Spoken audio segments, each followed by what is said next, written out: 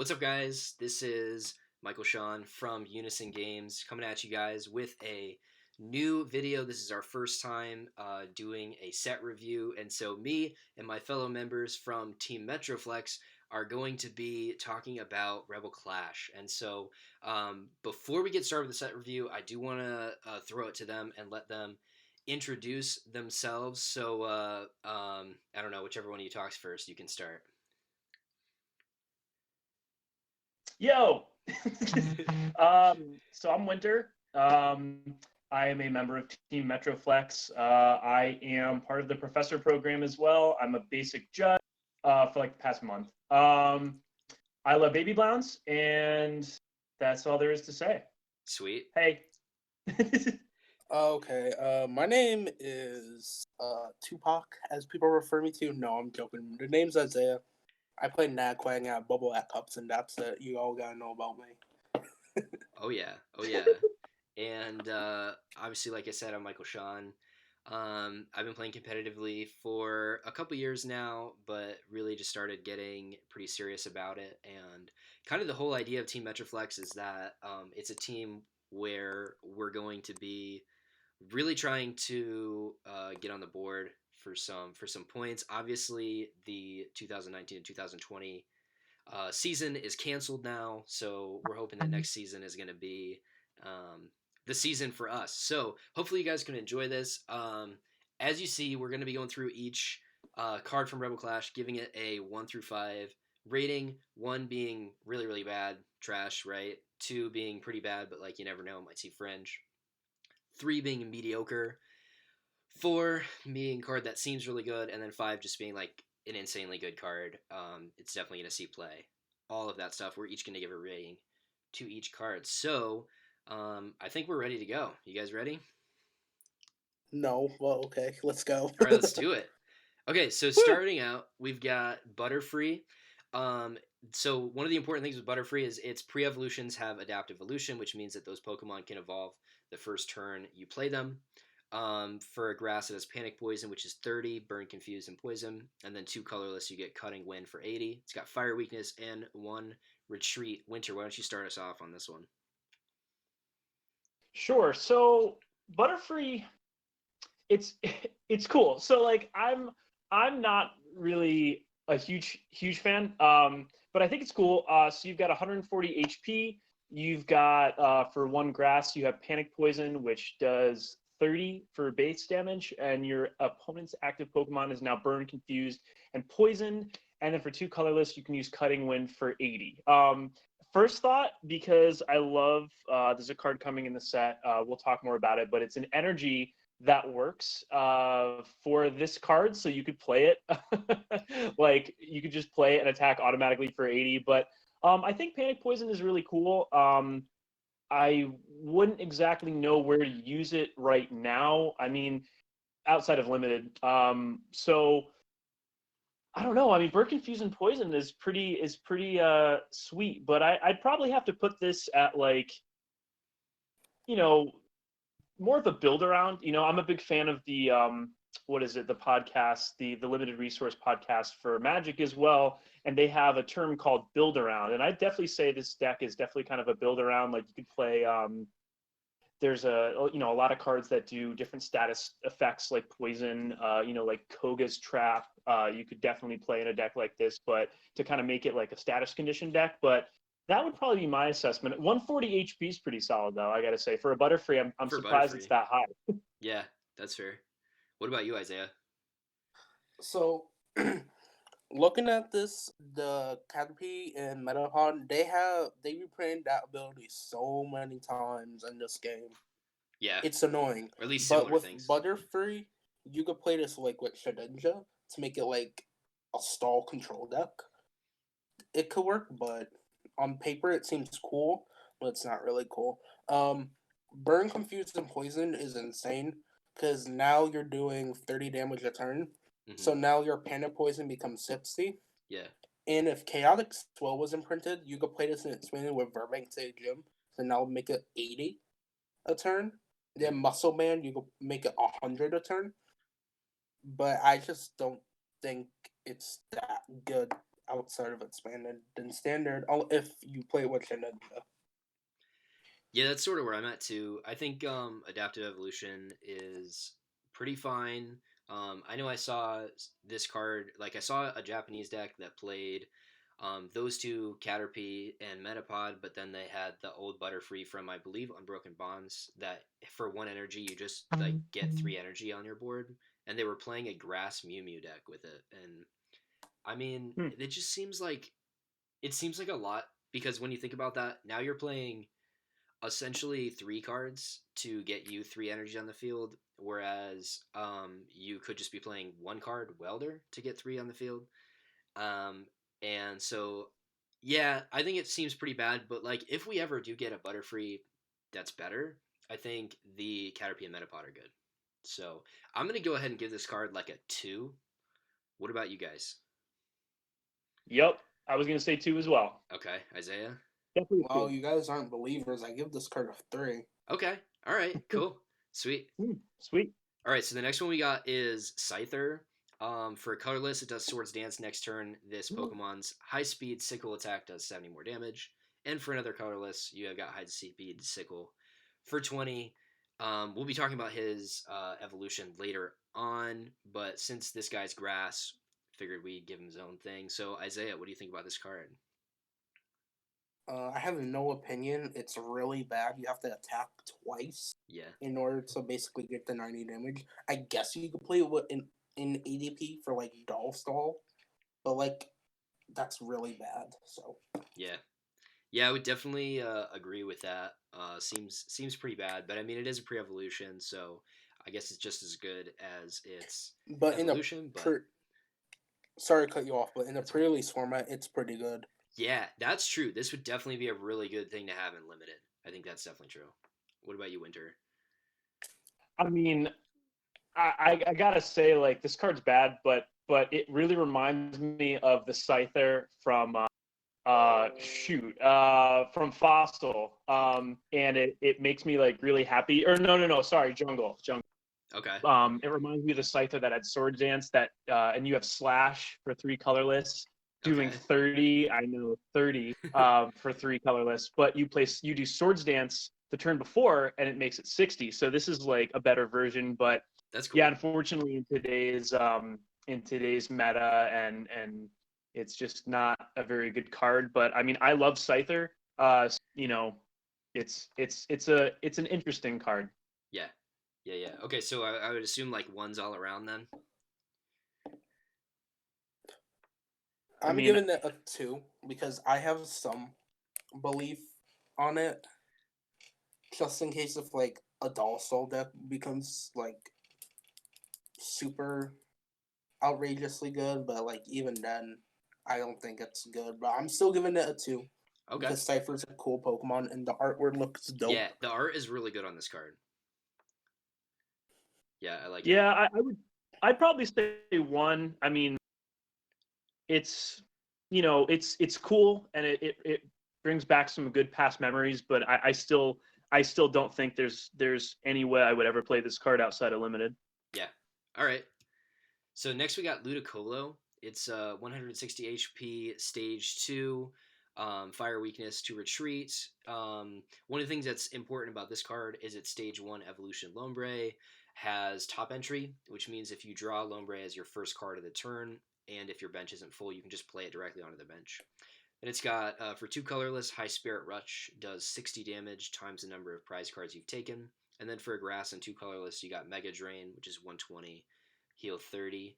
I guess I'll start this one off. I think top entry is a fine ability. I don't think it's like amazing, but the fact that we have Oranguru in the format that just like puts a card from your hand on top of your deck means that you could potentially be doing that with Lombre in your hand. The problem is we also have like Reset Stamp and Marnie, so that would just like immediately like ruin your, like if that was your win condition was to get Ludicolo out, you can do it. However, the other thing with top entry is, and this goes for all the top entry Pokemon in this set because there's several that have it, is that this makes stage 2s a little bit more techable because you don't have to play a basic for them. You could just play like a 2-2 line of 2 stage 1s and 2 stage twos, which I think is sort of interesting, but I don't think Ludicolo is the one to play it with. I don't think it's like particularly great, because you need it at a certain time during the game, and I think it's just too inconsistent to do that because this is really only good in the late game. What do you guys think? I mean, I actually really like this card. Honestly, I think Lombre's top entry ability is really good. Actually, where in the competitive like spectrum it's going to be, but I just like the card personally. I think it's awesome, especially like you said with Oranguru. I feel like this is kind of a theme in this set, as we've seen from other cards, not even only Pokemon but trainers as well. It's just really cool. This pairs really well with the double colorless energy in this set as well. So 60 times the number of prizes you've taken is really cool. I also like Ludicolo as a Pokemon. The only thing I think that I don't like about it is this is kind of like a win more card. Like it's not, like if you've already taken like a good chunk of prizes, why bother really playing this? You know what I mean? Yeah. So I think it's cool, and I think it can pair well, interestingly, with Lombre. Um, is it really necessary? I think is the question here. That's probably my assessment. I think 160 HP though is also like same with the Butterfree. Like it's pretty high. It's good for a stage 2. So Yeah.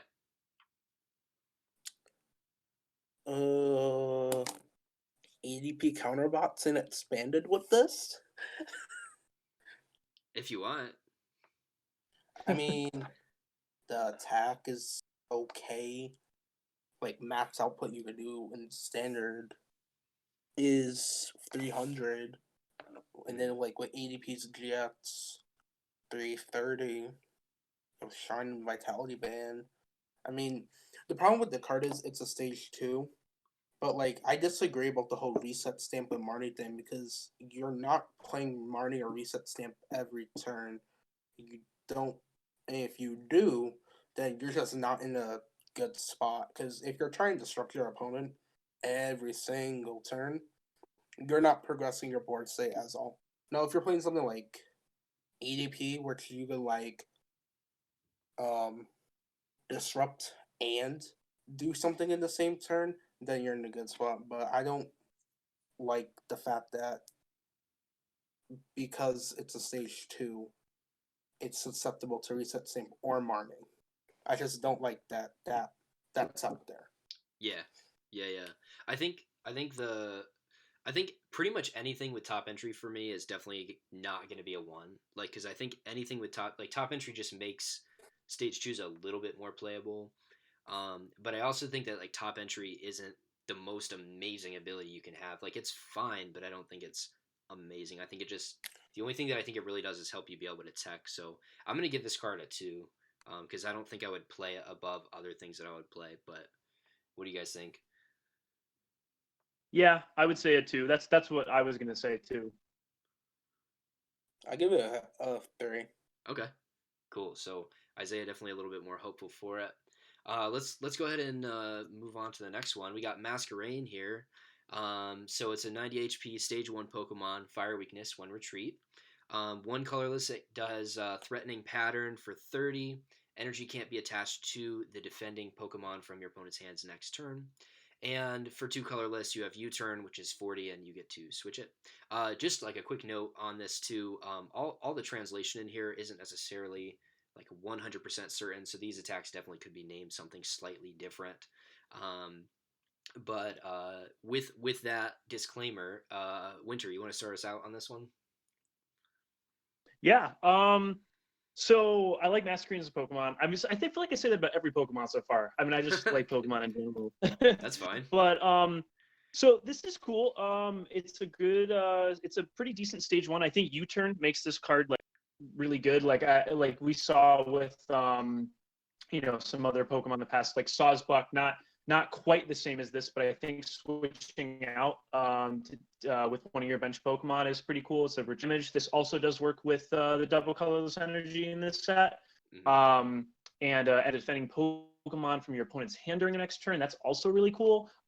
This could be a really great stall card. This could be something really cool. I could see this kind of in a deck like Dollstall or something along those lines. I think both attacks are fairly decent, and it's a stage 1 too, so this can evolve from Ditto, which is pretty solid. Yeah, I actually I like this card.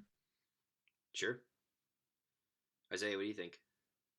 You could get around this by, if I'm reading it right, you can just attach energy to your bench Pokemon, and you probably can welder. There has to be a ruling on that. I'm not sure. Um, but you could get around this by attaching energy to the bench, and Malamar just like destroys this card. So I don't think it's Yeah. that good, even in the stall deck. Yeah. Yeah, so you definitely, as far as I know, and Wynter, if you think differently, that's cool. But as in my like judging experience, that because welder still attaches from the hand, you wouldn't be able to welder to this. But the thing Yeah. is that like I'm a little bit leery of pretty much anything that gives effects to your opponent's like to the defending Pokemon, just because like I haven't seen a deck in a while that hasn't played for Switch. So many times you're going to be facing down a Jirachi with an escape board. Like there's a lot of switching in this game right now. Um, and the other thing is I think Pokemon is trying to make hit and run decks a thing. We saw like Morpeko V, and we've seen just like a lot of things that are good. Like I'm thinking like Galarian Stunfisk too from Sword and Shield, that is like a really Mhm. like kind of a good almost like hit and run control type thing. And like now we have this with U-turn, but the problem is at the same time that they are trying to make hit and runs good, they're also giving us like really good gusting options. So like in this set, we're getting Boss's Orders, which is just like Lysander, and then we've got Custom Catcher, Great Catcher, and Pokemon Catcher in format right now. So while a lot of and Ninetales too. So while a lot of decks might not be playing like a ton of gusting, I am always like scared of that. But I do think Wynter is right that this has some control potential. So I'm gonna give this one a 2 as well. What about you guys? I'm giving it a I, 1. Winter. I'm also giving it a 2. I mean, I'm not completely sold on it. You know what I mean? I think like you guys were saying, there are definitely holes, but I'm gonna give it a 2. Yeah. Okay. Cool. So the next one we got is Abomasnow, and it is a 140 HP Grass Stage 1, Fire Weakness 3 Retreat. We've got Grass and 2 Colorless, which is a little wrong on our slide, but that's all right. With Soothing Scent 80, and your opponent's active is now asleep. And then 2 Grass, 2 Colorless for Megaton Lariat for 140. I guess I'll start us off on this one. I think this card would be better if it had 4 retreat, because it could have some synergy with other stuff. 3 retreat is just like really bad right now. Definitely the worst retreat cost to have, since we've got Air Balloon for 2 retreat Pokemon and below, and we have some things like Big Padding and Pokemaniac and stuff for 4 retreat Pokemon. I don't think the damage output is very good here. With for 4 energy, you're doing 140, and which you're not two-shotting your VMAXs at that point. And I think right now, if you want to play the 2-shot game, we've got some really good VMAXs in this set, and so I think you're gonna have to be considering VMAX level HP. So you're gonna have to hit like 320, I think, if your goal is to 2-shot stuff, and I think that's what most one prize decks are trying to do right now is 2-shot, with the exception of maybe like Baby Blounce. So you're not 2-shotting with this, and that makes me like really not like it. So this is a 1 for me for sure. What do you guys think?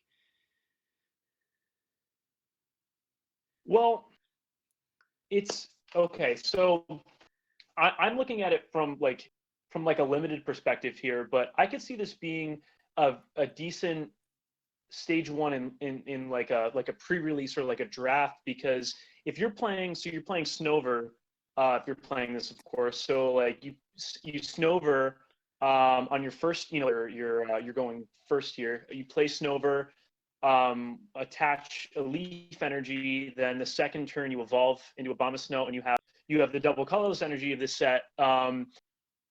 you have 80 on your first attacking turn, and the opponent's active Pokemon's asleep as well. Like that. But and then you could also make the argument in standard that you have Rillaboom to accelerate energy, so you could also do that on in standard on, if you're lucky, turn 2.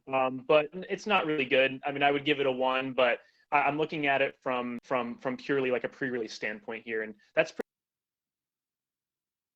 I have no opinion on this card. I just think it's terrible. Yeah. I'm kind of there too. It sounds like we're all giving it 1s. I do agree with you, Wynter, that this could be really good in a pre-release, where your opponent's active being asleep actually could be like pretty impactful, in a pre-release. But yeah, I think it's as far as like constructed play, this is pretty bad. All right, so next card, Trevenant. One of my favorite arts in the set. I just think whoever drew this did just a fantastic job. It's a 130 HP grass stage 1, fire weakness, 3 retreat. For 1 grass energy, it does 40. For 2 grass energy and a colorless, it hits for 120. And the defending Pokemon can't retreat next turn. Izaiah, I'm going to throw this one to you first.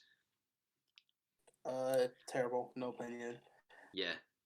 Wynter, what about you? No, yeah, it's just really bad. Yeah, I feel like this is bad even in pre-release. Like I guess 130 is like not terrible for a stage 1, but at least that's nice art, right? All right. Yeah, maybe like I said, in pre-release, it maybe, but Yeah. So next we actually got our first V and V Max combination of the set, which I'm really excited about. This is Rillaboom, V, and V Max. So we got the V with 220 HP, 3 retreat, fire weakness. We got the V Max with 330 HP, which is even a little tanky for a V Max. Fire weakness, 3 retreat. The V has Forest Feast. For grass energy, search for up to 2 basic grass Pokemon and put them onto your bench. And then for 3 grass and a colorless, Wood Hammer does 220 damage and 30 damage to itself. And the VMAX has, for 1 colorless, Scratch for 50. 3 grass and a colorless, you have Barrage Max, which is 130.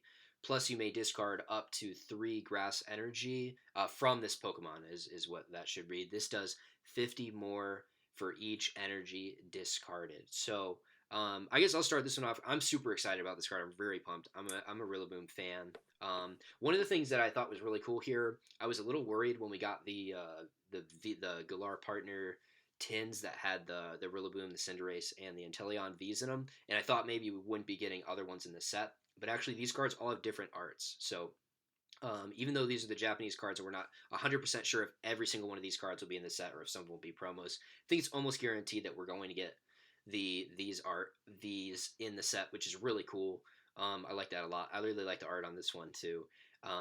But I think this is really good. I mean, obviously you play this with Rillaboom itself to accelerate grass energy. You see that with the 4 energy costs, and being able to discard grass energy from the Pokemon to do 50 more. I mean, you're hitting for a lot of damage. So essentially, you can hit for 280 with this thing, and that seems super good. So you can either not discard as much grass and hit for less damage and 2-shot stuff, or you can just 2-shot, even tag teams with this thing, which is really cool. And then we still have Energy Recycle System, which I believe came out in Celestial Storm, and that card is just like broken in this deck because it's like you can discard the 3 energy, and then the next turn you just play Energy Recycle System and shuffle 3 energy from your discard into your deck. So it's pretty cool. It kind of keeps recurring itself. And even Woodhammer hitting for 220 is really good. That is obviously Rillaboom's HP. It's actually a lot of V's HP, and probably most impactful would be it isn't Zacian's 220, isn't he? I think he is. So I think Zacian 220. Yeah, 220. So I think that's really cool. I really like this pair. I think it's super good. But I'm sure you guys have some of your own thoughts on it as well. So Izaiah, I'll throw it to you first. Yes, thank you. You should have thrown it to me in the beginning. So first look at this card, I think it's insane. It could be like the new Gardevoir GX from like a few years back from the Primal Clash and Burning Shadows. rotation. It's really hitting for 280, Mm-hmm. 400 and getting them back.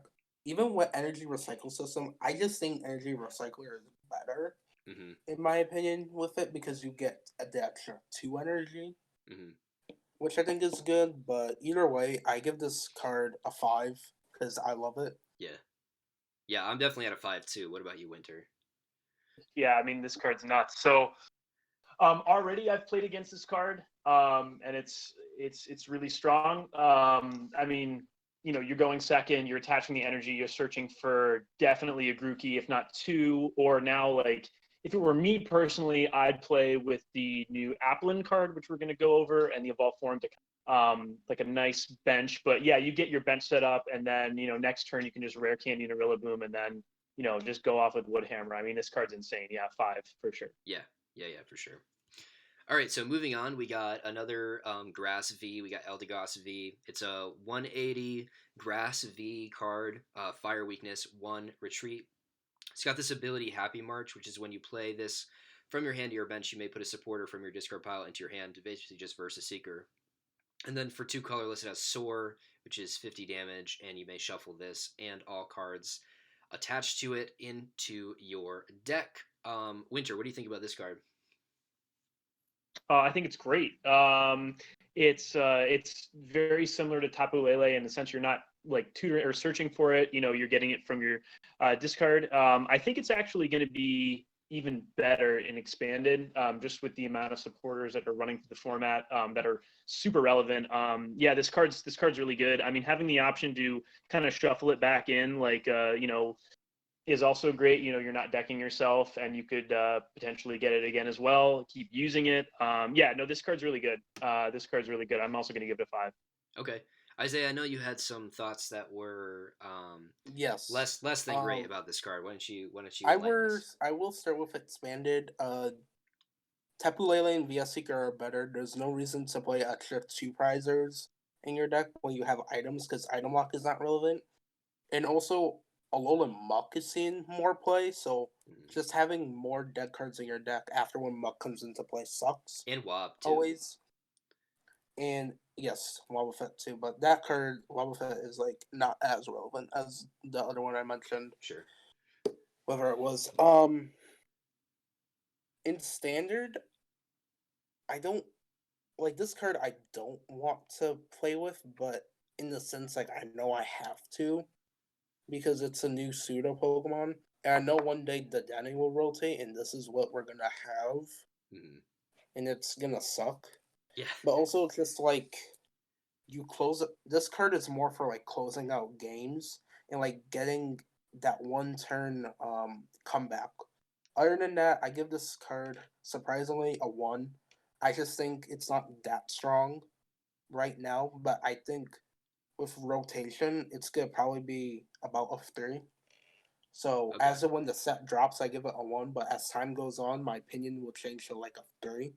Okay. So Yeah. My Yeah. opinion, my opinion's a little bit high only because the decks that I am playing in expanded right now really could use, like, I'm playing stall, and that could really use this. So like, yeah, my rating's a little bit high here, but I'm looking at it purely from my own application. Yeah. Yeah. well, what stall decks are you playing? Well, stall. Yeah. Well, whale stall is more like you just like want to deny prizes. So like I could see you playing that, but at the same time, Cynthia and Caitlyn is just a better option than Well, Eldrazi. Yeah. And yeah, plus you yeah, have no, Lucario. Well, plus you have Lucario Melmetal, which is just better overall. Yeah. I yeah. think the danger of playing this card in a stall build specifically too, is like the whole point is like Isaiah said, denying prizes. And so I think 2 prize liabilities are just a little a little tough right now. Um Yeah. but however, in standard, I don't think that's as much of a problem just because some people are still like choosing to play Great Catcher, and then Pokemon Catcher is like not the most reliable, and custom catchers, a little bit harder to get out. And so I think this is less of a liability in standard than it is in expanded, just because you are um, not all the gust options hit it, I guess is what I'm trying to say. But I do Well, think there's also what's that, Izaiah? bosses orders in Yeah, the set. I was just gonna So say like that. ADP just like you go GX, bring that up with bosses orders, knock out the net serve 3 prizes, Yeah. load up Zacian, knock out Win. another one with bosses orders, and you just won the game. Yeah. Yeah, there's actually a lot of cards in this set that I'm like, oh, that would be good. Except now we have boss's orders, and now it's like a huge liability for you. And for me, I think Eldegoss. So I think Eldegoss is a fine card. I was doing some just like comparison. This card is trying to be, I think, a mix of Shaman EX and Tapu Lele GX. It's got the attack very similar to Shaman. The thing is, like, Shaman went to the hand, so you can just play it again. And then it only has 10 more HP than Lele, which is kind of weird to me because the power creep in Pokemon, as far as HP is concerned, is definitely real in Sword and Shield. Um, but because it has that, it won't get hit by Cramorant V, which is a positive thing, I guess. And my biggest issue with this card is it's not good in the early game. Like, you don't want to see this card early game. Um, Yeah. and that's a huge problem for me because it's like Lele, Dedenne, you want to see those cards all game. Like, they're good, they have value for you at literally every point in the game. And Eldegoss V is just not like that. And so I think for that reason, people are going to play it in low counts, which is not exactly what the Pokemon Company, I think, was going for with Eldegoss V. I think they wanted this to be what I call their partner EX or partner GX, or in this case, partner V, where it's like, this is the setup card. Well, this isn't a setup card. It's a I'm going to win the game this turn because I can play Eldegoss V and then get my boss's orders and gust you and smash you in the face. Like, so for that reason, I'm gonna give this card, like, I still think it's a fine card. I still think, like, I'll probably be playing one copy of it in most decks that I play. So I'm gonna give it a 4, but it's really more of like a 3 to 4 for me, I would say. Also, I want to mention if we take a look at every single support Pokemon that's been released, I'm also going to include Let Loose and Zoroark, Sure. even though Zoroark was its own deck. No, I think that's fair. Eldegoss V falls into like I think the worst out of everything. I would say too. Because with Let Loose is good all game. Turn 1 Let Loose, beautiful. Yeah. Shaman drawing cards all game is good. Same with the Dedenne, even though you can only use it once a turn. Lele and Dropsheet EX are like at number 1 because you get what you need every game. Eldegoss, let's drop it. Close out late game. Zoroark GX, we all know how much I love Zoroark. Yes. That is, I think, the best card ever printed. But looking at what's coming out, I'm thinking it's the second one, and I'm thinking Zacian is probably is the best card ever printed. Sure. Just insane how that card is. Yeah. Yeah, I'm definitely with you on that. I think this is probably the worst. I think what we're actually seeing here is Pokemon is trying to slow the game down. I think they're raising HPs so you don't get huge one-shots, and then they're giving us a partner Pokemon that's just like significantly worse than the ones that we've had. And I do think that makes this card really bad, and at least, like you said, Izaiah, until rotation hits, like, I'm definitely not going to be playing this as consistently as the other ones. So yeah, I think that's good. Let's go ahead and go to our. Oh, what's up? If either of you guys pull a fuller or a hyper rare, whatever rare highest rarity of is, let me know because I definitely want it. Okay, sounds good. All right, so the next card we got is Flapple. It is an 80 HP stage 1 grass Pokemon with fire weakness and 1 retreat. It has the ability Apple Drop. You may put 2 damage counters on one of your opponent's Pokemon and then shuffle this and all cards attached to it into the deck. And then for 2 colorless, you got Acid Bomb, which does 60. Flip a coin. If you get heads, you can discard an energy from the defending Pokemon. So, Izaiah, I'm going to throw this one to you. What do you think about Flapple? You can make it a donk deck and unlimited. That's all I have to say with that. Yeah, I think this card's pretty good in unlimited. Also, you could probably make this. I could also see this being a hit and run thing too. Mm-hmm. But other than that, I have nothing else to say. Okay, cool. What about you, Wynter? Yeah, I mean, it's definitely has a very combo oriented like ability. You know what I mean? The shuffle and all cards back in the deck screams combo to me. It's a stage 1, so it evolves from Ditto, or it can. I mean, Acid Bomb is okay. You know, you've got Twin Energy, but you're also flipping a coin, so it's not guaranteed. Yeah, I mean, it seemed like there's a way you can make this work, but we're gonna have to wait to find out. Yeah. Yeah, I think my biggest problem with this is, well, it's both a problem and also like a solution. And I think my biggest problem right now is there's not a lot of like spread decks that are amazing right now. And with that said, like we're getting a lot of spreading cards. So I think with all the spread cards, honestly, you know, we may have like opinions on them, but I think that some of it is like yet to be seen. Um, but the nice thing about this card is it even if there wasn't spreading grass, like this slots into everything because it has a colorless attack, and honestly, you're never going to be attacking with it anyway. Wynter, I think you're right. It is a Ditto Prism target, and you're going to hear me saying that actually quite a bit because I don't know that a lot of these Pokemon are strong enough to be their own deck, but I do think they're okay tech cards, and I think this is like a decent tech card where you literally just play one copy of Flapple in a deck that already plays Ditto Prism Star.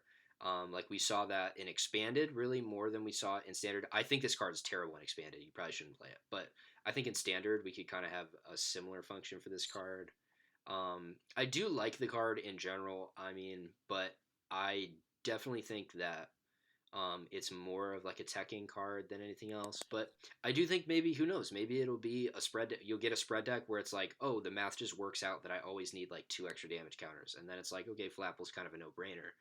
Um, but I'm going Right. to give this card a 3 because I'm just like a little unsure where it's going to sit. I don't think it's bad, but I don't think it's amazing either. What about you, Izaiah? You gave it a 3. I want to see what Wynter gives it. Okay, Wynter, what are you giving it? I'm gonna give it a 2, just because it's, you know, it's not really that great. I mean, it's cool, and we're definitely going to see a deck where something is going to happen with this card. Like it's not completely dead, but Yeah. I don't really like 2 damage counters on one of your opponent's Pokemon, then shuffle it all back. That's, you know, it's like when in the game is this card good? This is definitely going to be like a build around type card. There's going to be a strategy that kind of works to make this okay, which is, in my opinion, worthy of a 2. Yeah. What do you think, Izaiah? You could like play it with Wheezing Spread or like Roxy Chomp. Mm-hmm. But other than that, that's probably about it. I'm gonna give this card a 4 because I like. Oh, no, wait. Why did I say 4? I don't know what I'm saying. I'm giving it a 2. Okay. Yeah. I think maybe one of the reasons too why I'm a little bit more optimistic about it is like Turffield Stadium, which you'll hear us like talk about a lot. But it basically just searches for grass evolutions. So you shuffle this into the deck, like you can almost like you can't guarantee to get it out like in a couple turns, but I think you can see it a little bit more often. So that's why I'm sort of leaning towards a 3. But I think we're all sort of on the same page that it's like just very okay, and we could see it in a deck, but it's very likely that we won't either. So. Yeah, I thought about Turffield Stadium because, yeah, it makes you know, the grass evolutions like a little bit more relevant, especially one that's going to come up very soon. Yeah. But yeah, I'm still going to say a 2 though. Yeah. Okay. Cool. Well, let's go on to kind of its like counterpart, which is Appleton. This is also Yeah. 90 HP, stage 1. Definitely going to Wynter because he's got a lot of good thoughts about this. But it's got fire weakness, 3 retreat. It's got an ability, delicious fragrance. Once per turn, flip a coin. If heads, you may switch your opponent's active. And for a grass and a colorless, you can do 70 damage with Solar Beam. Wynter, tell us why you like this card. Oh, I just think this is just awesome. I mean, it's perfect for, it evolves from Ditto. It's perfect for Grass Box, and you can really fit this in any you can really fit this in any deck that you could play Ditto in, which is great. I mean, you know, like it's kind of like a same thing as Ninetales. You know what I mean? Kind of sort of the same ability as Nine Temptations, but essentially it's Pokemon catcher. That's what it is. But you can do it every turn. It can just chill on the bench. You have the ability there to switch out. No, it's good. I mean, the only thing that makes it not good is the fact that you have to flip a coin. You know what I mean? With Ninetales is definitely better because you can control what you're going to be, how you're going to be using the ability. Like if you have the energies, you're going to discard to use the ability. With this, you really have to rely on the coin flip, which is not that great. But I feel like this can definitely squeeze as a one of into a lot of decks that want to play it. Like you could play it anywhere. You know, I mean, it's just a really good card. You know what I mean? It's just a coin flip. That's it. Yeah. I mean, I think the ability is fine. It's definitely in a vacuum a good ability. My problem is like Pokemon Catcher doesn't take up a bench space, and then Ninetales fits into fire decks where your entire goal is just to accelerate as much energy as possible. So you almost always have two energies in your hand, or at least you can almost always get two energies in your hand. So I definitely like am very neutral on this card for those reasons. But I do think it's a good ability. I just don't know if I would ever play this over something else, unless I was playing like a Flapple deck or something. Um, I just feel like I wouldn't slot it into a deck, even though it's fine. You know, Isaiah, what do you think? You should play this over Orbeetle in Oh, and Rowlegs. yeah, I guess like in Control, you could play. That's a good point. If you're slowing the game down, then yeah, Yeah. you might be able to play this card. And I think really the only place that you're doing that would be in like Eggrow expanded. I definitely think that's true. I think this is a fine card for Eggrow. Um, but we'll have to see how Like Eggrow itself I'd pans play out. this. I'd play this in ADP. Like I could squeeze it into ADP. You know, I would take out the two frying pans, put in the Ditto and Appleton, and that would be my deck. Yeah, What? you could if you What? Yeah. want. Yeah, I don't know if I would No, Yeah. ever that do. seems really bad. Yeah, I don't think No, I That's don't it's think I that would. really good. seems really bad. I'd rather just play Pokemon Catcher. That's And kind of plus, where I'm at Metal too. Frying Pan is just better overall because you just don't get like Steamrolled raped by by Mimikyu. yeah, Yeah, I mean, frying pan. I feel like is well. This is. I guess this isn't frying pan. You know, but I don't know. I see this card being really. I see this card fitting into a lot of places, and I think But that being said, I have not tested it, so like yeah. that's really what's going to be that's what's really going to be like what how good is this card actually when we can see it in Yeah, application. I definitely think it deserves some testing. Yeah. So I guess my number that I'm going to give it is a 2. I don't think it's going to be good, but I definitely see the merit to testing the card. So I won't give it a 1. I'm going to give it a 2. What do you think, Isaiah? Play it in Dollstall. Yeah, yeah. Same deal with like Eggrow and Dollstall. You're just slowing the game down so much that you might be able to make it happen. Because like Dollstall, like you play Will. Will guarantees you the Gust. That's true. Yeah. And plus you have Lieutenant Surge. So it doesn't hurt to play it. Sure. I give this card 3. As much as I'm hating it on, I'm just the reason why it's because I love Dollstall. I love Pidgeotto control. And that's the only reason why I'll play it. Yeah. And that's the only reason why it's getting a 3. Other than that, it gets a 1. Okay. Witcher, where are you I'm at? I'm gonna say 3. I'm gonna say 3. I mean, like I really like it, but that doesn't mean it's good. You know what I mean? Got you.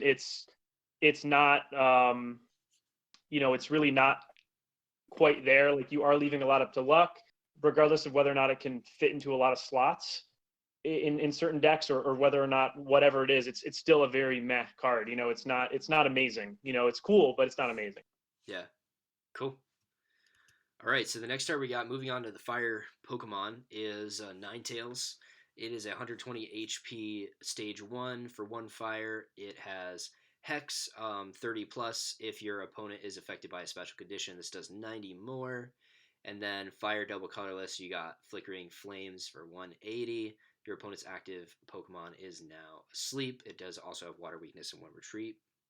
I guess I'll start out with this one.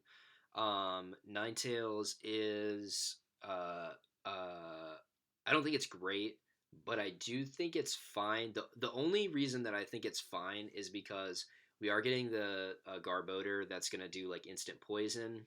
Each turn you can just do poison if there's a stadium card in play, which we'll talk about later. And we do, I think, are. I think we are looking at a deck in Toxtricity VMAX, being a deck that's all based around having poison, and so I think this could technically be a like a tech for Zacian in that. But other than that, I don't see like a ton of practical application. Even as a tech for Zacian, it's not the greatest because it doesn't. Well, no, it does one shot it because it's 120, and you double that to 240. So that's where I'm at.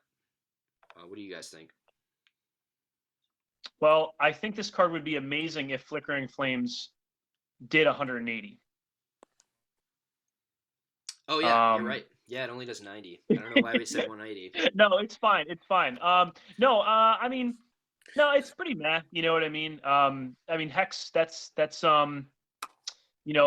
very situationally interesting, but I'm not really a fan of this card, to be honest. I don't really see anywhere I would use it outside of maybe like a sweet limited deck. Right. Yeah.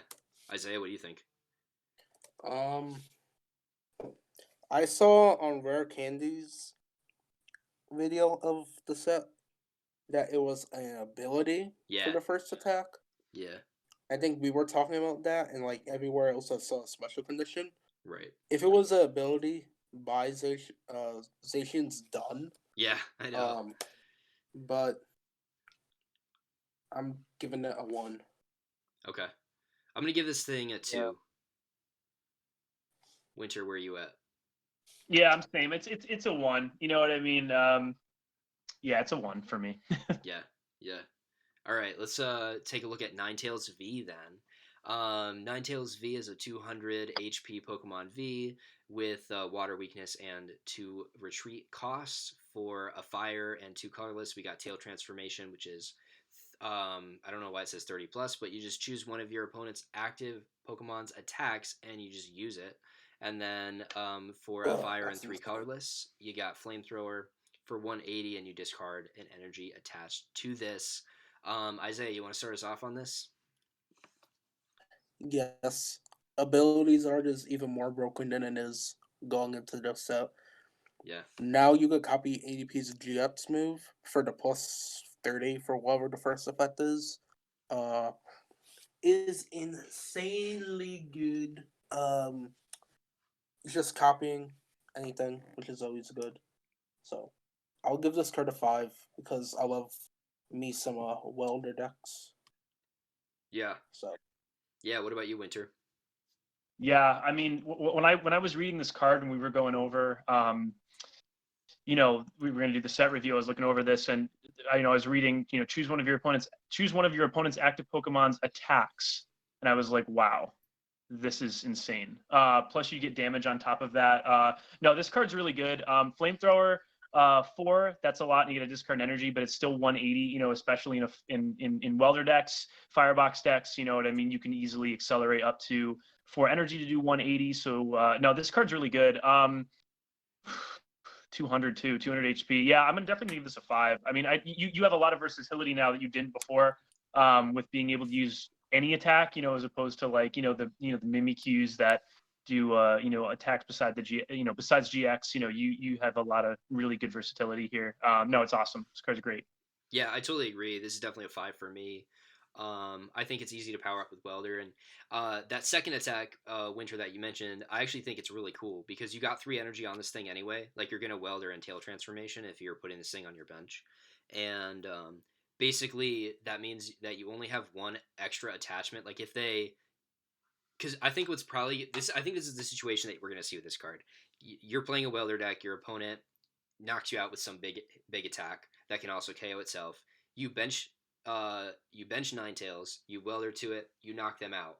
Well, obviously now they're not going to put something in their active that has a good attack for you to copy, so they're going to throw you something dumb. But the thing is that now you only have to attach 1 energy to this to hit it for 180, which is like a decent amount. You only discard the 1 energy, which means it's still powered up if it doesn't get knocked out, and now you can welder onto something else during your turn. So I think it's super good. For Tail Transformation obviously being the big thing, but I actually think Flamethrower is really good too because 180 will definitely 2-shot anything, and it knocks out GXs and stuff like that as well, and even some Vs. So So I love this card. Definitely a 5. Sounds like it's a 5 all around. So yeah. The next card we're looking at is Arcanine. This is a 130 HP Stage 1 Fire Pokemon with Water Weakness and 2 Retreat Cost. It has this ability that is Warm Up. If this is a Burning Scarf attached to it, it gets plus 100 HP. And then for 2 fires and a colorless, it has Fire Main for 130. Wynter, you want to start us off on this one? Yeah, sure. Yeah, I mean, this card's actually pretty cool. It's a stage 1. It's got a cool ability. When Burning Scarf's attached to it, its maximum HP is 100 greater, so it's 230. It's got a Heatran GX attack, so you're dealing 130 for 3. I mean, no, it's pretty good. I really like it. I think it's cool. I mean, 130 is good damage, especially you can knock out a Zacian as long as there's no Frying Pan.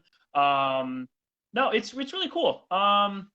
I'm going to give it a 3. I mean, it's pretty straightforward, you know. I mean, we're going to get to Burning Scarf, but I mean, 230 max HP. No, it's pretty solid. It's definitely a build around, but I would give it a 3. Cool. Yeah, my big thing with this card is just that like Burning Scarf is a Pokemon tool that we'll get to later, but we're also getting Tool Scrapper in this deck, or in this set, and like everybody's going to be playing it. So I think it's kind of easy to remove. And my problem is having the tool attached matters during your opponent's turn because it's boosting your HP, like it's not boosting your attack or anything. And so I think it's easy to remove. The problem with that though is I don't think a lot of people are going to be playing for Tool Scrapper, and even if they are, you know, this is going to be, I think, like Wynter was just saying, it would have to be like a build around. And so if you were to build around this thing, you would definitely be playing for Burning Scarf. You'd probably be playing several Lana's Fishing Rod. So eventually you're going to run them out. Adventure Bag. Yeah, Adventure Bag. Like you're going to run them out of Tool Scrappers, as long as you only attach 1 per turn. But I don't think the card is good enough to be its own deck. Like I think it's fine, but I don't think it's amazing. Izaiah, do you have any thoughts on it? Nope. No, I'll just concur. Yep. I'm going to give this card a 2. Right there with Wynter. I know he gave it a 3, but kind of right in that same region. Izaiah, what's your number? Yeah, I mean, it's not by any means a good card, you know, but it's cool. Like I get hyped on those like $20 budget decks, you know. Yeah. So, I think it's a cool concept. Yeah. I'm like, how can I Timmy this? You know what I mean? How can I like make this like really like dumb but also fun? You know. Honestly, I would be giving this a 4 if we weren't getting Tool Scrapper in this set. So, what do you think for numbers, Izaiah? I already gave you my number. Oh, really? What'd you say? Yes, it's a 1. 1. Okay, cool. Awesome.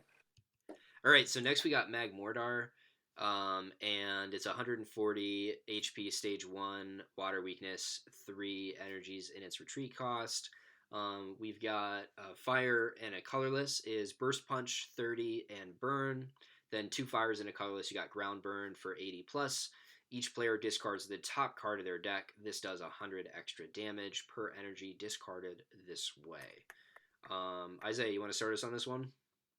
The second attack is a reprint of another Pokemon card in Standard. I just can't think of it. Yeah, isn't Mag Cargo? Doesn't Mag Cargo work this way too? No, so Magcargo is for each basic energy it's on. Gotcha. But Ground Burn is similar. Yeah. I think it's on the Entei or something. Yes, it is on an Entei. Yeah, you're exactly right. It's on the Entei from the one that was Cosmic Eclipse, because it was a pre-release promo for it. No, the one from Cosmic Eclipse had Rally Back. Yeah, it has Rally Back and an attack that does this. Because there's a Japanese deck list. Okay. No, it doesn't. The second attack does 100 damage. Oh, okay. So it must be earlier then. Maybe like Lost Thunder or something?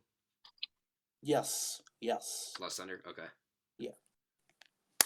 Cool. Yeah, because I have the promo right here. Yeah, there's like a Japanese deck list that's running around with Magmortar and Entei. I saw a video on it a little while ago. Actually, there's a very similar, I'm just looking it up now, there's a very similar Tyranitar from Diamond and Pearl Mysterious Treasures that also has Ground Burn. The wording is a little bit different, but it's pretty much the same, like attack style. Like it's 80, it's 80 plus. Each player discards the top of his or her deck. The attack is 80 damage plus 20 damage for each energy card discarded this way. So Yeah. a little bit different. Yeah. So Worse. yeah, well, power creep is a thing. So I guess if you hit one energy on this, so like if one of you guys has energy on the top of your deck, you hit for 180, and then obviously 280 with it. Like 280 would be kind of insane. You're knocking out anything except for V maxes, and if you hit one, you're two hitting anything. Period. And so I think that's not bad. I mean, basically you just play this thing with uh, Orin Guru on your side, or Mag Cargo, and then you are playing like Chip Ice Axe and or Beetle to try to get energy on both opponents' decks, or both your deck and your opponent's deck. But I just think it's kind of like a big combo, and you also have to be hitting Welder, because it's a 3 energy attack, and it's a stage one. I just think there's too many moving parts in the deck. But I do like the idea that there's another budget deck that can hit for like stupid amounts of damage. I mean, you guys know I'm a huge fan of Nuzzle because it hits for like crazy damage, and this is kind of like the fire version of that. I feel like. Nuzzle's terrible. You know what? Nagquag is the superior budget deck. I love Nagquag. I'm gonna talk about Nagquag actually later in the video. Oh. So. All right, so my number for this is a solid like 3. What do you guys think? I mean, Okay. Yeah, I mean it's cool. Like Ground Burn's a cool ability, but you know, it's a stage 1. You know, you could get it on a Welder. You know, obviously you play Welder in this deck. I mean, I give it a 2. You know, I give it a 2 because you're really reliant on the top cards. I mean, like a lot of the time you're going to be doing just 80. You know what I mean? Like the top cards are not going to be energies. You know, so I mean that variable there, like 80 to 280. You know, it's just not. I give it a 2. It's cool. Like I definitely play it at pre-release. Yeah, for sure. Cool. So let's move on to Chandelure.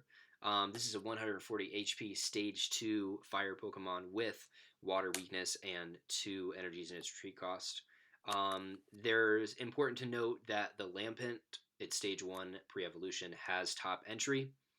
And then basically the same ability as Lombre. Yep, exact same. And then it itself has an ability as well. It says each of your Pokemon with energy has no weakness. And then for a fire and a colorless, it says Burst Punch, which is 110, and your opponent's active is confused. I think this card's really bad. Like even with Lampent, I think it is worth noting that Lampent has top entry. It's good to know for the future and for other Chandelures that are in the format, which I know that there is some Chandelure action that's happening. And it's from Unified Minds. Yeah, thank you. And so I think that's cool for that deck because you can play less basics in it, which seems like it could be fun.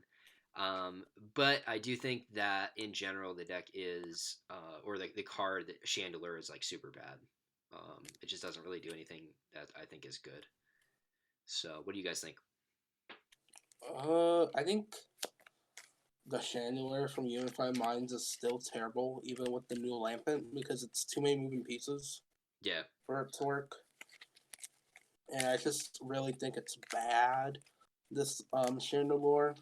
Because, I mean, like, each of your Pokemon that has an energy has no weakness. What they do, we're still in the one-hit KO format. Right. So, that doesn't do anything. Yeah. Now, if we were talking about, like, in 2004, 2003 to 2006 era, this card actually would probably be insanely good. Gotcha. Yeah, like maybe if we get back into a format where weakness matters more, which who knows, maybe we could see with the VMAX, but like right now, I it's just bad. What do you think, Wynter? Yeah, it's pretty bad. I mean, you can't.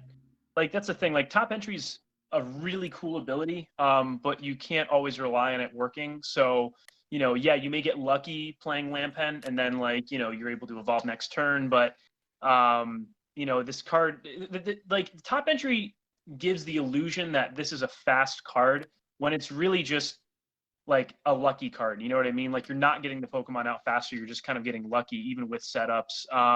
So I don't really like it. I mean, 2 energy, 110. Your opponent's active is confused. That's a pretty good attack, but it's just not a good card. That's the problem. Like the attack is fairly decent. I'd honestly give it a 1. Yeah, same here. I'm giving it a 1. Yeah. What about you, Izaiah? I already said my number. It's a 1. Oh yeah. All right. So here's Heatmore. It is a 120 basic fire Pokemon with water weakness and turn retreat. Card. Yeah. 1 colorless, lick for 20, flip a coin, paralysis. And then 2 fires and a colorless flamethrower for 120, discard an energy. I don't think we have to say that much about this card. It just seems like really bad all the time. Maybe good in a pre-release. That's about it. Really bad. Yeah, really bad. Yeah, super bad. All right, everybody gives it a 1. Let's move on. Oh wow. I would give. You want to give it something more? I want to talk about this. Yeah, I want to talk about Cinderace, man. I want to talk about it too. Here, Wait, let me read the specs first. Let me read the specs. Here we go. Cinderace V, okay. Cinderace V Max. The V is a 210 HP fire. V Pokemon water weakness to retreat, and the V Max has 320 HP with water weakness and to retreat.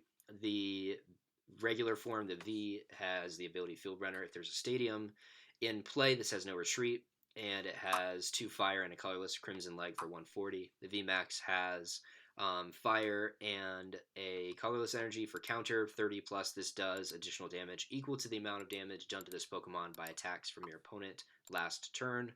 And then 2 fires and a colorless for Flame Ball Max, which is 170, and your opponent's active is Burn. So Izaiah, go ahead and share your wisdom with us. Wisdom, this card's insane. Counter is insane. 30, and it does 30 plus the. So like, let's say your opponent does like a whole ton of damage. Yeah, let's just throw it right back at you. There was Pidgeot EX a few years ago that had an attack similar to it with Mirror Move, and you just like use Max Potion to like heal off the damage, and you just slap it right back at your opponent. So like if we had like some type of like card like Max Potion to format, like Max Potion, healed off, welder the energy back on, do the attack with the plus 30, it's good. Even the second attack for 170 is good. It should be 2 fire, 1 colorless, 170. You have the Infernape, you have that stadium from Dragon Majesty, Willa Park Volcano, or something like that. Yeah, you're right. That you add the burn damage, and that's pretty good. So yeah, you could honestly give this card a 6 out of 5. Yeah, I totally agree with you. Like, I think counter's amazing. I think you could play it with heal. You could even be throwing like Hyper Potion at this thing, because it doesn't even matter that you discard the 2 energy, because you're in fire. You're playing Welder.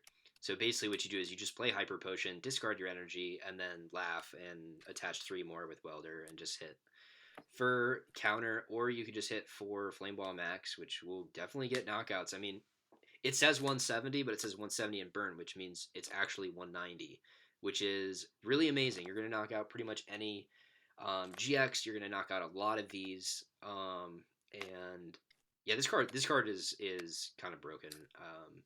I think it's super good. Wynter, what about you?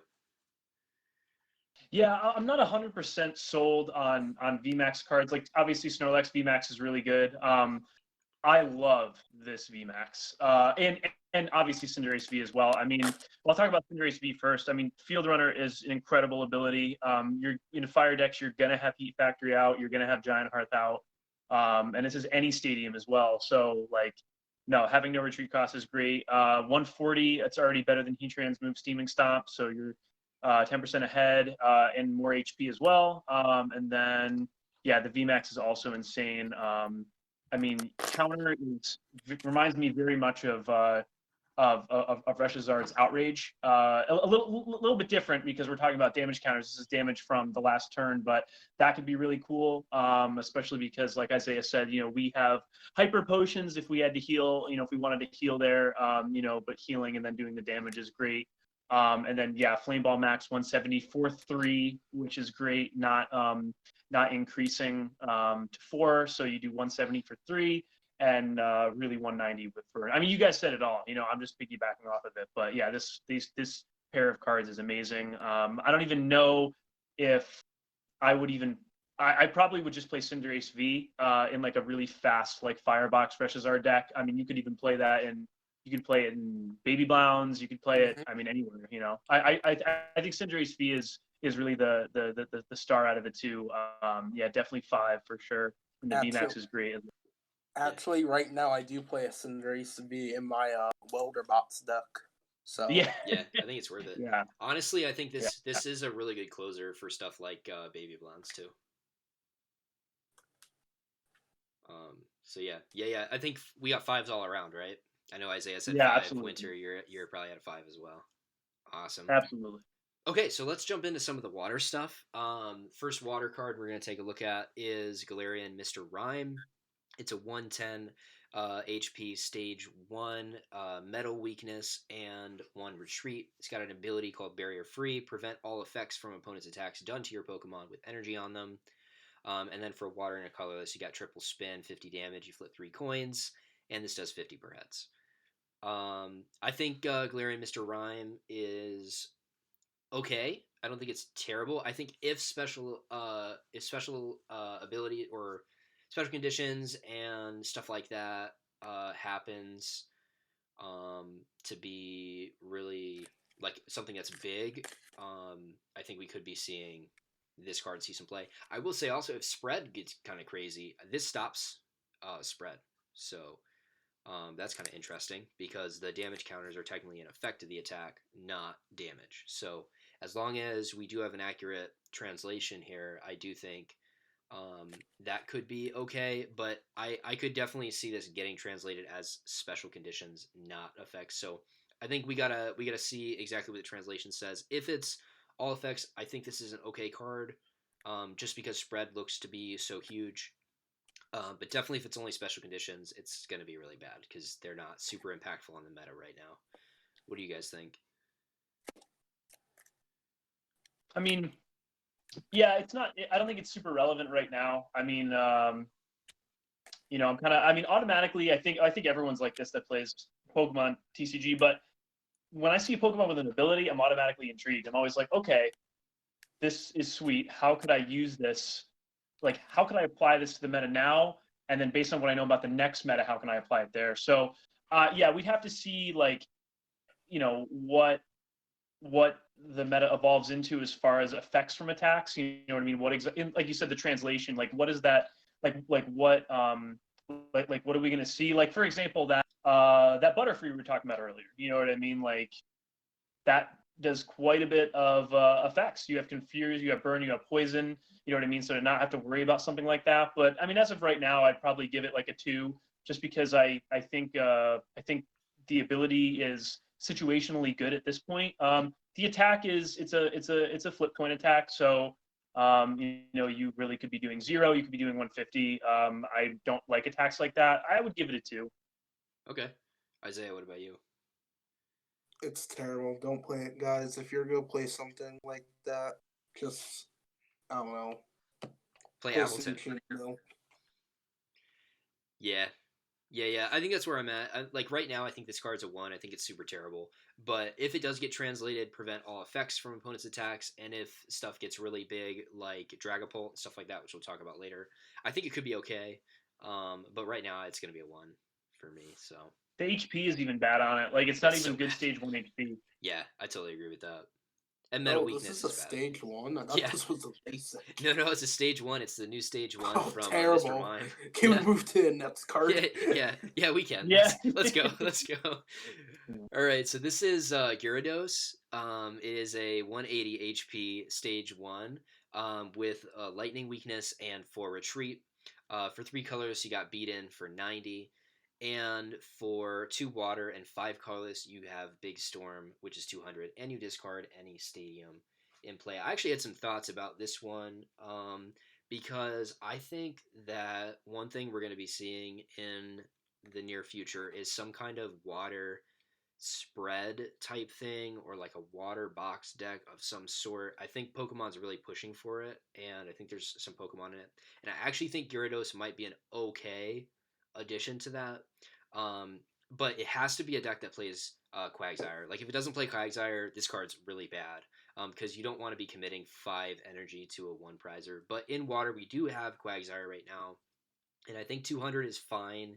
And even discarding like an opponent's stadium might be okay. And there's actually a lot of stage 1 water Pokemon that are kind of like rearing to be put in a deck. Like obviously Quagsire itself is stage 1, Gyarados is stage 1, and then you got Frostmoth being stage 1, and then you have Alolan Sandslash GX, which like hits for stupid damage in a spread situation with its GX move.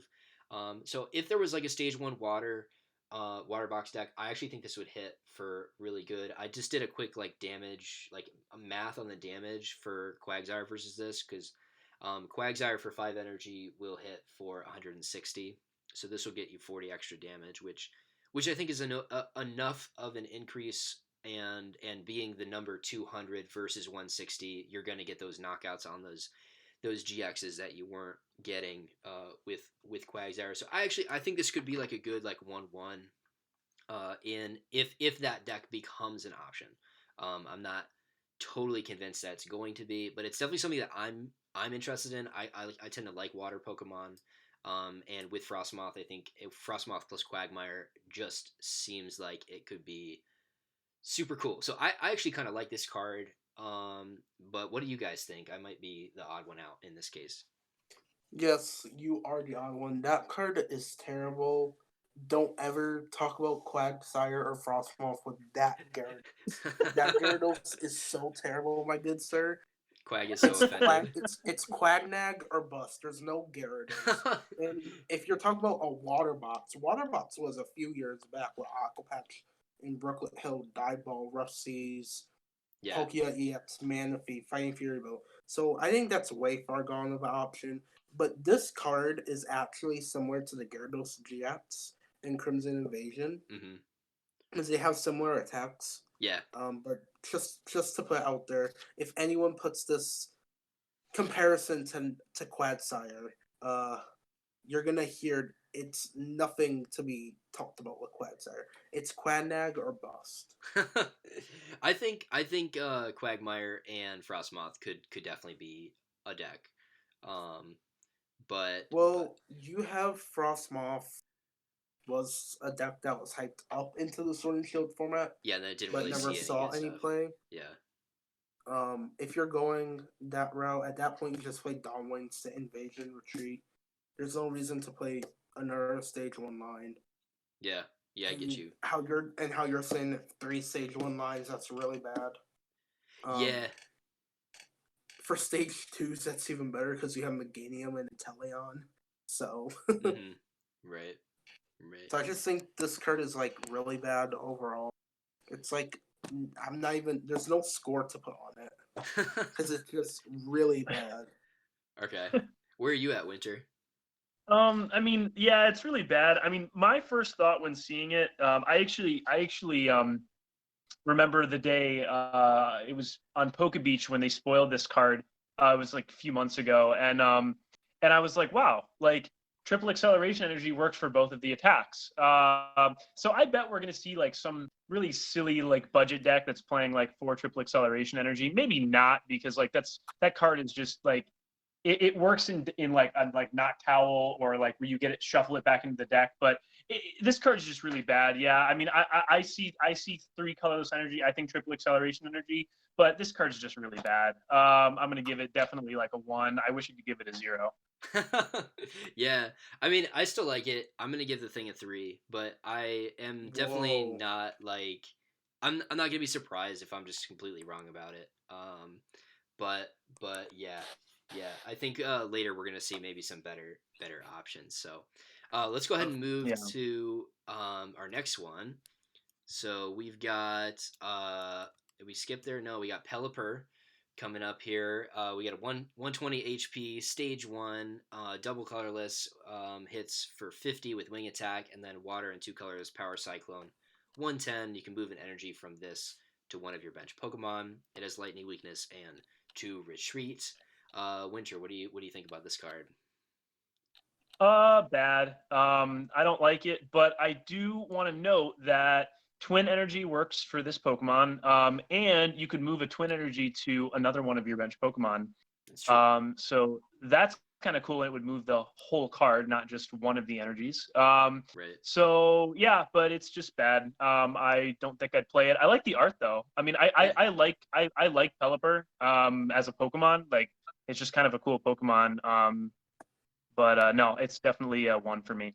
Yeah, I wish Pelipper would just get a decent card printed. I feel like every Pelipper card we ever had is just garbage. And this is definitely one territory for me as well. Izaiah, what do you think? Nope. Let's skip to the next card. Yeah, I guess that means one. Yeah. All right, so the next card is Melodic V, and this is a card that It's so I know beautiful. I love the artwork. Oh, it's so pretty. No, you're I have dude. so much to say. I'm just gonna interrupt you. I'll go with so you. In expanded, you have DCE, you have Aqua Patch to get it on, and you have the Absol to add the extra retreat and Skyfield. Plus, there's the Alone Dog Trail from Sun and Moon. So right there, you're just like doing 310 already on your side, which is busted, filthy, and broken all at once. In standard, you can play this with ADP and with the new Galare Mines that adds the 2 retreat to your opponent. Mm-hmm. Since there's a lot big retreat, this can knock out Zacian. But at the not Zacian, what's the triple ADP? Yeah. Yeah. 80. It just one shots ADP. Oh yeah, I'm sorry, I didn't say what it does. So for a waterless, two colorless Aqua Impact 10 plus does 50 more damage for each retreat in your opponent's at the Pokemon. That's the best part of the whole card. Hypno Splash 3 colorless 1 water 150. Your opponent's now asleep. The second part isn't good because like you just flip heads. Oh yeah, they're not asleep anymore. But the first attack has the potential to one-shot stuff, and you just like clean up the game super fast. Me and Micah were talking about this card beforehand, and I was like, no, bad, I like it. But after like actually thinking about it, it's so much potential. And I'm sorry for cutting you off, but I just had to get it out there. Dude, I'm it's giving this card a busted, filthy, broken sets alpha. What? So here's my question for you, Izaiah. How are you planning on getting this powered up? How are you getting this like powered up as far as like energy cost is concerned? What do you think the best way to pay for the Aqua Impact is? For which format? Standard. Let's talk standard first. Let's talk standard. Probably Frostmoth, I would say, because like Welder is cute, but like you don't really want to play Welder in it. Right. In Frostmoth, like you can just play like extra water attackers too. Yeah, right. So like, I really want to say Welder because like you could turn this into like a Firebox deck with like some water stuff. Right. Oh, you could also just tech this in Firebox too, Yeah. because like you just play like a 1 of Aura Energy. That's insane. Yeah, so this card is just an insane card. You drop it, Welder attacks Aurora, broken, busted, filthy card. Yeah. What do you think, Wynter? Yeah, I mean it's pretty sweet. I mean with full bucket too, it's a trainer we're going to talk about. You get 2 water energies from your deck to your hand. You're going to have a way to get to power this up pretty quickly with Frostmoth. And then yeah, you can Absol adds on extra retreat costs. So yeah, you're going to power this up pretty quickly. Hypno Slash, that feels really weak for 4 energy. But making it asleep definitely makes up for it. No, this card's really good. I mean, honestly, I haven't really taken too much of I haven't taken like as much of an in-depth look at this card. I've really been focusing on certain cards that like I can particularly use, but this card seems really good. I do think the art's incredible. I have not seen. Have they posted the full arts for these yet? Like, I bet the full art for this is Yeah, sweet too. the full They art have. I looks haven't. beautiful. Oh, I haven't even seen the full art. Well, you just like look up on Google Images full art melodic V, and it looks really nice. Yeah. Yeah, I Oh, think I sweet. saw a full Yeah. art for this too, and it does look good. I love this card as well. Like, I think like playing this thing with 4 Absol, 4 Galar Mines, like that sounds like a deck that I would love to be playing. Like it just seems to like meet kind of my play style in general. Wynter, I'm I think it's sending really it good. to you right now. Oh, dope. Sweet. Yeah, so I really like it. I think it's super strong. And I don't think there's Whoa. much to say other than that. I'm definitely giving this thing a 5. Wynter, I'm assuming you're at a 5 too. Yeah, yeah, no, definitely a 5. But yeah, I think full bucket plus Frostmoth, you got an easy way to accelerate. Yeah, And then yeah, you're just taking off from there. I mean, Galar Mines is so sweet, and you're dealing like 210. Like, yeah, yeah, it's yeah, yeah. It's nuts. amazing. It's nuts. Especially, it's really good, I think, too, with fire being as prevalent as it is. It makes this Pokemon that much better. Yeah, yeah, for sure. And the full art looks pretty sick, guys. Like Izaiah, that looks awesome. Yeah, It does. Izaiah, send me It, a, it, send me looks, a picture of it. I'll pop one on screen during the editing. it looks like an instrument. I just Like sent it in the group chat. Dope. it looks like an instrument. Like it looks like a saxophone. It does. Yeah, it kind of does. Which is cool because like that's kind of the whole point of the card. It's with being melodic, Very cool. All right, so next we've got Seismitoad. It's a 170 HP Stage 2 Water Pokemon. Lightning Weakness, 3 Retreat cost, 1 Water. It hits with Split Spiral Punch, which is 30 damage plus Confuse. And then for a Water, 3 colorless, you got Resonance, 120 plus if your opponent's active is confused. This does 120 more. I like the idea of this card, but I think it's really weak. And Confusion, they're just going to retreat out of it. And you're going to hit for 120 with this big Stage 2 that you just spent forever powering up. So that's where I'm at. I'm giving this a 1. Anybody else got some thoughts on it? Unfortunately, it's not my item lock in Seismitoad yet. We all know that I love Zoro Control. Yeah. I'm gonna give this a 1. I'm assuming Winter's giving it a 2. What do you think, Wynter? No, it's definitely a 1. I mean, it is a build around though. Like I can see like someone building a deck with this is like with Welder powering up and then having the resonance be like some sort of build around ability. I can see that happening. Or using triple acceleration energy again, but there's gonna be a meme deck with this. But yeah, this card's bad. Yeah. So moving on then to Seismitoad number 2. No, I'm just kidding. What is this? Galarian Darmanitan, right? And that's me reading Japanese. No, I'm just kidding. So we got 140 HP, Stage 1, Metal Weakness 3, colorless energy, and its retreat cost. You got Water plus 2 colorless is Blizzard for 80. This does 10 damage to each of your opponent's bench Pokemon. And then 2 Water, 2 colorless Crushed Ice Head for 170. This Pokemon can't use this next turn. I do love that this card looks like Santa Claus, but I'm going to throw it to Wynter. Tell us what you like or don't like about this card. So, are you guys familiar with the movie Aladdin? Yeah, this totally looks like him. Not it looks Aladdin, like the Sultan. The Sultan. It looks like Jasmine's father. Like, yeah, you're right. It's like exact too. Yeah, that's like when this Pokemon was spoiled in Sword and Shield. I was like in the video game, I was like, okay, that looks like it's from Aladdin. Yeah, dude. But no, I mean it's just bad. I mean, 170. That's really cool to see on like a a one prize Pokemon, Stage 1. You know what I mean? But it's kind of bad. I mean, I guess you could. It could evolve from Ditto, and then you can like switch it out. But getting it's just bad. I'm not even gonna try. It's just a bad card. Yeah, I'm with you on that, Izaiah. Terrible. Yeah. So like 1's all around. I'm assuming then. Yeah. Yeah. All right. Next though, we got Inteleon V and V Max. So the V has 200 HP to retreat Lightning Weakness. The V Max has 320 HP to retreat Lightning Weakness. The V has for 1 water sharpshooting. This does 40 to one of your opponent's Pokemon. For 2 water and a colorless, it has Aqua Report. 130, your opponent reveals their hand. And then the V Max has 1 water Hydro Snipe for 60, and you may return an energy attached to the defending Pokemon to hand. And 2 water and a colorless Max Bullet for 160. This does 60 damage to one of your opponent's Pokemon. Who likes this card? Whichever one of you guys likes this card, start it out. I like it. Okay, go for it then. So, I mean, it's not an amazing V and V Max. I just think the sniping effects are pretty awesome. You have one for sharpshooting. You can deal 40 one of your opponent's Pokemon. It can knock out a Ditto. Not that that's super relevant, but 40 is not going to knock out.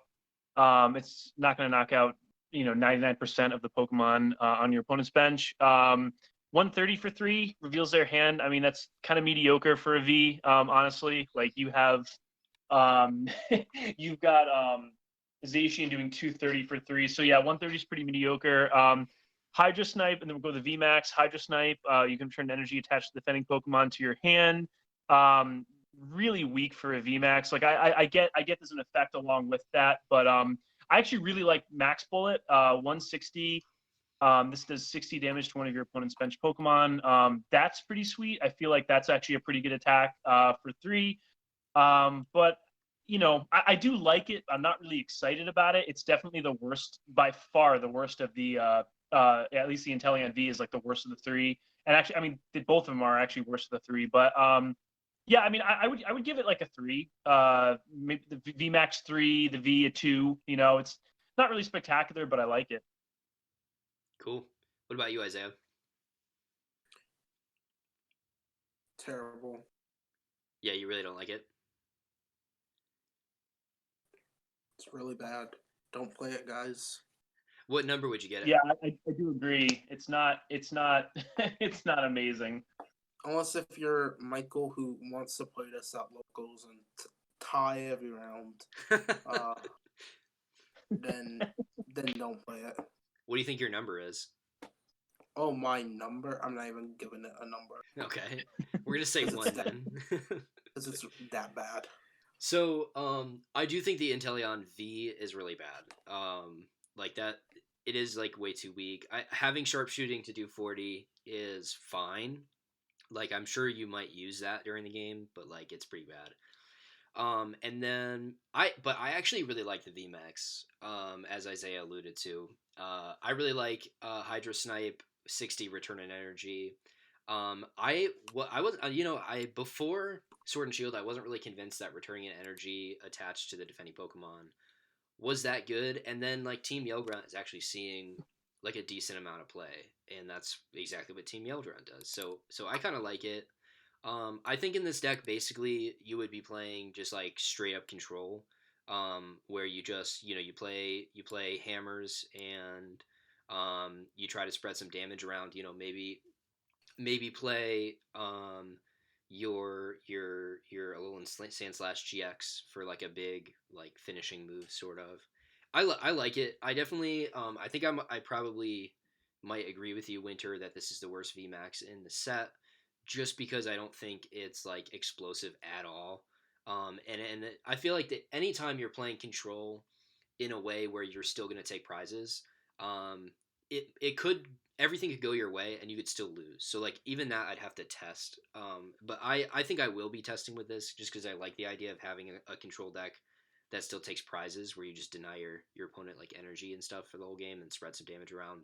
But because I'm not like totally sold on it or anything, I'm gonna give it like as a whole I'm gonna give it a 3. But Wynter, what did you say? Yeah. You said like a 2, right? Yeah, I said 2 for the V and then like 3 for the V Max. I actually kind of like the V Max, but yeah, I mean it's not good, but it's just I feel like it's a it's just it's not a card really Water wants to see. Yeah, I get you. Cool. Well, let's go ahead and move on to Cramorant. I will say this art is like crazy for Cramorant. I feel like it's like really scary. But I like it. I think it's cool. It's a 110 basic. with lightning, weakness, and fighting resistance, and 1 retreat. For 1 water, it has dive, 20 damage, flip a coin. If heads, prevent all effects of your opponent's attacks under this next turn. And for 3 colors, you got hydro pump, 50 damage, and this does 20 times the number of water energies attached to this. So I'll go ahead and take this one. I think overall the card is just very like mediocre. Dive is super bad. Like you should never use that. It seems really really bad. But I was doing just some like in the previous water deck that I had maybe theorized with Frostmoth and Quagsire. I do think Hydro Pump is actually okay. In fact, Hydro Pump is literally the attack that Quagsire has. For 3 energy, Quagsire attacks for 10 more damage than this would do. So for 3 energy, you're looking at 110 with this, and Quagsire hits for 120. So if you're a basic and you're hitting for 10 less than the stage 1, that's not that bad to me. Like that's actually kind of okay. The thing is that you would have to be like committing another bench space to this, and assuming you have the Quagsire to remove the energy, you already have the Quagsire out. So like I don't know if I would ever play it, but I could maybe, if that water deck that I was talking about ever becomes a thing, I could see myself playing like 1 copy of this. But I think overall it's pretty bad. I'm probably going to give it like a 2. What do you guys think? Well, like it's not a great card. Like it's not good. I mean, I see it and I'm thinking like, oh wow, like like you get 110 on a basic for 3, and they have to be all waters. That's really bad.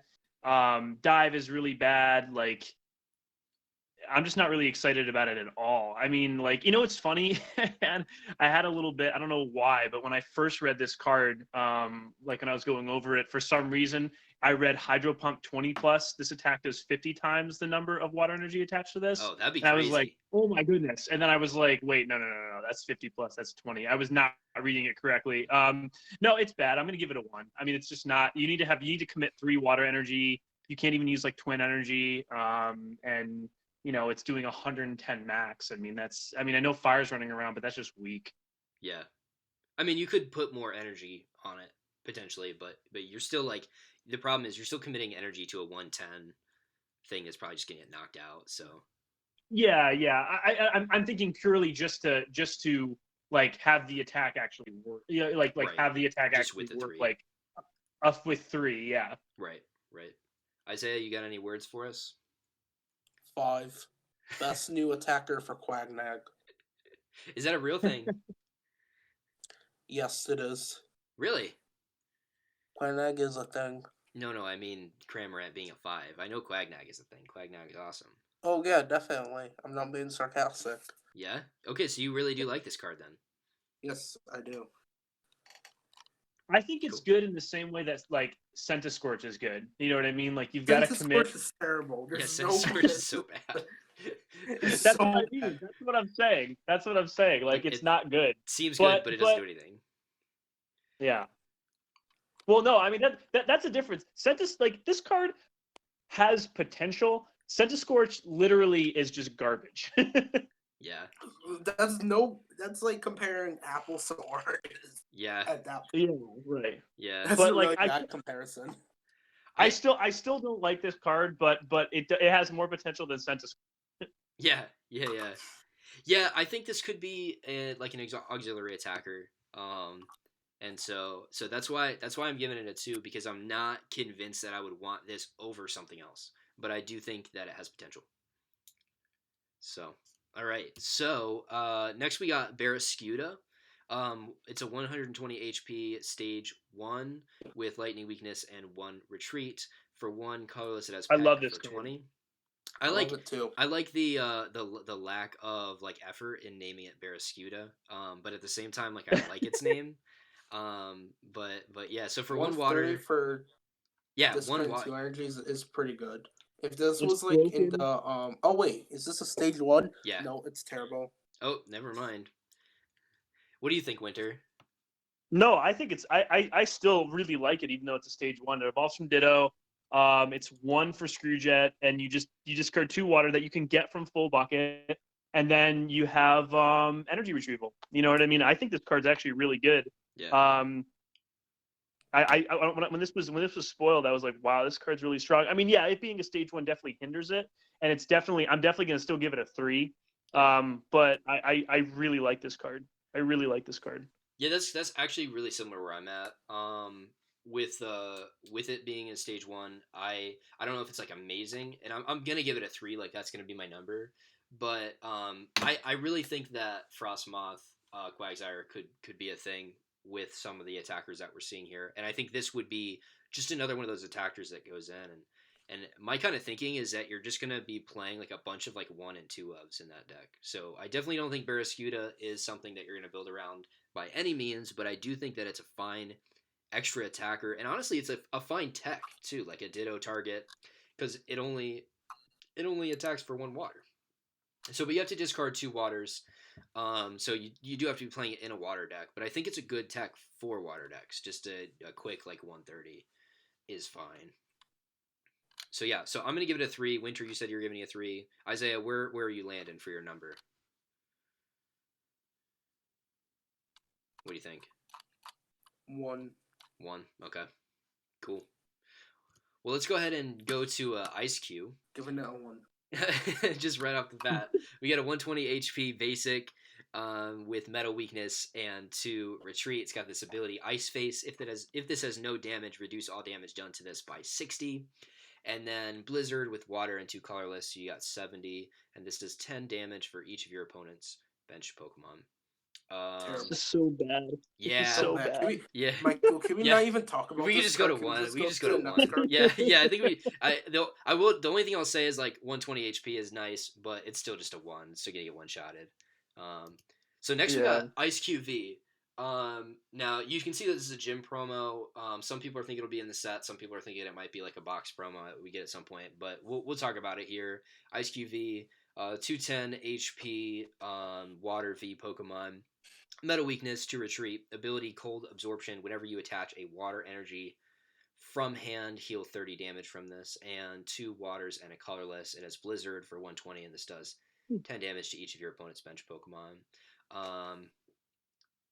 Yeah, I mean, like with Frostmoth, you could technically heal like every time you attach a water to it. So if you attach 3 to it, you essentially heal 90 damage from it. But the problem is they only gave it 210, which is like not beefy for a V Pokemon. Which to me is sort of weird because they gave the non-V version of it 120, which is a lot for a basic Pokemon. And then the V version just has like 210, which is, I feel like, lower than a lot of other ones. Like it's not the lowest, but it's not very high either.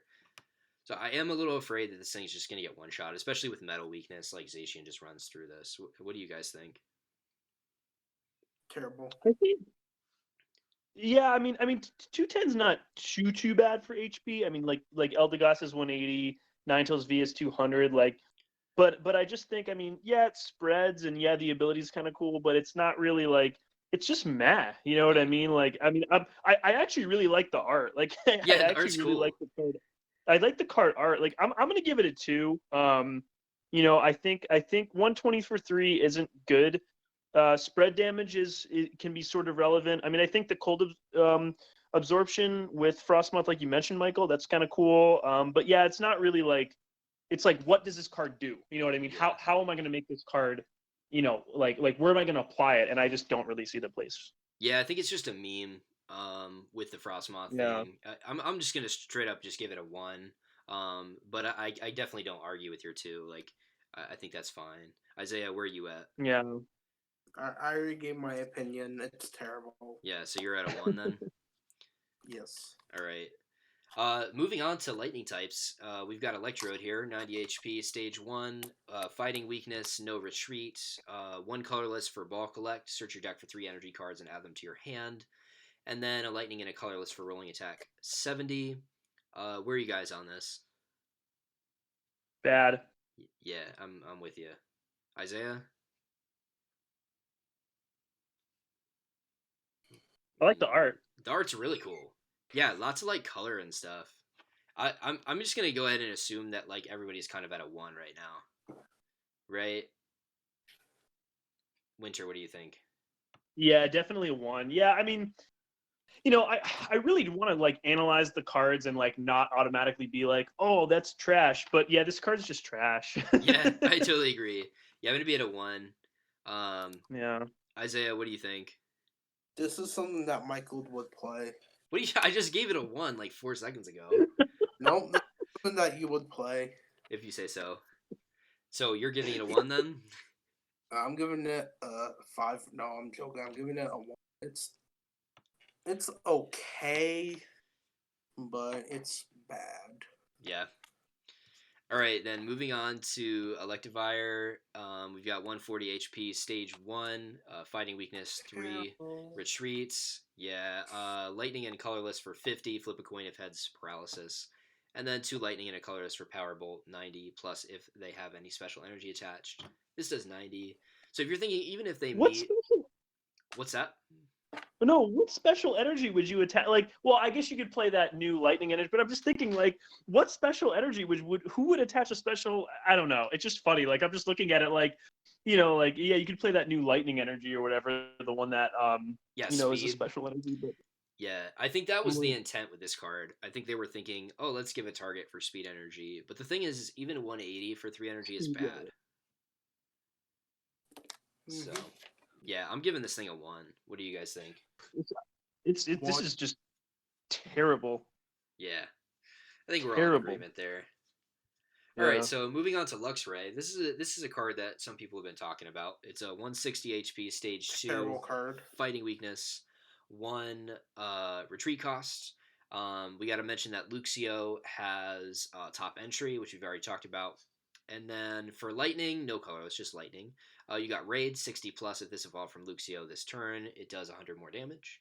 And then a lightning and a colorless will get you powered bolt for 120. So Izaiah, you say this card is bad. Why is it bad? It's bad. It's just bad. Wynter, what do you think? I mean, it's bad for the same reason, like that. Chandelure and Ludicolo are, you know what I mean, like are bad because they have to rely on top entry to come out earlier than anticipated. I don't think raid is that bad. I mean, I think raid is cool as like I'm talking from a build around perspective. Like raid is kind of cool, because like when you evolve, like let's say like you what is it top entry Luxio on your first turn, like this is like best case scenario. Evolve next turn, attach a lightning, like or if you had it last turn, you know what I mean. Then you have like 160, like that's kind of cool, but that's definitely very build aroundy. Like I'm definitely without a doubt giving it a 1, but yeah. This is probably the best top entry evolve like evolution that I've seen so right. far. Yeah, I would agree with you on that. I think if raid red, if this evolved this turn, this does 100 more damage. But we know that it's got Luxio in there, so they're kind of like forcing you to go the top entry route here. Which, if it wasn't, like if it was just if you evolved, then you could also rare candy into it. Then I would say this card has a little bit more merit because for 1 energy, 160 is actually pretty good, especially with lightning having all the modifiers it does. But like, right, because it's got to be from Luxio, like yeah, I just don't care. Like I don't think this card is that good. Some people have talked about it as like a tech for Pikarom, but like I'm not there. Like I'd way rather play Zapdos and do what is it, 80 for 1 energy. I'd way rather do that than commit 2 to 4 spaces for a 1/1 or a 2/2 Luxio Luxray line. In Pikarom, I just rather play Electros from Unified Minds. Yeah. If you're gonna tech some weird evolution thing, yeah, I think you're definitely right there. So I'm gonna give this thing a 1. I'm gonna commit to saying it's like pretty bad. You guys in the same place? Yeah, I'm there. Yeah. Cool. I'm there. Okay, so moving to Heliolisk, which I feel like we don't even have to read this card. Like Heliolisk is another one. It's terrible. It's like Pelipper. Why can't this get a good card? I don't understand. Well, yeah, it's really bad. We're all giving it 1s. So let's go to Vikavolt though. Yep. I'm excited to talk about Vikavolt. I want to hear what you guys have to say, but first let's just read the specs. It's a 150 HP on a stage 2, fighting weakness, 2 retreat. And it is for a lightning and 2 colors, powerful storm, 60 plus 20 more damage for each energy attached to all your Pokemon. And then for a lightning and 3 colorless, you got Blitz Beam, 170 damage, and it does 30 to itself, which doesn't really matter because it's probably just going to get one-shotted. But Wynter, you seemed excited to talk about this. What do you think about it? I mean, it's like automatically my mind goes there. Triple acceleration energy for Blitz Beam for 170. That's kind of cool. I jumped ahead, of course. Powerful Storm, 1 lightning, 2 colorless. This does 20 more damage for each energy attached to all of your Pokemon. Yeah, that's pretty sweet, especially with Twin Energy on there. Yeah, you could put this in. Well, let's see here. I mean, this could also work really well with the Charge-a-Bug that we have now. So that's pretty cool because that would count as an energy or energies. Yeah, I mean, this is interesting. I'm looking forward to seeing the deck. I feel like this is better in some cases than the vehicle we have now. Well, the vehicle deck we have now is very linear. Like, it doesn't really require any energy. You have the Charge-a-Bug that you just attach both of them, flip through your deck and you get it out. But this one kind of requires you to kind of build up your bench a little bit more. So this I know it's not great, but this would be kind of cool in like some sort of like nuzzle. You know what I mean? Like a nuzzle variant that could support this. I mean, you could also rare candy it from Grubbin. So I don't know. It's pretty interesting. It's definitely a build around, but I mean, I'd probably give this I'd give this a 3. Actually, I'm gonna give it a 3 because 150. That's kind of like for a stage 2, but like I feel like you could do a lot with this. Yeah. If you build it correctly, especially with you'd probably play. Well, if you think about it here, so like you've got what is it? I'm blanking on the Pokemon name. The squirrel. What is that Pokemon's name? Which squirrel? There's so many. Yeah. Oh, I know.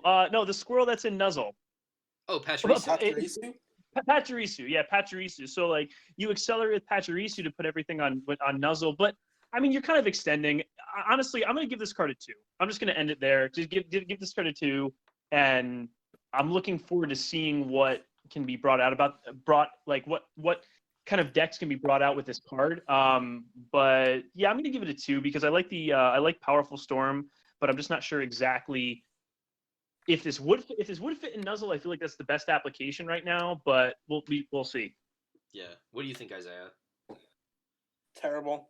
Yeah, this doesn't seem like something you would like. No, it's terrible. Yeah, so it's definitely slow. I really think this whole set is just like really bad. There's like a few stuff that's really good. Yeah, I think there's a lot of like chaff. I'm just not impressed with the Sword and Shield block so far at all. Sun Moon was just way better with the first 2 sets. I totally agree, and I think there's a lot of like bad evolution Pokemon in the set. I actually do kind of like this Vikavolt, but I don't know if Nuzzle's the best route to go. Just because Nuzzle, as somebody that's played like a lot of Nuzzle, you got to go like 100% Nuzzle if you're gonna go Nuzzle. Otherwise, it doesn't work super well. This one though, I think you could play this with Malamar. Yeah, I actually like it with special energies. Because you got Charge-a-Bug, obviously, that doesn't even count as your attachment. But this is also, like, I love that it's just any energy. Like, it's not lightning energy. It's just all your energy that's attached. So you basically play this, or at least the way that, like, I would test it if I was playing it. I would go, like, Vikavolts. Like, obviously, like, a full line of Vikavolt and Charger-Bugs. Then I would do some Rayquaza if I was going to play basic energy. But I'd probably just go full special and go... like speed energy, like a couple of those, and then I would go twin energy and triple acceleration. Because if you think about triple acceleration, you don't have to have triple acceleration attached to this for it to count for the attack. So you just attach it to one of your bench Vikavolts, and then so like at that point you just play Porygon with it. That's what I'm thinking. Yeah, so you could just play Porygon with it and attach like stupid energies. And then just lose to everything. Maybe. I don't know. I don't know if it's good, but I think I like it, and I would be like inclined to even test it maybe a little bit because I think it could be fun. But like I think it's going to be inconsistent, and I think that's the problem with stage 2s in general, even ones that have extra tricks like Vikavolt with the Charger Bug from that it has before. I think it's from Unbroken Bonds. So I'm gonna give this thing a 3. Wynter, you said you're giving it a 2. Izaiah, what's your number? I'm gonna be 2. I honestly did not even think about Porygon. That's a great point. I completely blanked out on that. Yeah, I definitely like a Porygon type build here for sure with triple acceleration energy. Yeah, that could be. I think it could be fun. I just don't know how consistent. So I'm sticking with 3. Izaiah, what'd you say? Did you say 1 or 2? It's a 2. Okay, cool. All right, so moving on to Boltund V. We got 200 HP for a Lightning V Pokemon. Insane, busted, broken card. So good. Fighting weakness, so good. 2 energy, retreat cost. 1 lightning This for is Nuzzle electrify. material. Yes. Oh my gosh. It's amazing. This is Nuzzle material. And it's all about the electrify attack, right? That you know, or not electrify for lightning storm, but electrify helps too because it gets 2 lightning energies out of your deck on your bench, and then lightning storm hits for 10 plus 30 more for each lightning energy attached to all your Pokemon. I do think this is like amazing in Nuzzle, and like other people aren't talking about it in Nuzzle, and I'm just like, why? Because people want to just try to make it like a quad Boltund V deck, I feel like, and I definitely think that can work. Like, I totally think that could work, and then you could kind of throw like Rayquaza in there too. Obviously Coco, Prism Star, obviously Thunder Mountain. Like, there's so many ways to power this thing up, but I actually think the best use of it is in Nuzzle. And I actually think this makes Nuzzle like even more competitive, just because now we have like a bigger attacker that can, instead of 2-shotting. I mean, you could definitely be getting 1-shots with this in Nuzzle. So, Wynter, I'll let you go too. Now, Michael, same thing. Michael, how many would you play in Nuzzle? I'd probably play like 2. Yeah. I definitely am not committing because I still need like 5 bench slots of Nuzzle on my first like 2 turns of the game. And so what I do is, like, as soon as my first Raichu gets knocked out, I bench this. Yeah. That's kind of my thinking with it. What, are you kind of along the same lines? Yeah, I'm thinking so too. Like, I would probably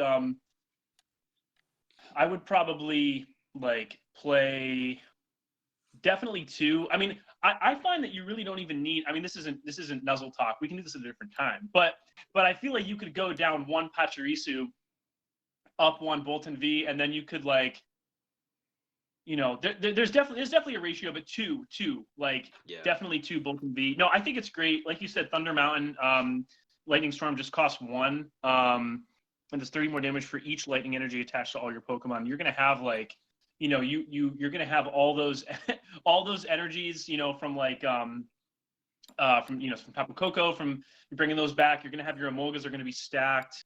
Yeah, no, I think it's awesome. I mean, you could easily be doing, you know, 250, 280. You know what I mean? Yeah. Like, it's just really good, and then Electrify's pretty solid too. You know, if you want to search up any energies, you have the ability to do that. But Lightning Storm, it just makes this card busted and insane. Yeah, it's really good. I feel like Sword and Shield came out and brought us like Evolution, Incense, and Quick Ball, and I was like, okay, you have to play Nuzzle with Wheezing Spread, and you just sacrifice a little bit of consistency to like just easily get this Roxy Wheezing thing going off. And then Boltund V came out. I'm like, forget Roxy Wheezing. Like, you can still play it if you want, but I think now you just go for like super smashing Nuzzle with Boltund V. But yeah. But Izaiah, I know you're not as much of a Nuzzle fan as we are. Do you have any words? Nuzzle is terrible, guys. Don't play the deck. Yeah, we don't believe you. But Nuzzle's what do you? Really but bad. You still said this was a good card though. So are you kind of advocating for like a quad Boltund V kind of thing? Don't play quad Boltund V. Okay. If you play quad Boltund, just play it with like Naganadel and like Electro GX. Even though you have to like pop it to take for your opponent to take 2 prizes, you have Beast Ring, you have all that. Even though like the Ultra Prism to Rebel Clash format is never going to exist at all. So, because we don't have any events, period. We don't. No, we don't. Yeah. So, because they canceled the whole season. So, like, this, I think, if there is a rotation, this could be decent, but it just loses so much that I don't even know to rate. Like the stuff that I say like 5 is because I know it's gonna be good in the future, but like stuff like this, like there's no easy sight to see if it's good in the future. Right, right, because we will possibly lose a lot of our lightning to the rotation. Yeah, I'm gonna go Well, ahead and also there could also not be a rotation because this season was cut so short. yeah, right, Hmm. exactly. Yeah, so we don't know exactly That's what the more likely future to happen. potential. Like Um, that's why like I'm afraid to give someone to like playable stuff like our rating because we don't know what Pokemon's doing. Like if right. I worked at Pokemon and I was like the person in charge of it, I wouldn't have a because we had to cut a season short Yeah, just due to the Yeah. current pandemic. right, If you've been living under a rock, COVID-19 cut Pokemon, right, cut it off, which sucks right, Yeah. because PTCGO is like not the same as playing in real life with people Nope. getting that face to face experience. right. So, that's kind of my soapbox. Yeah, that was a soapbox. So give us a number. If you're unsure, you could just throw a 3 at it. I'm just gonna throw a solid 2.5. Okay, cool. I'm gonna just say that this card is good because I like it. So I'm gonna give it a 4. Winter, where are you gonna fall on it? Yeah, I'm right there too, a 4. Because yeah, like like you guys already touched upon, like we really don't know what rotation is going to be like. Factoring it into the current format of 4, but what's it really going to evolve into? Like what, like what deck is this really going to find a home in? Right. I will say, I one cool thing about this too is like for people that do play Nuzzle with Reshiram, this is a better this is a better slot Oh yeah, it's like because so much better than Reshiram. way better, and also too, it does not take the damage from Shrine either, Right. Right. which is just another added bonus there. But I think this is cool. I'm thinking purely from Nuzzle, but like Lightning in general, I'd give it a 4. I think it's really strong. Yeah, I agree. I agree. So next we got Toxtricity, 130, stage 1, fighting weakness. 2, retreat cost. For a lightning, you can do poison. Shout, which does 20 damage to each of your opponent's Pokemon, and now their active is poisoned. And for a lightning in 2 colors, you got Hammer in for 90. I think this card is really terrible. Do any of you guys think it's any good? It's Um, terrible. I'm not going to give it a 1. I'm going to give it a 2. I think Poison Shout. I mean, yeah, it's a stage 1. So it can evolve from Ditto. But I don't know, 20 damage to each of your opponent's Pokemon and their actives now poison. Like that's not nothing. I mean, it's not a good card. This card is definitely not playable. But I'm thinking about it from like limited. Like that's actually pretty strong. Well, you wouldn't have Ditto in limited, but like still, like that is a strong attack, and I Mm-hmm. want to note that. But yeah, this card's bad though. Yeah. All right. So Winter's at a 2. I'm at a 1. Izaiah, I'm assuming you're at a 1. I'm at a 1. All right. Next up, we got Toxtricity V and Toxtricity V Max. Worth pointing out, this Toxtricity V is different than the promo Toxtricity V that we got. It is a different card altogether.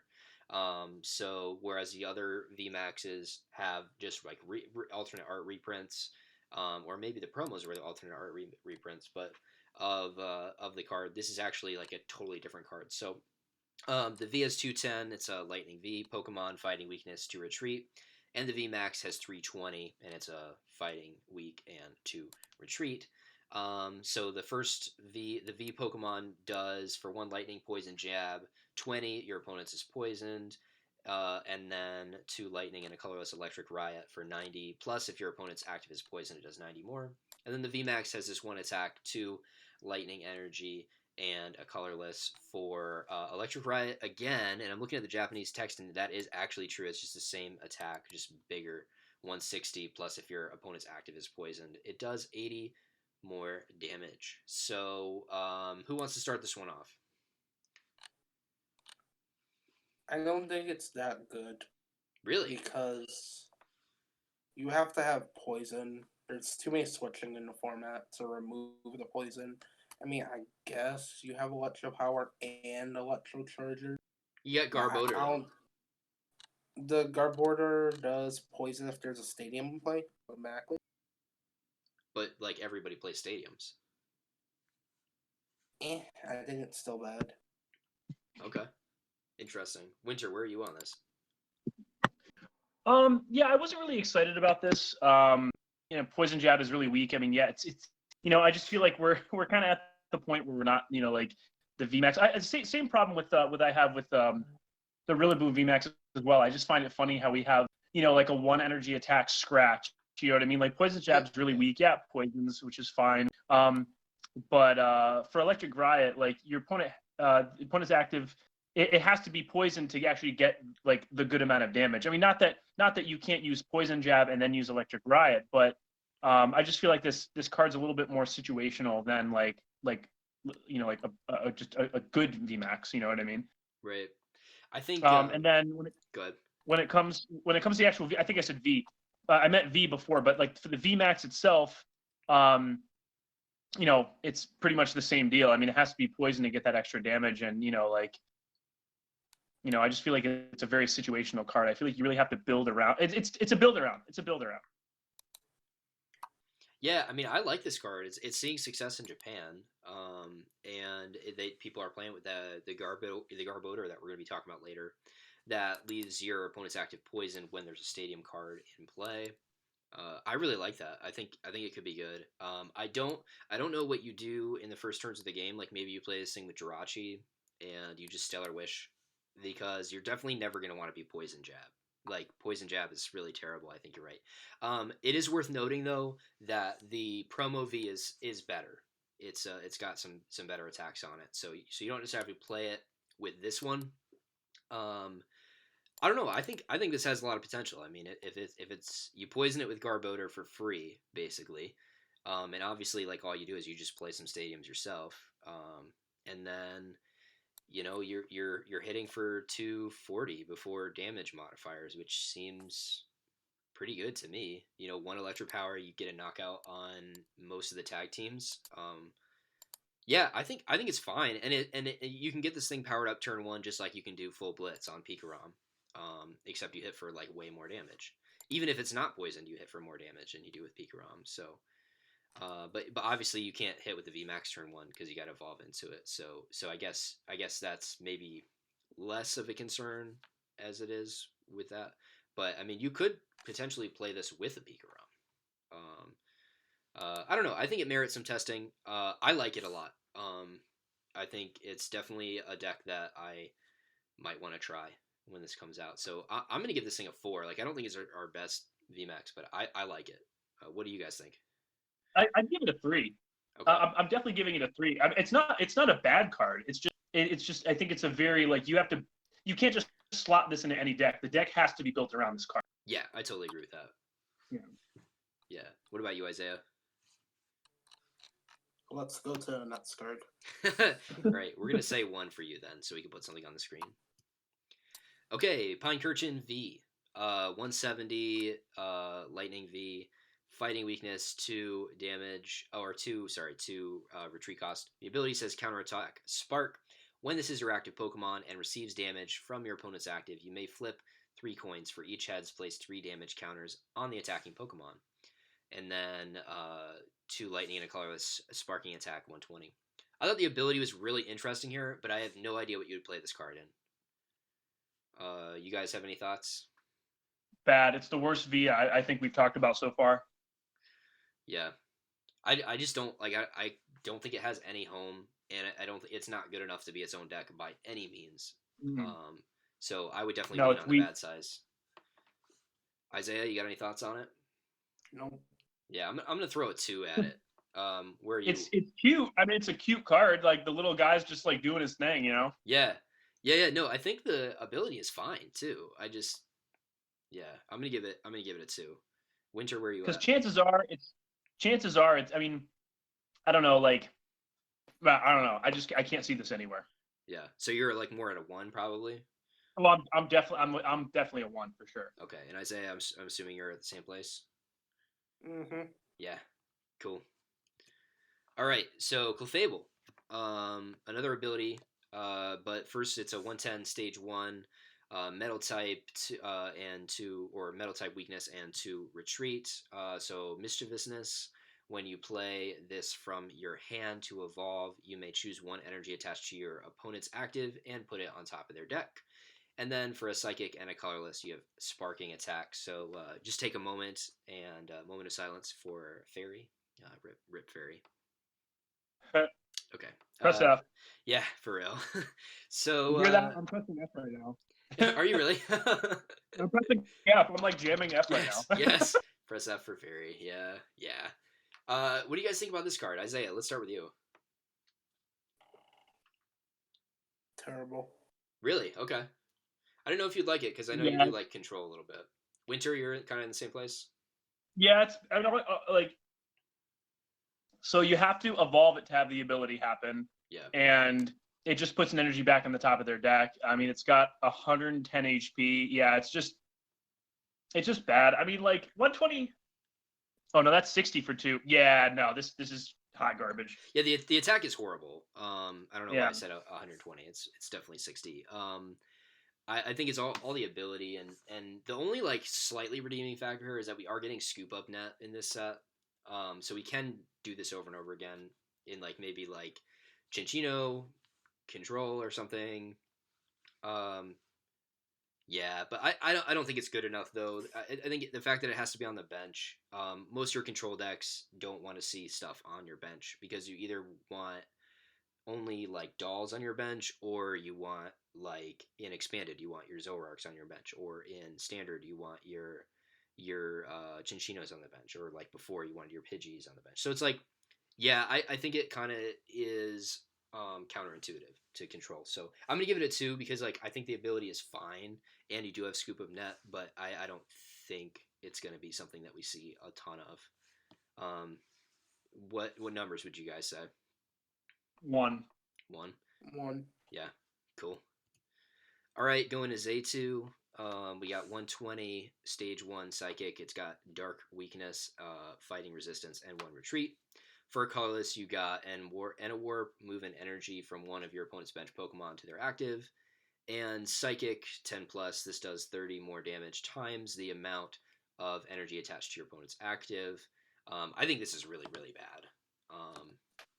Are you guys in agreement with that? Absolutely terrible. Yeah, super bad. Terrible. All right, one's all around. All right, Galarian Corsola. So 100 HP, stage 1, darkness, weakness, fighting resistance, 2 energy, retreat cost. The ability is Body of Destruction. If this is your active and is knocked out by damage, flip a coin. If heads, your opponent's attacking Pokemon is KO'd. And then for a psychic and a colorless, you got corner, 60 damage, and the defending Pokemon can't retreat. I've heard this talked about with some hit and run stuff, where you leave this as your active, and then if it gets knocked out, you flip the coin. And if you flip heads, it's KO'd, so you could be like winning the prize trade with that.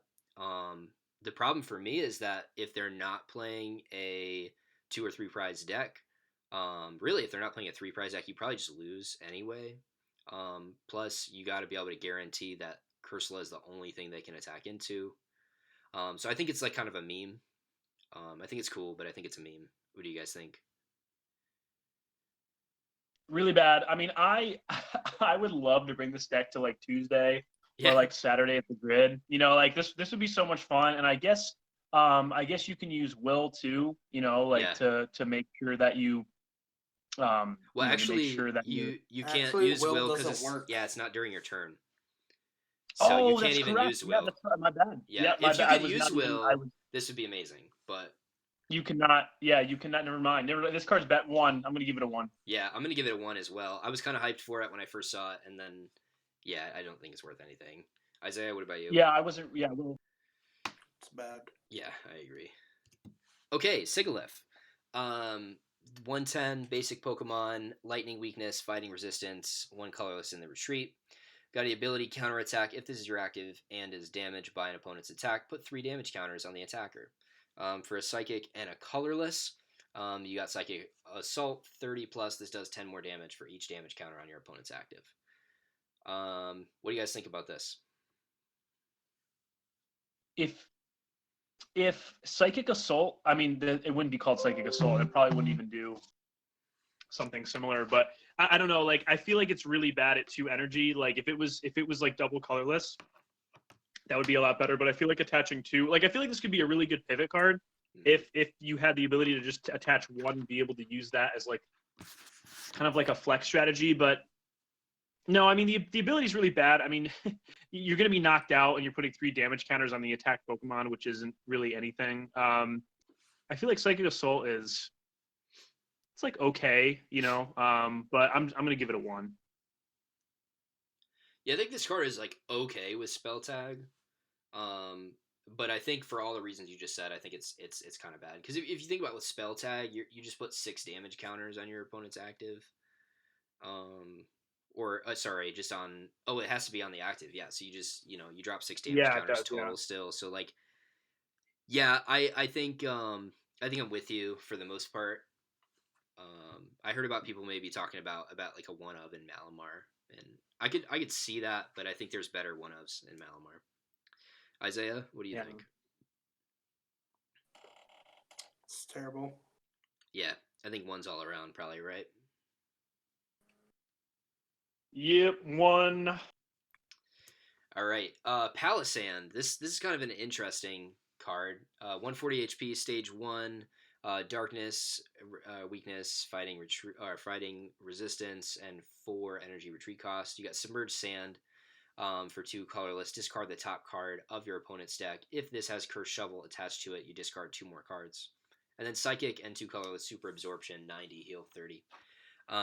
So this Cursed Shovel is an item card that we're gonna have that when the card gets knocked out, you mill 2 from your opponent. So basically, you've got this thing that for 2 colorless you can mill 3, and then if it gets knocked out, essentially you just milled 5. The thing I like about that attack is that it matters on your turn, so it doesn't matter if they remove the tool for the purpose of this attack, but the tool itself might not be that great because it could get removed right before they KO you. So I don't know about this card. I'm gonna land on a 2, but then I'm just gonna throw it over to you guys. This reminds me a lot of that terrible deck I brought to like my first getting back in the game. Like I was like almost going to build Malamar, but I was like, no, I want to try playing Pokemon. I want to start with like a budget deck. So I built the Giovanni's Exile Rhydon deck, where if you play Giovanni's Exile, you mill 5, and then you have Malamar to like keep bringing back the energy for like when you basically like you attach to Giratina and then use Giovanni's Exile on ideally both Giratina, and then you have Malamar to like keep recharging energy. So like it's kind of like just a bad Malamar. This kind of reminds me of that.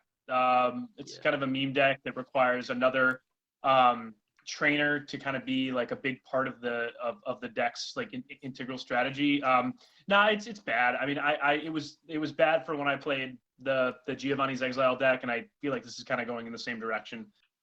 Yeah, I would agree with you. Izaiah, what do you think? It looks pretty bad. It doesn't look that good. So I give it a 1. Yeah, I'm at it 2. Wynter, where are you at? Definitely a 1. Definitely 1.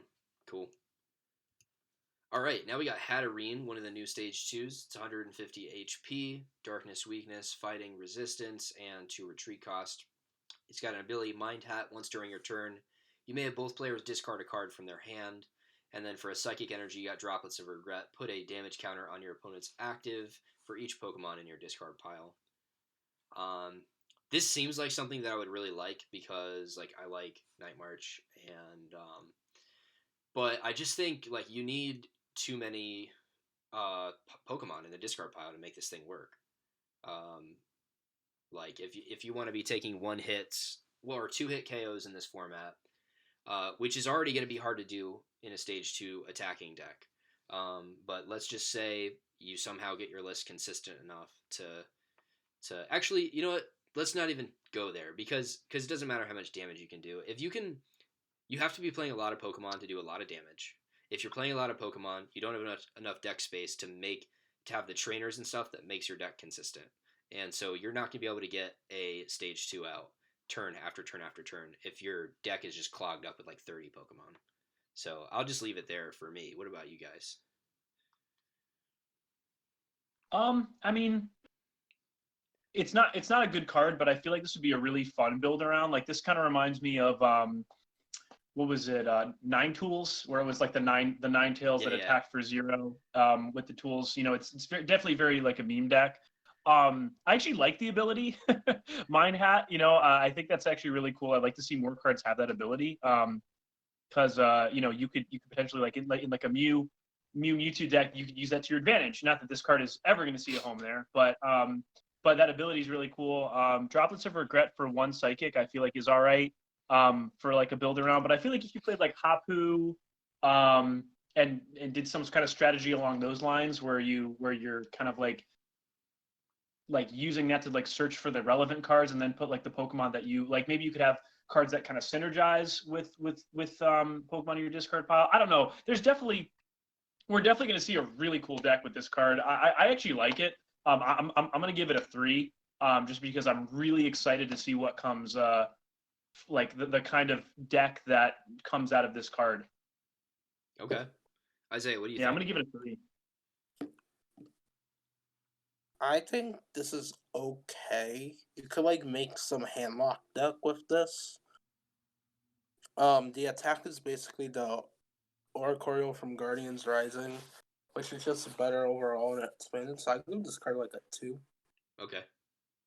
Yeah, I'm gonna land on it too myself because I'm just not convinced it's gonna be able to do damage very well.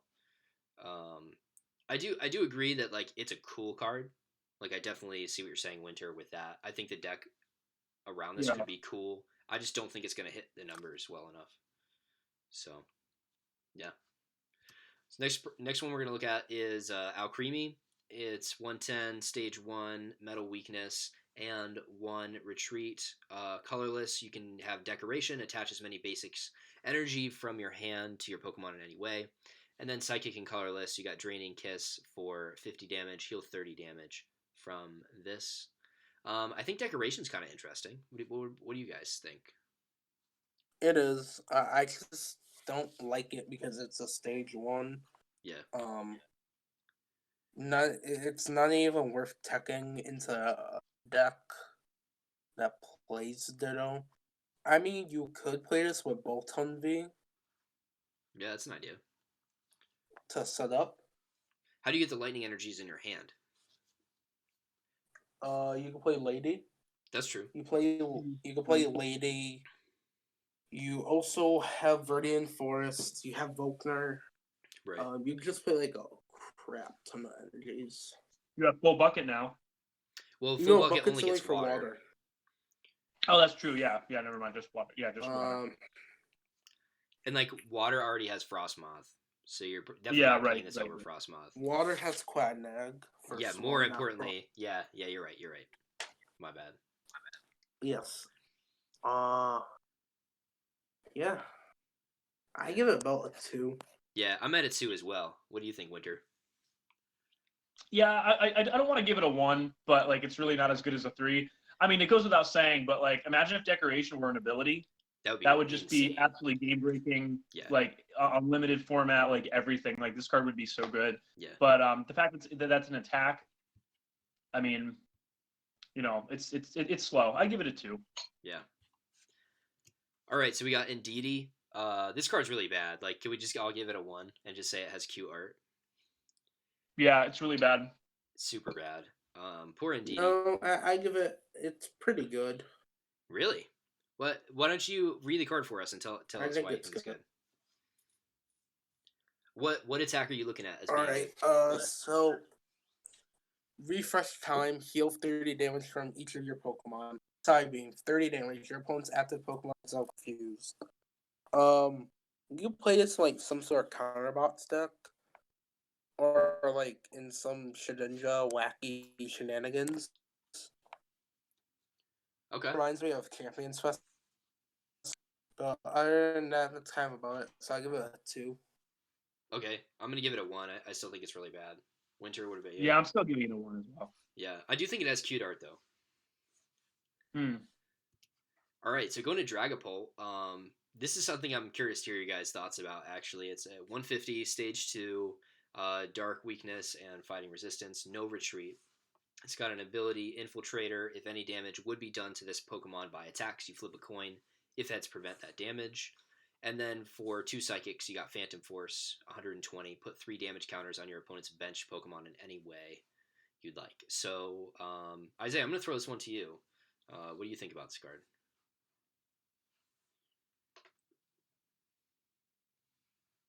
Anything? I think it's okay. I don't think it's the best. Cool. I think it's a strong stage 2. I think 120 plus, the ability 3 damage counter ability. I think that's pretty good. For 2, that's it's a strong stage 2, but man, that Infiltrator ability, that's just one of those. That's one of those things that like you think about when you're building a card. You're like, oh man, like this is so sweet. I can prevent the damage, but it's like it's also a coin flip ability. So it's I think it's fine. I mean, you play out the basic rare candy. I think it's fine. Yeah. I think it's a strong stage 2 though. Yeah, I totally agree with you. I think the way you play this card is you get 2 Malamars out, you get a bench barrier Mew, and then you try to set up 2 Dragapults on the bench, or 2 Dragapults period. So then maybe you play just you have a other bench slot for stuff like Giratina and things like that. And then you play a spell tag Malamar list, which I think could be fine. And if you have bench barrier Mew, you could kind of force them to attack into the Dragapult and hopefully be able to sway the prize race in your favor, even if you only ever get heads once. Like that's still pretty good. And then you got the spell tag anyway, so if it gets knocked out, but the thing that's going to be difficult with that is just consistently. It's just I think it's a good stage 2. It's just trying to build it. You have to keep in mind all the consistency and like Malamar. I don't know actually because you got Mysterious Treasure, so you do have more consistency than other decks could have potentially. So I don't know. I like it. I'm gonna give it a 4. I think it could be a good stage 2. So I'm gonna leave it at 4. What's your guys' numbers? This is what we call in the Magic world a limited bomb. Like Yeah. this at a pre-release is gonna just be insane. I'm gonna give it a 3 because I don't really know where I'd see it right now. Like stage 2s are really hard to make sense of in standard right now. I mean, outside of like Obstagoon, like and Rillaboom, like it's kind of tough to squeeze them in. I think maybe something in expanded. I think this would probably see more play in expanded where we have a little bit more resources. But for pre-release, I'm all in. Like I want this in pre-release, so I'm gonna give it a 3. Cool. Izaiah, where are you at? A 1. I don't like it. You don't like it? All right. Mhm. Sweet. Well, let's go ahead and then talk about Dragapult V and Dragapult V Max, right? We got 210 HP and 320. Dark Weakness, Fighting Resistance, 1 Retreat on both. The V has 1 Psychic Bite for 30, 2 Psychic Assault Jet, 60 if this became your active, it does 80 more. And then the V Max has 1 Psychic Shred for 60, and it's not affected by any effects on your opponent's active. And then 2 Psychic Max Phantom for 130, put 5 damage counters on your opponent's bench in any way. And I know this card is like crushing it in Japan right now in a lot of different ways. I think it's cool. You got a spread deck, obviously, where you just play, Giratinas, you play spell tags, you can play Malamar to power it up. But one of the cool things I like about this card is it's such a cheap attacker that you don't even necessarily have to play Malamar. I mean, you definitely can, but I don't think you have to. So I mean, I could see you just playing like a Jirachi engine and just manually attaching for all this. And I would say you just automatically lose control, but that might not even be true because you got so much spreading that you can probably take out their control pieces. So I like this card. I think it's really good. I'm gonna give it like a 5, but I want to hear what you guys think about it.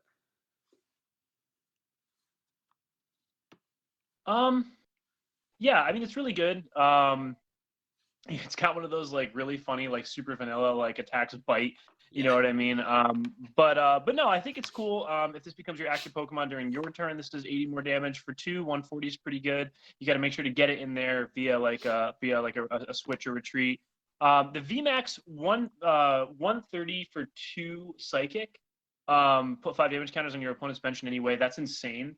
So I think that's cool. I think there is a deck running around in what is it in Japan that plays like a Malamar type engine with this deck, which I think Yeah. is really good. I mean, I think that's generally where you're going to want to play, the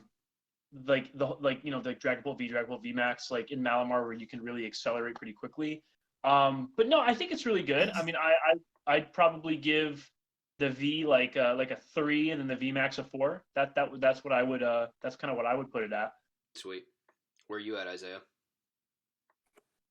Malamar is dead when that comes out. Yeah, this is really good against Malamar for sure. It just destroys Malamar. Yeah, I agree. I agree with you. So, what do you think about the card itself, though? Like, where's your number going to be at? Well, that's my opinion. It destroys Malamar. I don't know what else you want me to give you. Does that make it a good card though? Because like I feel like Malamar is already not the greatest deck. Malamar is the greatest deck of all time. I thought that was Nagquag, bro. Well, let's see. Nagquag and Malamar are the 2 best decks. Okay. Just for FYI, people, I do like single prizers more than tag teams. Yeah. Just because they're like so much better. Yeah, they're fun. Because like you have Mew Mew, which is like really versatile, but it's like really boring at the same time. Yeah. I'd put Dragapult in Dragapult VMAX at F3, just because the weakness is Dark and Grimmsnarl VMAX is getting printed. Okay. So cool. All right. So let's go to our fighting types. We got Surfetched here, which I actually like. Weirdly, is seeing some serious success in Japan. I didn't think it would be very good, but it's 130 HP, stage 1. We got fighting for Pierce for 40, and fighting 2 colors for Star Assault 180. If this remains your active, this can't use that attack. So Wynter, what do you think about this card? I mean, it's 180 for 3 seems pretty enticing. Again, I've been saying it like a billion times during this, but Twin Energy works on this. I feel like it's kind of cool for like a build around. Like you just switch it out, have Star Assault become relevant. Again, like to be able to use the attack again. But yeah, I mean 180 is pretty strong. I mean, I would give this a 2, just because it's more so a build around. And 180 is pretty strong. I give it a 2. I think that's where I'm at too. I think the damage potential is fine. Switching, like we don't care about switching. We're all playing Jirachi anyway, and you'd obviously be playing this with Jirachi. Yeah. So I'm fine with this card. I couldn't ever really see myself playing it. Izaiah, where are you at? Terrible card. Yeah. So you're straight up 1 for you. Straight up 0. Okay. Cool. I do like how his sword looks like a banana. It's kind of funny. Yeah. But all right, let's go to Wish Cash. It's a 140 fighting stage 1, grass weakness 3 retreat.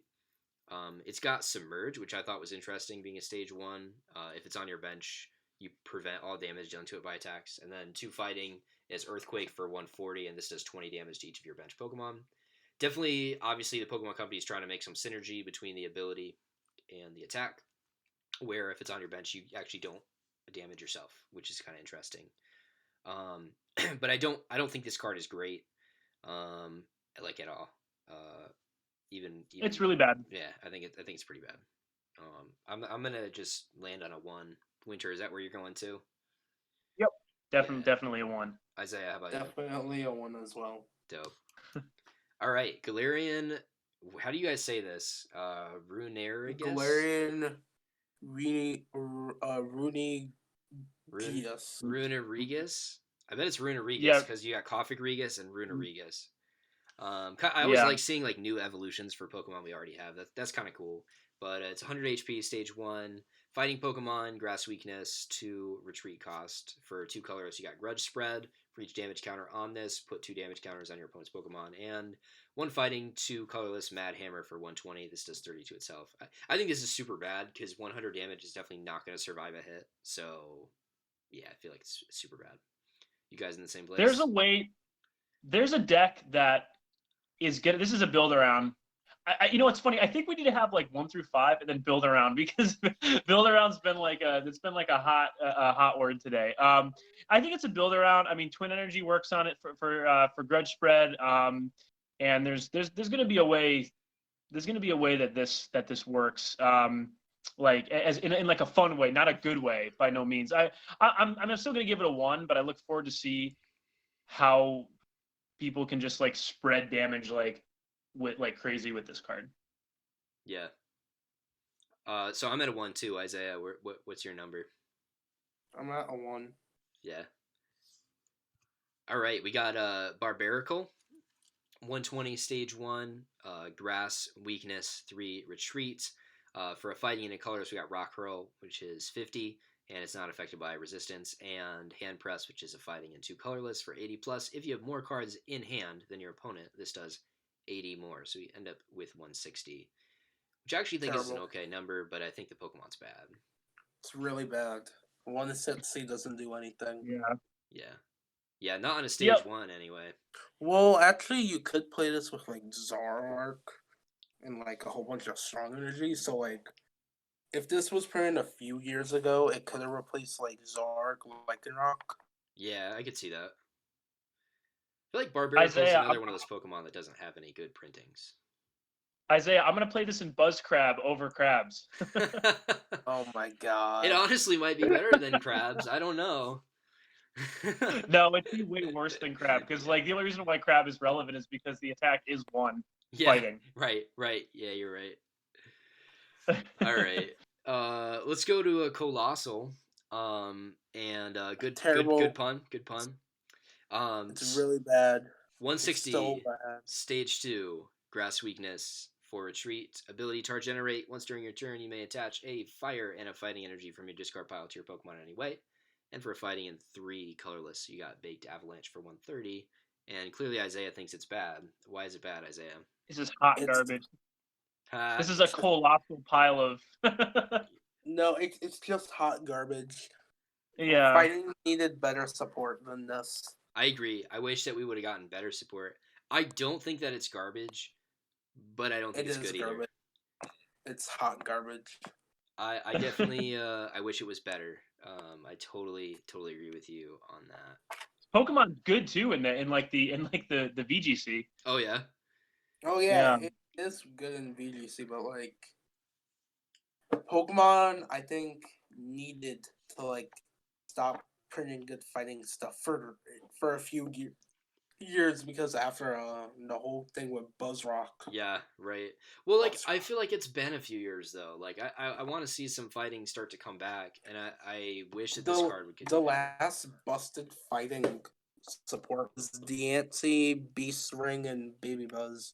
Yeah. And I think it has been a few years. Yeah. But like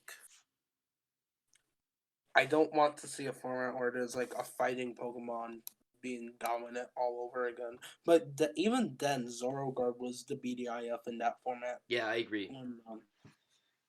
Do you even know what Zorogarb was, bud? Of course I know what Zorogarb was. That was about when I started getting interested in the game. So I might not have been playing competitively by then, but I definitely remember it. But yeah, I would agree. I just think it's like super okay. And I'm gonna give it a 3. I think I'm more disappointed in this than I am in other 3s, just because this should be a better card because we need fighting support. But I am gonna give it a 3 because I don't think it's absolutely terrible. But that's where I'm at. What are your numbers gonna be, guys? 1. Okay. Yeah, I gotta give it a 1. Izaiah, are you in the same place? Yep. All right. By the way, while we're talking here, there's a there's actually a deck that plays both Wishcash and Galarian Runerigus. Really? Like, yeah, and it's like doing okay in Japan, which is absolutely. That's so I'm weird. just still in shock by seeing this. Yeah, I don't believe it. Right now Japan is actually they're running small local tournaments still, or at least they were for a little Yeah. while. And I wonder if that's why it's doing well. Like it just is hitting stuff where there's nothing else that's good. Well, that's what we need to just small 4-man tournaments.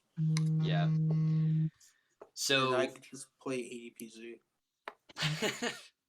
Sandaconda V is the next card we're talking about. 220 HP, grass weakness 3, retreat. One fighting for sand does 30, and 2 fighting and a colorless for sand breath 220. Discard 2 energy attached to this. So on the website, I didn't see what was going on with this, but there's definitely text underneath sand. Do you guys remember what it is? No, I don't remember what it is. It looks like something to do with fighting energy, but I think regardless of what it says, I feel like this card is not the greatest. No, this card's really bad. What does it say? It looks like probably attach a fighting energy to one of your Pokemon. Yeah, I think you're right. Wynter, don't you know how to read Japanese? You know what's funny? I actually can't see it. It's a little bit A little bit fuzzy on your end. I'm actually on my phone right now, so I can't actually see what it says. Yeah. Well, it looks like even with that something with one. Yeah, there is a one. Yeah. Yeah, I think you're probably right. It's like attach a fighting energy from hand or from the discard or something. But I think even if that's what it was, like if that was on a regular Pokemon, that'd be fine. But on a V, that seems just really bad to me.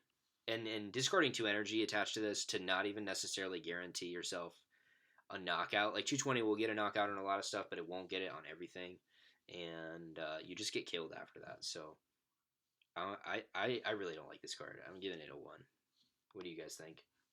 I'm giving it a 1. I do not like this card at all. Izaiah, what do you think?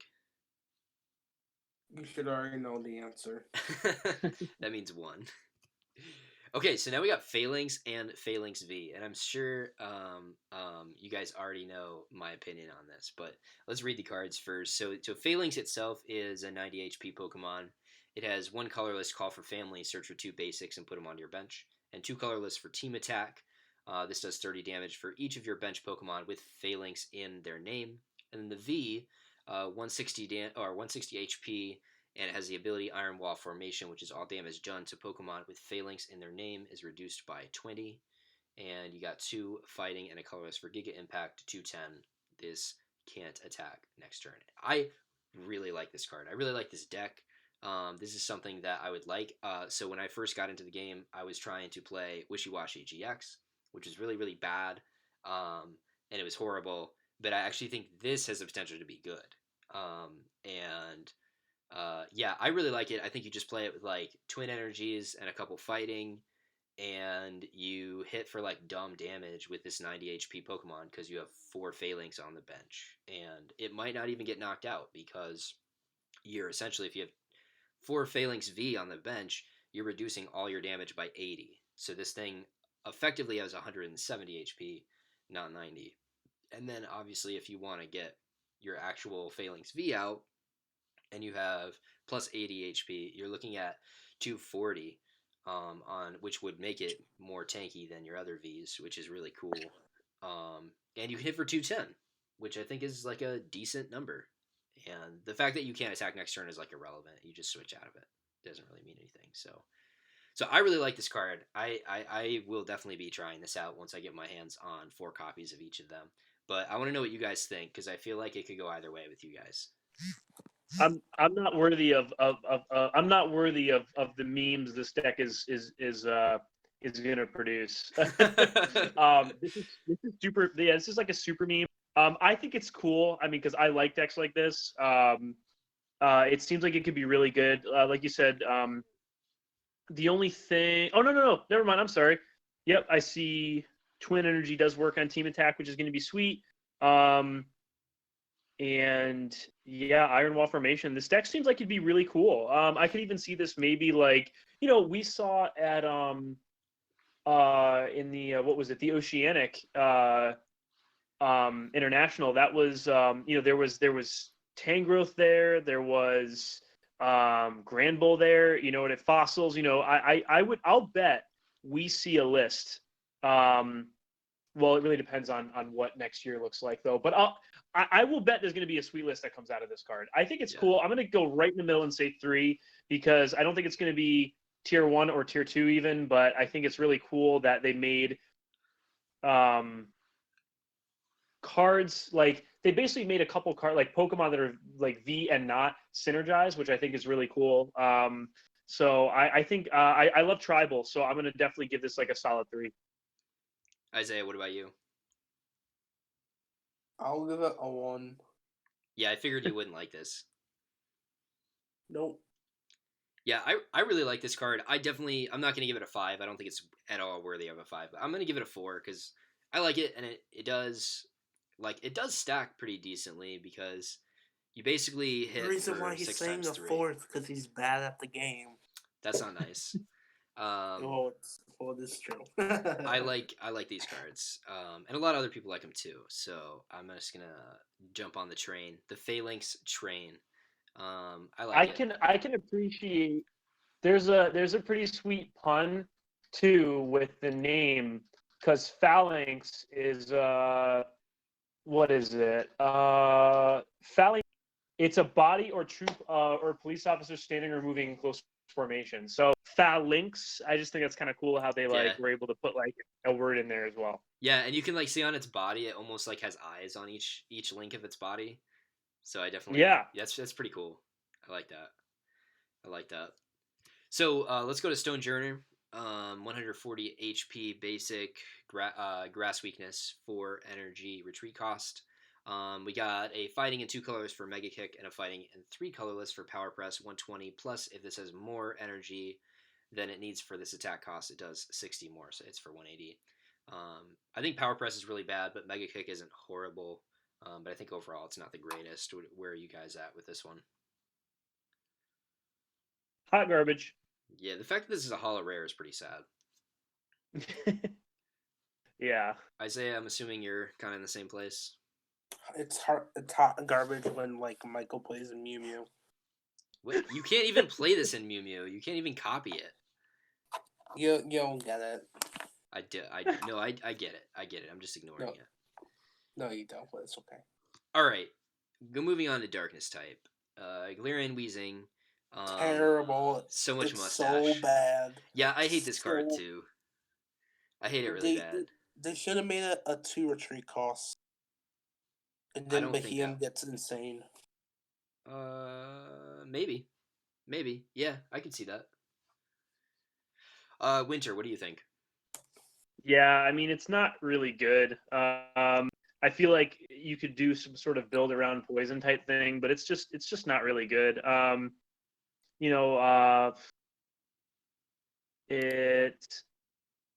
It doesn't even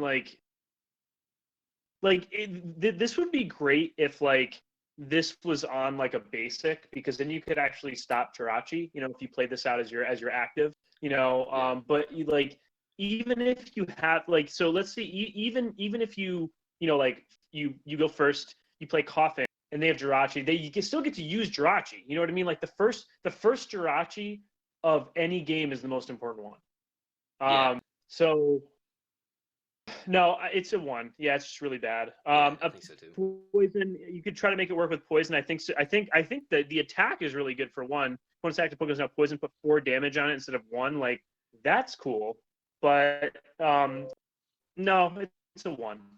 Yeah, I think if it was a basic, it would be good, but it's not. So I'm putting it at a 1 as well.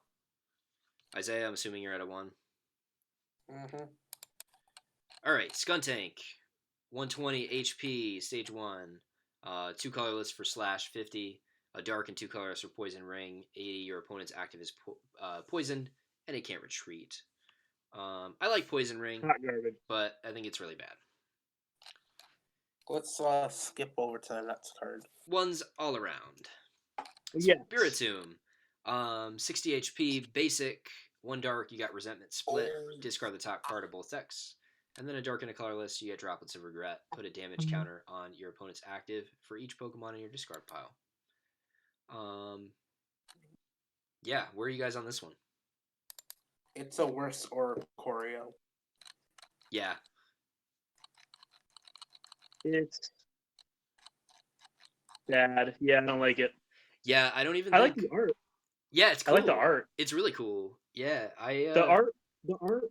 It's really reminiscent of the Expedition block. Yeah, the old Expedition Skyward Repopolis. The art is reminds me of those times. Yeah, I agree. But the card's bad. Yeah, I think it's bad too. Yeah, we just move on from it. I think we're all at ones. Okay, Garbodor. We referred to this earlier. It's 120 HP, stage 1, fighting weakness, and 2 retreat costs. You got the ability Toxic Reservoir. Once during your turn, if there's a stadium play, you may leave your opponent's active poisoned. And then the attack Sludge Bomb, dark, 2 colorless for 80, which is really, really bad. But I actually think this ability is super good. I think you play this with Toxtricity V. Honestly, it's a good card. Anyway, but I think the big stuff that uses poison right now is Toxtricity V. I don't know. I really like this card. I think it's cool. I don't know if I see an application for it outside of Toxtricity V though, which is gonna make me give it like the 3-4 range for me, just because I think Toxtricity V Max is really good. So that's why I'm kind of not just a 3, like maybe going 4. So I'm gonna give it like a 3 to 4. But what are you guys at for this? Terrible. Yeah, you didn't like Toxtricity either, so that would make sense that you wouldn't really like this. Yeah, I don't like this. The whole Toxtricity Garbodor deck is just... It's going to be a really bad deck. People are going to overhype it, then realize that it's bad. Yeah. People go buy your Zacians. They're cheap. Build Zacian ADP, don't play anything else. And then I could play my Willer bots that can beat all of you. Yeah. Wynter, what about you? Any other words on this?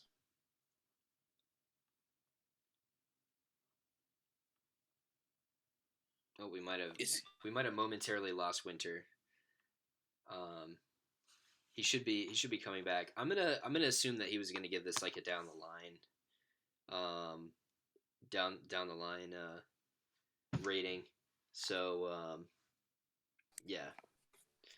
So let's just say he'll give it like a 2 or 3. I give it a 3 or 4. Izaiah, I'm assuming you're giving it like a 1, right?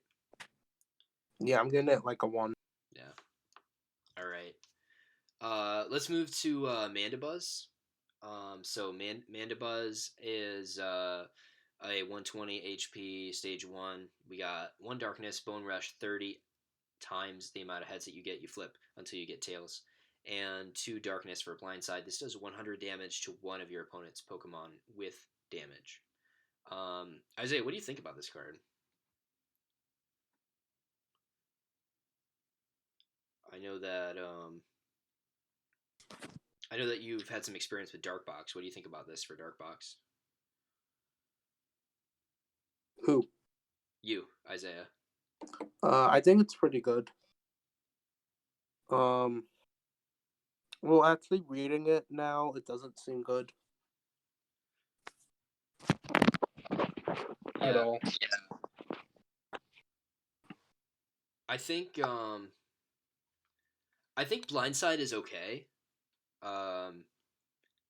Because I just like, I think that could be all right in like a Goons or even a Dark Box, because both of them are kind of spreading, and you can kind of use that to clean something up. But at the same time, I don't know if I want to commit 2 to 4 deck slots to play this card. So I'm gonna give it a 2. What do you think you're gonna be at with it? Probably like 1. Probably straight up a 1. Yeah. Wynter, are you back with us? No, okay. The call says we got 3 connected still, so He should be popping back in a second. I'm sure he just walked away for a moment. So Oh. we'll go ahead and keep going. So now we got Malamar V and V Max. The V has 210. The V Max has 310, which is a little low for our V Maxes. So we got a dark and a colorless for drag off. Switch one of your opponent's Pokemon. This does 30 damage to the new active. And then 2 darks and a colorless for Brain Shake, 130, and your opponent's active is confused. And the V Max for 2 dark and a colorless, you got Max Jammer, 180. Look at your opponent's hand and put a card from it on the bottom of their deck. What are you thinking about this, Izaiah? It's really bad. I don't even think it's worth discussing. Yeah. In my opinion, it's really bad. I'm not the biggest fan of this one either. 180, like, it will too. So it's not like pitifully weak by any means. I just think the effect isn't that good, and the other VMAXs are better. That's kind of where I am. And Dark honestly doesn't have a lot of support. No, it doesn't. So that's kind of where I'm at. Drag Off is super bad. Brain Shake is fine, but it's not great. So yeah, I'm gonna give this thing like a 2. I don't want to discount it entirely, because I don't think it's horrible. I just don't think it's good. I don't think it's nearly as good as the other stuff we've got. So I'm gonna give it a 2. Izaiah, are you at a 1? Yeah. Yeah. Okay. So let's go ahead and move on to Grimmsnarl. We got 170 HP on a stage 2. Ability Pharmaceutical Evil. While this is your active, your opponent's active Pokemon's attacks cost 3 colorless more. And then for a dark and 2 colorless, you got Energy Press 100 plus this attack does 30 more damage times the amount of energy attached to your opponent's active. There's definitely some self synergy with this card, but I don't think it's really gonna get there. 170 is pretty beefy. Yeah, that's good, but I think it's got the same problem as Malamar, where it's just kind of underwhelming compared to some of the other stage 2s that could possibly be some build rounds. So yeah, that's kind of where I'm at with it. What about you? I think it's okay. I don't think it's that good. Yeah. What number do you think you'd give this thing? Probably. Hey, I'm back. Hey, what's up? We're on Grimmsnarl. What do you think about Grimmsnarl? Take a look here. Yeah, I'm not sure what happened there. That's okay. Pharmaceutical Evil. Let's see. Yeah, it's like a really weird translation. I don't know if that's actually going to be what it is.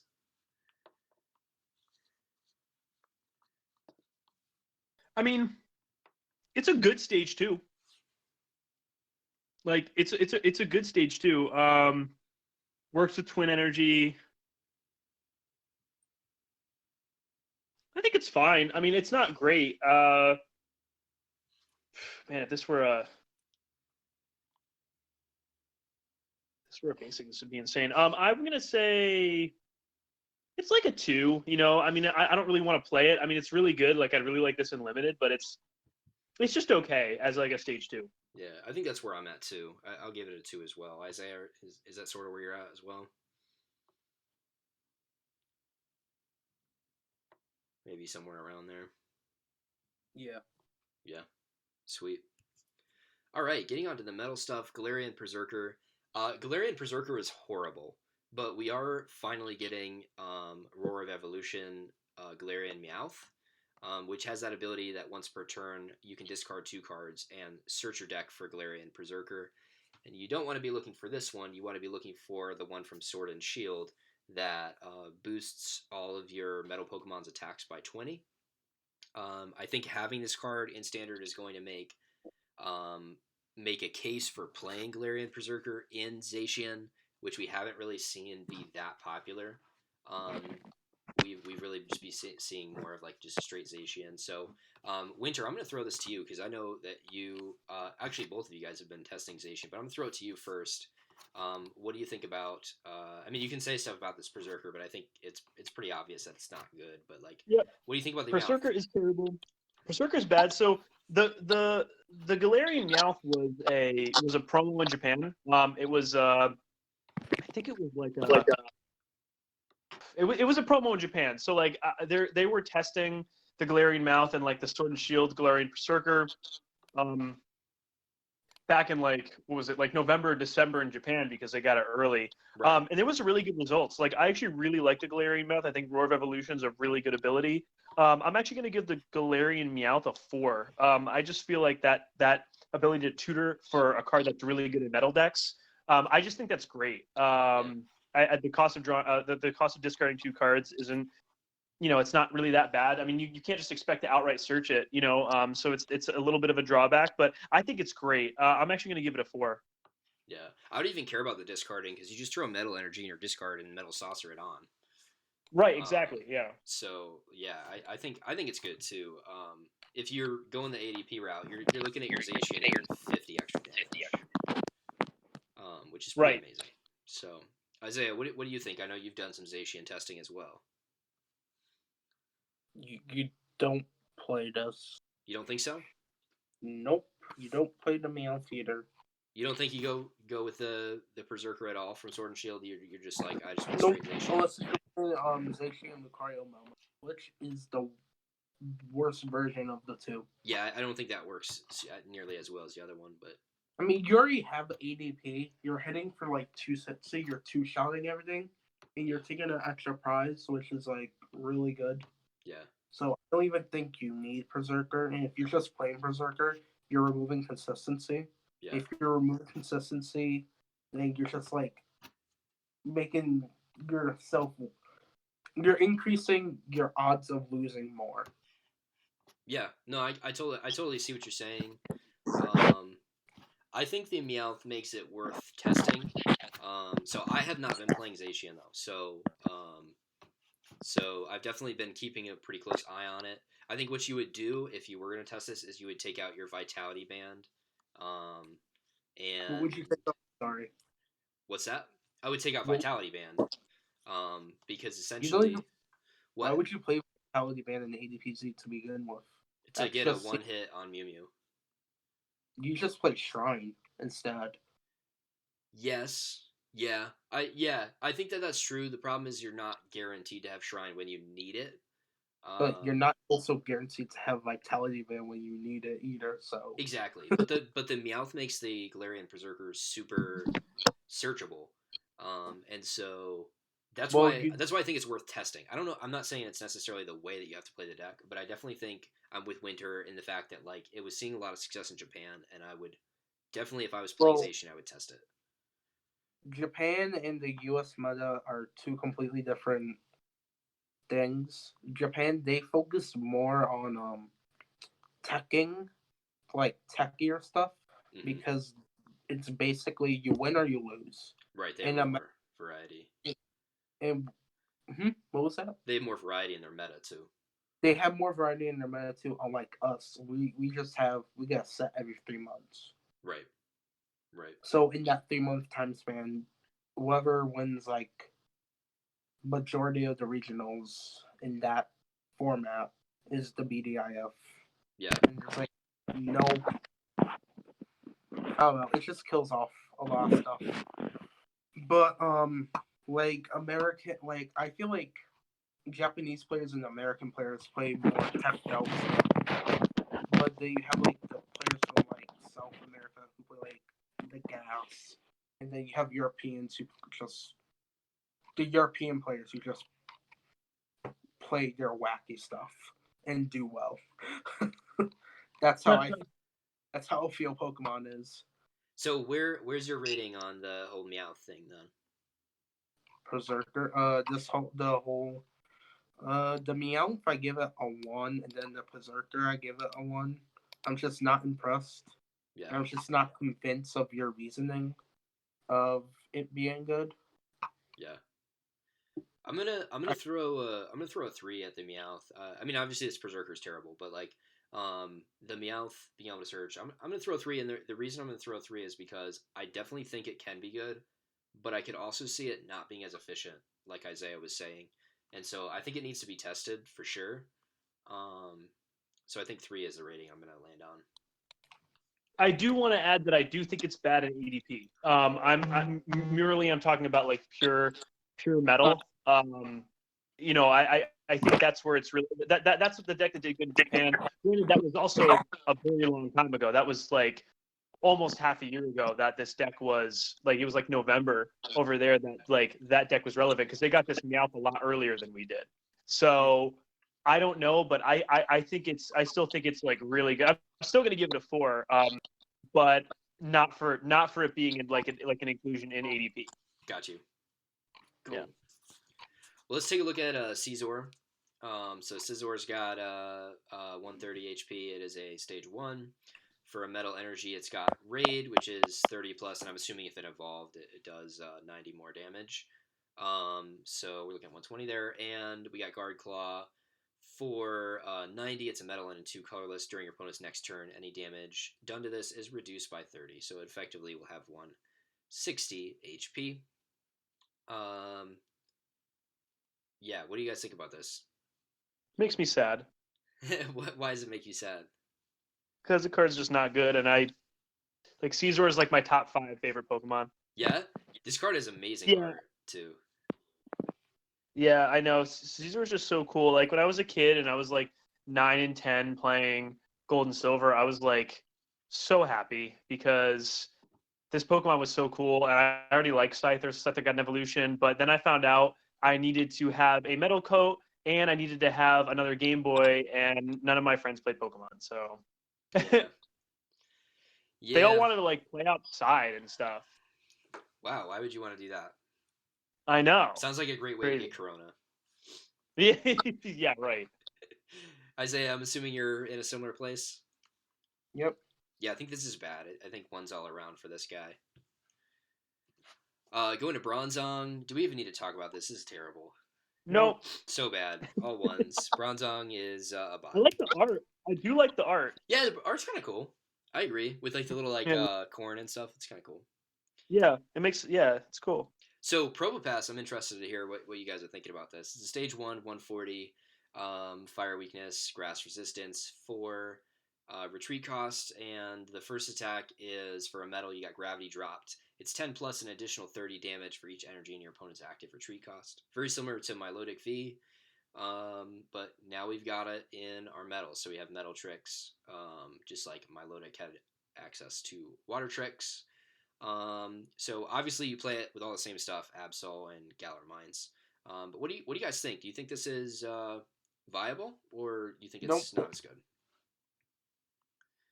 Yeah, I'm kind of leaning towards this. You know what? This is a build around where we're gonna see Galarian Berserker, and we're gonna see like a pure steel like meme deck that plays this Absol Galarian Berserker to like really like just squeeze out damage. Like it's bad, but we're gonna see a build around with it. Yeah, we all know who's gonna play with this card. I don't know who's gonna play this card. I don't think this is good. I just don't see why you'd play this over Milotic V. It's his favorite Pokemon. Yeah, this is his favorite. Shout out to you, Caleb, the realest dudes out there. Oh yeah, for sure. I hope you do play this. I do think that this is fine. I don't think it's horrible. I really don't think it's horrible, but I just don't see why you'd play it over Milotic. Even with the damage modifiers, I mean it's a stage 1 and does less damage. So I'm gonna go ahead and throw this thing at 2. This is a single energy attack. Like there's ways to power it up, but I just don't think it's good. What about you guys? Yeah, I'd give it a 2. I don't think it deserves a 1, but I'd give it a 2. Yeah, I'll give it a 2 just because I know a person who will play it. Yeah, just for Caleb. That's fair. Yeah, just for him. I love it. All right, we got Durant here. Durant was really interesting to me with its first attack. So we got 100 HP on this guy. For a colorless, you got food collection. For each energy attached to this, search for a trainer. And then a metal and 2 colors for Metal Claw, 80.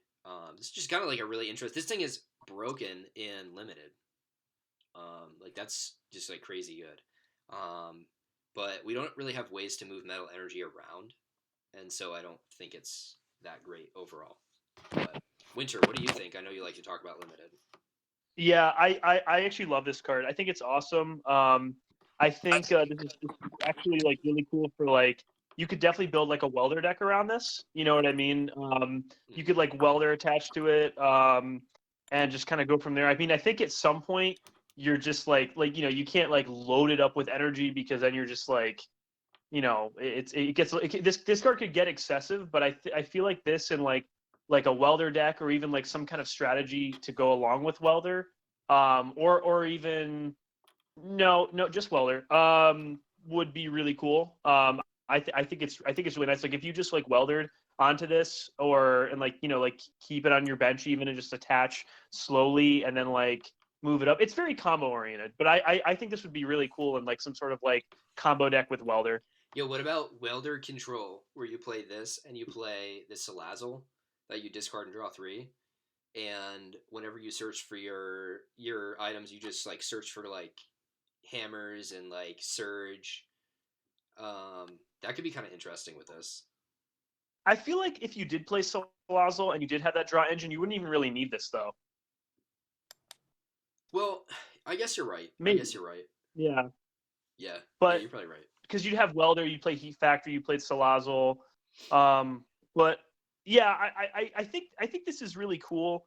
Like I think it's one of those things where you're kind of like, oh, how much energy can I really put on it though? You know what I mean? Where you want to Yeah. max it out. But I feel like if you put like 3 or 4 on here, between 2 and 4, I feel like you're getting your money's worth for the card. I think it's cool. I feel like this is going to be a really cool combo oriented piece, which when it comes to like aggro control combo, I'm definitely a combo guy. So Right, right, um, right. I really like it. Yo, okay. Thought number two. What if you play it with something that does damage based on energy, right? Like Vikavolt or whatever, or something even like Bolt Hunter or whatever. You weld her onto this, um, and then your three trainers that you search for are the Hat Ladies.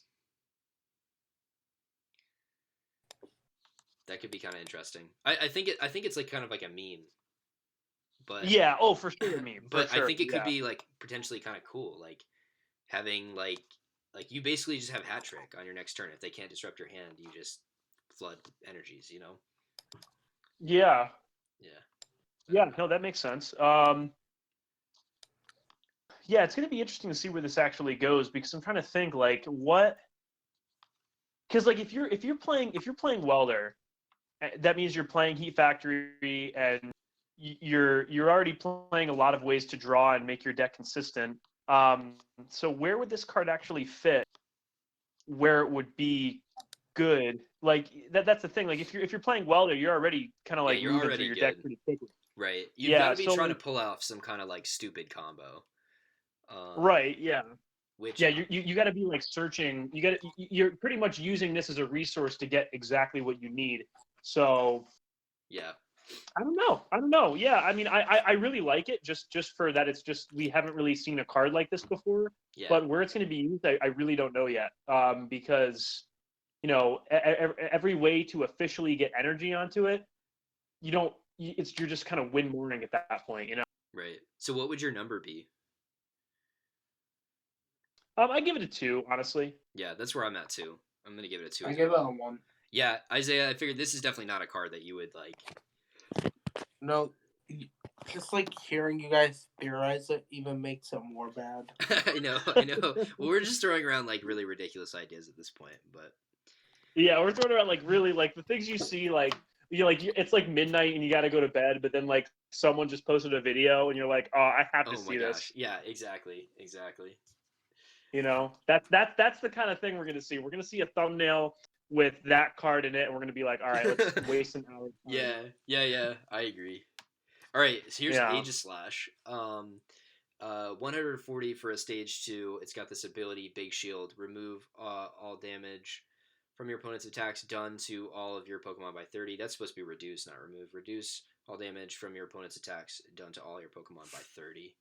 And then we got 2 Metal and a Colorless Power Edge 130, which you're obviously never going to use. This is for the ability. What do you guys think about this card? Terrible. It's the worst metal frying pan. Yeah. The thing is, it stacks on top of Metal Frying Pan. Yeah, but I'm not gonna play stage 2. Yeah, I think that's tough. The stage 2 is tough. Yeah, if you're playing a stage 2, it's got to be good. Like it's got to be like Galarian Obstagoon. Right. Right. Galarian Obstagoon is like Even okay. that's debatable, right? Yeah, I'm at the same It's place. the Black Greninja break. Yeah. Yeah. Yeah, right. I think it's kind of interesting. I don't hate it, but I don't think it's gonna see play. The only place where I'm thinking is like Kamaraja V, which we're about to get to. Um, but I still don't know that it's gonna see play. So I'm gonna go ahead and give it a 3. What are you guys gonna give it? I'm gonna give it a 1. Okay. Yeah, I'm gonna give it a 1 too. How many more types of Pokemon do we have? None. I feel like This there's last type, just normal. just normal. I just feel like there's a whole bunch of like Pokemon that are like really bad in the set that we went I over. agree. Yeah, A I little too agree. much. Yeah. Hey man, you were the one adding. So I was not adding all the time. you guys like this Malamar V? This is not a Malamar V, guys. This is Kamaraja V. And Caparaja and yeah, Caparaja being yeah, dude. I don't know why it says Malamar, but it does.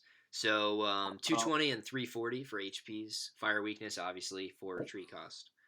The V's got 2 metal and a colorless adamantine press for 90. During your opponent's next turn, any damage done to this is reduced by 30. And then 3 metal and a colorless for beat in, you get 180. And then the V Max has 2 metal and a colorless dangerous noise, 100 plus if your opponent's Pokemon is basic. This does 100 more. And 3 metal and a colorless for G Max Hammer, which is just a straight 240. I really like this card. I actually think this could make a really good tank deck. I think. Yeah, I like it too. It reminds me of the elephant in Power Rangers Jungle Fairy. Okay, I wasn't a Power Rangers kid. Oh wow, you didn't have a good childhood. Yeah, that might be true. I don't Power know. Rangers was my thing before Pokemon. Like literally, when I was into Power Rangers until I got an N64, and then I was like, I don't care about Power Rangers. That's awesome. I mean, like Power Rangers is a good. Like, sorry for getting off topic, but Power Rangers itself is a good series. After when I think it was Power Rangers in Space, that's when it like went downhill. That's when I stopped. Opinion. Yeah, I agree. I definitely agree. That's when I stopped watching. Yeah, because like the Zordon era, I think was probably one of the best like eras in any TV series. Dude, absolutely. I completely agree with that. So basically, you guys need to check out Samurai Collectibles and Hard Rock TCG for a collab on Power Rangers. That's gonna have to happen. Yeah, no, but seriously, like Power Rangers Zeo, Power Rangers Turbo, like those were awesome. They were good. I didn't really like Turbo a lot. It was probably my least favorite. I think my favorite was probably the Alien Rangers because like they were so weird. Yeah, the ones that were like underwater. Yeah. Yeah, they were weird. They talked like they had like the blurbly way, like blah, blah, blah, they talked weird. All right, so bringing this back to Pokemon. Wow. Caparaja V. Wynter, what do you think about it? Me and Izaiah both like it. I think it's definitely a really strong card. I mean, it's weak to fire. I mean, Zacian is too, but Zacian's also like the BDI incredible. I don't know. I mean, I'm not completely sold on these guys. I think they're good. 240 is really strong. I mean, you have access to acceleration from Saucer. Dangerous Noise is pretty cool. You're most likely, I mean, you're going to be playing against basic, so like 200 for 3 is all right. Yeah, they're just all right. I'd give them both a 3. Yeah.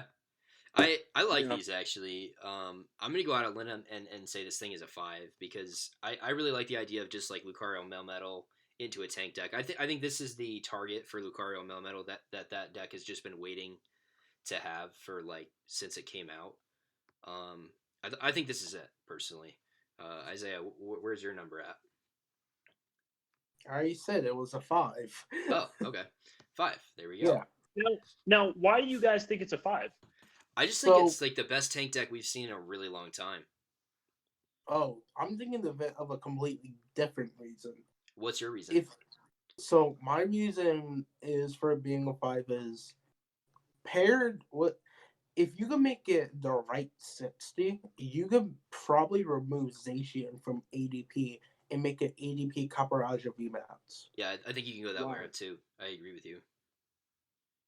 Because Zacian caps at 260, 270 with Shrine per turn. This deck, even though it takes a little bit more to set up, you just cap at more. You cap at more damage.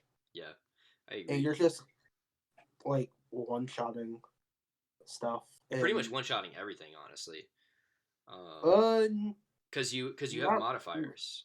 You you do have basically, modifiers. yeah, because you, The only thing you don't one shot is VMAXs. You have to two shot yeah, those. yeah, that's true. That's true. Because there's not enough modifiers for that.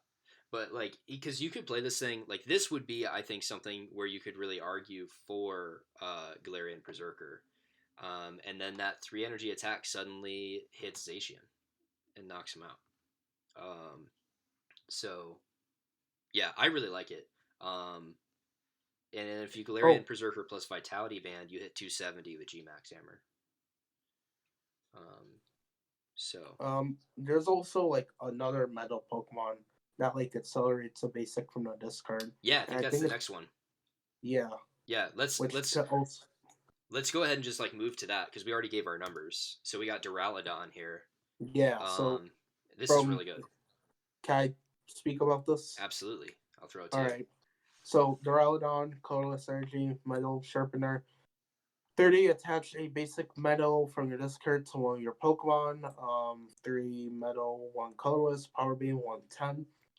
The first attack could be like almost you can make like a metal toolbox deck with some Valley, like how it was in Crimson Invasion, Hmm. Hmm. with, which I think is pretty interesting.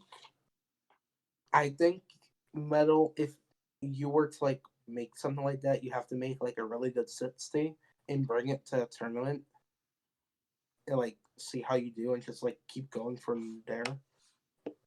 Because like you see some of the pro players test the deck a week in advance and just like do really well. But I think something like a Duraludon metal box thing, you'll have to like test it for like probably a month before the actual event. Yeah, I like this card in Copper VMAX stuff Yeah. because if you think about Copper VMAX, if assuming that they can't somehow take a knockout on your Copper before it evolves, Mm-hmm. you basically like you bench, and I'm thinking the tank deck route here. Um, you bench a Lucario Melmetal, which is 3 prizes. You bench Copper VMAX, which are all 3 prizes, and then you can run with either one or two of these, or you could run like one of these, and you could run a Galarian Berserker, or you could like even if you wanted to do Aegislash for some reason, which I'm definitely not suggesting, but even if you wanted to, basically you just have all 3 prizers out except for two of whatever these, kind of like how we saw with what's it called, Miss Magius. And Guardian, kind of the same deal, where like you can use these 1 prizers in a tank deck like that because like it doesn't even matter if they get knocked out because it doesn't affect the game state at all. You still have to knock out two of your big boys. So yeah, I really like this card, and I mean Red to Steel saw a decent amount of play, and this is literally Yeah. just Red to Steel. So I like that. Wynter, what do you think about this? So I'm trying to come up with a name for cards like this because there's a lot of like basic Pokemon that have the one colorless energy attacks that are like really good. Like they just have that one colorless energy attack that just makes them splashable in a lot of decks. Girafarig, trying to think, that Shuckle, I think that was in this set as well. Yeah, That puts the energies back. But there's a lot of really good Pokemon. This is definitely one of them. Yeah, I think it's great. Being able to attach a metal from your discard pile to one of your Pokemon. It's like using a saucer. So you could definitely play this in like a full metal deck. You could play it in like ADP if you had to. It's just a great way to get some like I've lost games like Michael. I think the last game you and I had like in real life was um was ADP versus Mew Mew, and I had prized my metal energies, and I had wasted my saucers already flipping through trying to get I think I was trying to get like a water Yeah. energy to attach to Yeah, turn yeah. one, and I flipped through my deck, Yeah. and like this would have been great utility to have, Right. because I did have a Rangaroo, but a Rangaroo would have put it right back in my deck where this could just attach right to it. It could have saved me. Right. So like I really like this card. I'd actually give this a 4. Maybe like I'd give it like a 3.5. It's just it's a really good card, and I think for the right deck, it could really help it out a lot as like an extra resource. Yeah, I'm gonna commit to saying it's a 4 just because metal decks are so good, and I think honestly, like all of Yeah. them could potentially run this. Izaiah, what do you think? For number wise, I give it like a 3. Cool, nice. All right, so now we got Zacian. We actually have an English print of this, which is nice. 120 energy stream for a metal and a colorless. 30. Attach a metal energy from your discard to this Pokemon, and Smashing Edge for 120. Flip a coin if tails. Discard 2 energy from this Pokemon. Seems super bad. What do you guys think? It's a worse Duraludon, and it's the art is amazing, Yeah. but it's bad. Yeah. So I'm gonna give this a 1, Izaiah. I'm assuming you're gonna be at the same place. No, I actually think it's pretty good. I give it a 4. For real? Really? Why do you think it's good? Well, let's go with secret stuff going around and no leaks. No leaks. Okay, no leaks, but you're going to be seeing this card on a table in front of Izaiah at some point. Yeah, you are. Cool. Well, I think one of the thing that is definitely worse than this Zacian card is this Zamazenta card. With guard Zamazenta's terrible. Yeah, Zamazenta is really bad. Also, great art again, though. Great art. Yeah, amazing art. Thank you for giving us. It's not an art contest. Yeah, I totally agree. One's all around. Okay, Snorlax. I love Snorlax. But I don't think this is any good. So 150 It's HP, not good. collect, It's a draw 1. 2, collapse 120. This is asleep. Yeah, this is definitely a 1 for me. Wynter, I'm assuming you're the same. Yeah, no, it's pretty bad. I mean, collect is on better cards. Yeah, I agree. I totally agree. I think that's a really good way to say it, but not better looking cards because this is Snorlax. He's my guy. No, yeah, no. This art the set has really good art. I gotta say, this set is a really good art set. And we didn't look at them obviously in this video, but all the pre-evolutions have like really cool art. So yeah, I totally agree with that. Yeah.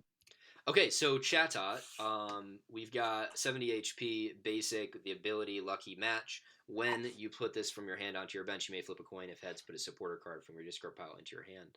And then 2 colorless for Glide. 30. I know you guys had some strong opinions on this card. Izaiah, I'll throw it to you.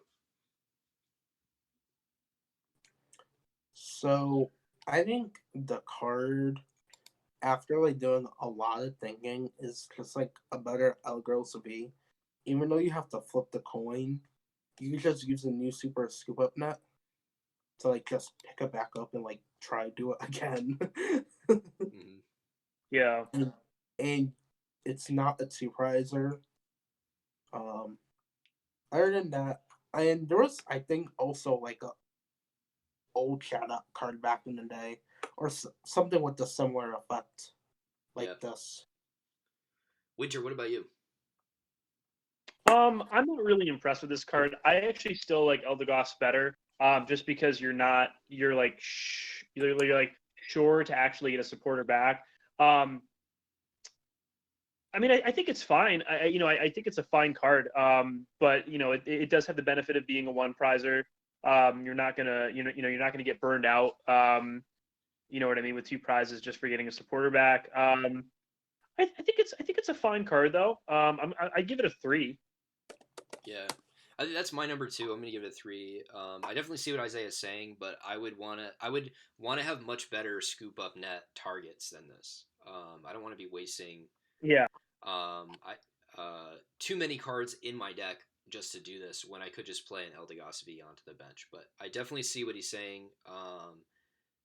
And we already kind of discussed Eldegoss and how we don't like that it's a 2 prize liability. We don't think it's that great, but But I don't really think Chatot is that great either. But I do think that it's solid. And one of the things that I heard somebody else saying was that it's just a great like budget card. So like if we all start running Eldegoss, but like people don't want to drop a lot of money in the game, you just be like, hey, here's some, bulk Chatots, which basically do the same thing, but just not quite as good, quite as efficiently. So I like that it's a nice like intro level card. I'm gonna give it a 3 as well. I don't think it's terrible, but I'm not super impressed with it. Izaiah, what's your number? Give it a 4. Yeah, sweet. All right. How do you guys say this? Unpheasant or unpheasant? Unpheasant. Okay, cool. So we're all kind of confused on whether it's a soft or a hard U, but whatever. So 150 HP, stage 2. We got 2 colorless for Daunt. Does 50 during your opponent's next turn. Any damage done to this by attacks from defending Pokemon is reduced by 50, which effectively gives it 200, which is kind of cool. And then 3 colorless. You got Air Slash for 150, and you discard an energy. Attach this, which I think it's worth pointing out. You just play it with triple acceleration, and then you just do 150, and it goes away anyway. So it doesn't matter whether you're discarding it or not. I actually think this card's really interesting, but I don't think it's particularly great. I'm going to give it a 2. I don't think it's 1 territory, but I don't think it's good either. So I'm going to give it a 2. What do you guys think about this? It's bad. Yeah, it's pretty bad. Yeah, I think the reason why I'm looking at it and is like, oh, it's not horrible, is just because it synergizes really well with itself. But that could just be me falling prey to the trick of decent card design. So I'm totally willing to be like, I'll give it a 2, but like it's probably a 1. So cool. All right, Diggersby. 130 HP, stage 1. 3 retreat. We got Yamanage Rush, maybe, for 2 colorless, or it's actually supposed to be 3 colorless, though. It's Yamanage. Yamanage, okay. Do you know what that is? What does that mean? Yamanage, well, Yama is the word for mountain. Okay. I don't know Nage. I mean, it's very, most likely that's what the kanji in that. Well, let me see. No, there's no kanji in that. I really don't know. Okay, cool. Yeah. So, Yamanage Rush, 30 times. You can discard up to 6 cards from the top of your deck. This does 30 damage for each card discarded this way. So essentially, if you discard all 6, you're looking at 6 times 3, right, which is 180. So you do 180 for basically a triple acceleration energy. And then for 4 energy, you can do 110. This seems really bad to me. What about you guys? It's bad. Let's move It's a build around. Yeah. It's a build around, but I give it a 1. Yeah, I give it a 1 as well. Hawlucha. New Hawlucha card, which is cool. We haven't seen one in a while, and it's got cool art. 90 HP basic. For a colorless, you got Windfall, shuffle your hand in your deck, draw 5. And you got speed attack of 30. I just think this card is really good in pre-release, but other than that, I don't see it being that good. Yeah, I think it's good in pre-release. I think it's actually an okay card. Yeah. Even just in general, just having it as like a backup. Just in general, it's pretty okay. I think you get a Tate and Liza for the attack. It's as I mentioned before, the 1 colorless attack. I think it's a fine card actually. Okay. Yeah. What's your number? Michael, are we gonna run a Sword and Shield Rebel Clash pre-release on your YouTube channel? Rebel Clash? Who knows? Maybe. Probably not though. Definitely, we'll have some openings though. You can definitely look forward to some openings of the pre-release kits. I'm giving this a 3. Okay. Izaiah, what do you think? A 1. 1. Yeah, and I'm gonna be at a 2. I'll be right in between you guys. Okay. Yeah, I just don't think you want to be using your attack to do what a supporter should be doing. So yeah. All right, Beware.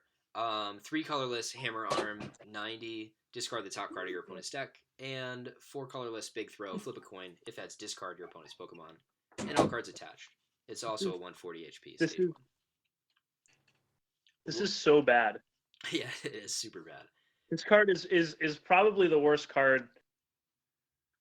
No, this is really bad. Yeah, it's super bad. The art's cool. I was thinking about Noctowl with the second attack, but Pidgeot doesn't require you to flip a coin. Like, it just does it. So it just does it. So why would it be like? I think it's worth playing Pidgeot, which is a stage 2. So admittedly, it's maybe harder to get out, but like rare candy's a thing. So, but at the same time, it's also less energy. I think it's 3 energy for that, and it's a It is. guaranteed to do it. This card would be really good if well, no. This card would not be really good. This card would be okay if Big Throw was just 3, so you could triple acceleration energy. Yeah, It would be better, but it would it's still still be bad. bad. Yeah, This card in no way is good, nor will it ever be good. yeah. I think maybe if it was triple acceleration, you might consider playing like maybe 1 in Knockdown, but like and like Knockdown like isn't even a big deck. Like it's just a meme, right? Like it's cool. No, it's It's like not. a It's not even decent really that meme, good. It's cool. It's but cool, but it's not good. yeah, I agree. So I think we're gonna give 1s. I'm assuming Isaiah's gonna give a 1 too, right? Maybe. Mm-hmm. Yeah, definitely. Cool. All right, Double V. I'm really excited about this card. 210 HP, V Pokemon's got an ability Soft Bolt. It takes 30 less from attacks, so quasi 240. And then for 3 colorless, you got Revenge Blast, which is 120 plus 30 more for each prize card your opponent has already taken. I love this card. It just slots into like everything. I love it. You welder to it. You can use your lightning tricks if you want with Coco V. You could use it in Frost Moth decks, like literally anything. Like 3 is the perfect attack cost, and you could be hitting for a lot of damage at this point. So, It doesn't die to Zacian or it doesn't die to Zacian. Well, no, it does in ADP actually, but it doesn't die to a lot of things. yeah, I agree. I agree. But to me, this is a win the game card. This is a card that you hold in your hand, and then when you're ready to take your last 1 or 2 prize cards, you bench it, you welder to it, and you win the game. Yep. Um, Yep. yeah. I'm giving it a solid 4. Yeah, I'm gonna even go further than that and say it's a 5. I think this card, you're gonna see this card in a lot of decks. Izaiah, what do you think about this? I just want food right now. Well, if you like lamb, maybe you'll like Double. It's okay. I don't think it's that good. I give it a solid 2. Wow. Okay. So we're kind of all over the board on that one. Yeah, I think 4. I don't think it's perfect, but I think it's really good. It's like a, it's yeah, it's good. It's like you said, Michael. You can welder to it. For the 3 energy, and it's definitely strong. I don't think it's a perfect 5. I'm not like it doesn't have that like this card is so broken, but it's really good. Yeah. Sweet. All right. It's very The trainers are super easy in this section. So we got boss's orders. 5. I just rated it a 5. Yeah, I think everybody's gonna say this is a 5. It's a 5. It's amazing. It's gonna change the game. Like it's just free gust. Burning Scarf. When the fire Pokemon this is attached to is damaged, I rate it a it's 1. burned. Yeah, this is bad. We don't like this. It can get removed before it's viable. I'm giving it a 2 for the Arcanine. For Arcanine, I was gonna say you could say Arcanine. I'm gonna give it a 1. I just don't think it's very good. Yeah. Then we got Curse Shovel. When this Pokemon gets knocked out, you discard the top 2 cards from your opponent's Death supposed to say deck, not discard. I don't love this card. I think it's better than Burning Scarf, but I think it has the same problem as Burning Scarf because it can get tool scrapped before it's effective. Yeah. So I'm gonna give this one a 2. I think it's better than Burning Scarf, but I'm gonna give it. I still don't think it's good. I think it's a better card than Burning Scarf, but Burning Scarf is better with its counterpart Pokemon than Curse Shovel is. Oh, absolutely. Yeah, I would totally agree with that. I just think Curse Shovel might actually see play. Like I could definitely see this seeing play in a mill deck. Doll. Like yeah, you could throw this on. I was just gonna say you attach this to your doll, and then it's like if it gets removed, like whatever, you know what I mean. You just get it back. So I actually think this card will see play, which is why I think it's better than Burning Scarf. But I also don't think it's an amazing card. So I'm gonna go with 2. Izaiah, what's your number? 1. I'm gonna go with 3. 3, yeah. I definitely think we're gonna see it see play. So I think 3 is fine. All right, we got Dan. Draw 2 cards. Play rock paper scissors with your opponent. If you win, draw 2 more. terrible. Yeah, it's super bad, but it's kind of I'd fun. rather just play Tierno. Like I'd Yeah, rather I just play know. Tierno. I know. At least I get to see the fat kid on my card. Or hop. Yeah, yeah. All right, so one's all around. Full bucket. Search for 2 water energies. This is really good, but it's only really good for Awesome. Frostmoth, or other water decks. So Awesome. I'm gonna give it a 4, 5. but I think it's amazing. Izaiah, what do you think? Wait, Wynter, did you say a 5? He did I say a said a 5. 5. I absolutely think this card is amazing. Yeah, I think it's Oh good. my It's just god. only good for one archetype, which is why I Yeah, feel bad giving it a for 5. water decks, this is what water decks like with Frostmoth. This is what water decks need to like fuel those crazy attacks. Like I think this card is like like I guess 5 for a strictly water. Well, that's the only way you'd play this card though. I don't know. Yeah. I think it's a 5. Yeah, I think it's fine. Well, Izaiah, I where think do it's you a think you're at? 2. You think it's a really? Why is that? Yes. It's only limited to water. At least with Fiery Flint, it gave you options to like discard stuff because it used to be played in Granbull back in the day. Yeah, And like, I mean, search your deck for 2 water isn't all that good. it's better than anything else we have though. Like, there's not another item card that does that. True. Because like we don't have Professor's Letter anymore. That is true. Yeah. We've got Energy Spinner, but that's only good if you're going second. Yeah, and Yeah. it's only 1. Yeah, I think this is a really good card, but I definitely think you got to realize that it's only good for water decks, and it might even only be good for Frostmoth water decks, which is why I can't justify giving it a 5, but I also can't see it getting a 2 just because it's not playable and everything else. Because I do think it'll like make Frostmoth decks actually viable. Well, Yeah, they are I think it's a viable to 5. begin with. Yeah, I will like they're supposed to be viable to give it, but I haven't seen Lapras VMAX top any tournament recently. Well, it's called Pikarom. Yeah, that's fair, but Pikarom gets really good with this set too. I think this is what the deck needed. I think this is what Pure Water needed. Yeah, I agree. Like totally I'm agree just with you. so excited for this card to see play. Yeah, me too. Like I said, I kind of like water decks, so I'm kind of pumped for it. All right, so we got full heal, remove special conditions. This has never been good. Super bad, right? It's okay. Yeah, I give it a 1. It's okay. 1.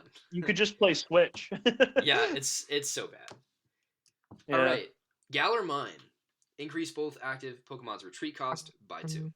Obviously, this is what makes Milotic V and even Probopass okay. So You can even play it in Pikarom. yeah, honestly, this card is good in everything. Well, not everything, I would say. Well, I wouldn't play it in everything, but it's just a good card. So then that statement is different than what you just said. Well, it doesn't make it less of a good card. Like, if you played it in something, like, another card would be better. You did say it is good in everything, which is not true. If you sat across the table from it at any point, your opponent is doing something good. Like, it's just always a good card when it's on the field.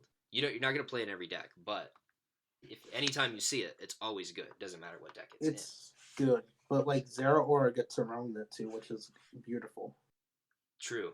Yeah, Zero Aura does get around it. Obviously, you always just switch, but like, still, it's I like this card a lot. Also, like Chaotic Swell is still a thing, so True. That's why you got to play Gyarados, man. no, don't play Gyarados. people don't play Gyarados. Don't be like Michael. Yeah. Wynter, what do you think about this card?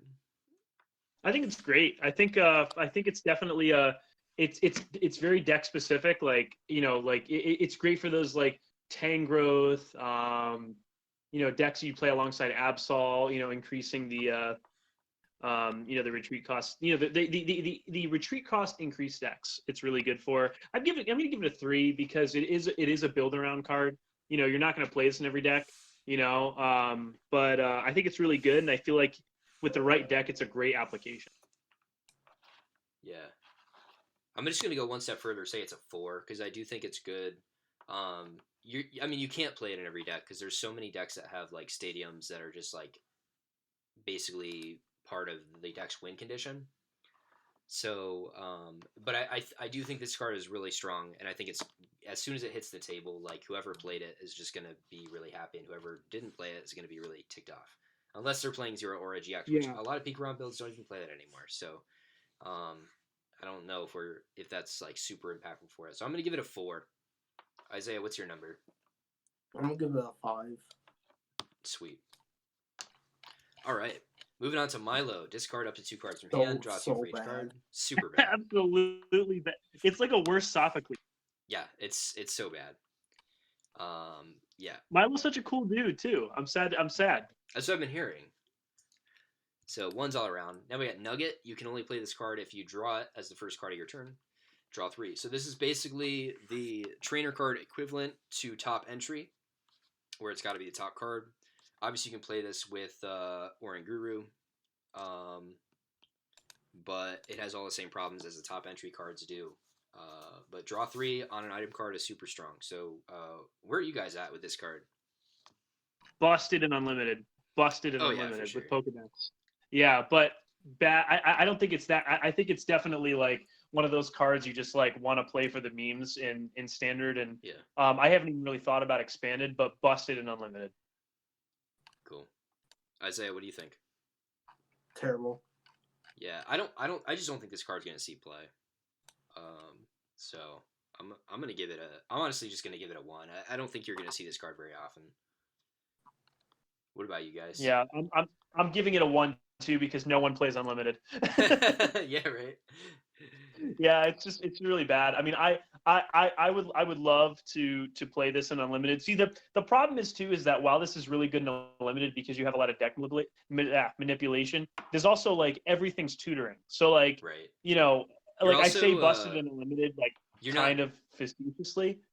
you're not supposed to win the game in more than 1 turn either. So you're never even getting a chance to play this on unlimited. Exactly. Yeah. Like when you're playing like competitive unlimited, but when I say like busted unlimited, it's just like Has the you could potential. absolutely draw this every turn. Yeah. But when it comes to like actually like quotation competitive unlimited decks, no, you won't see this. Yeah, I totally agree.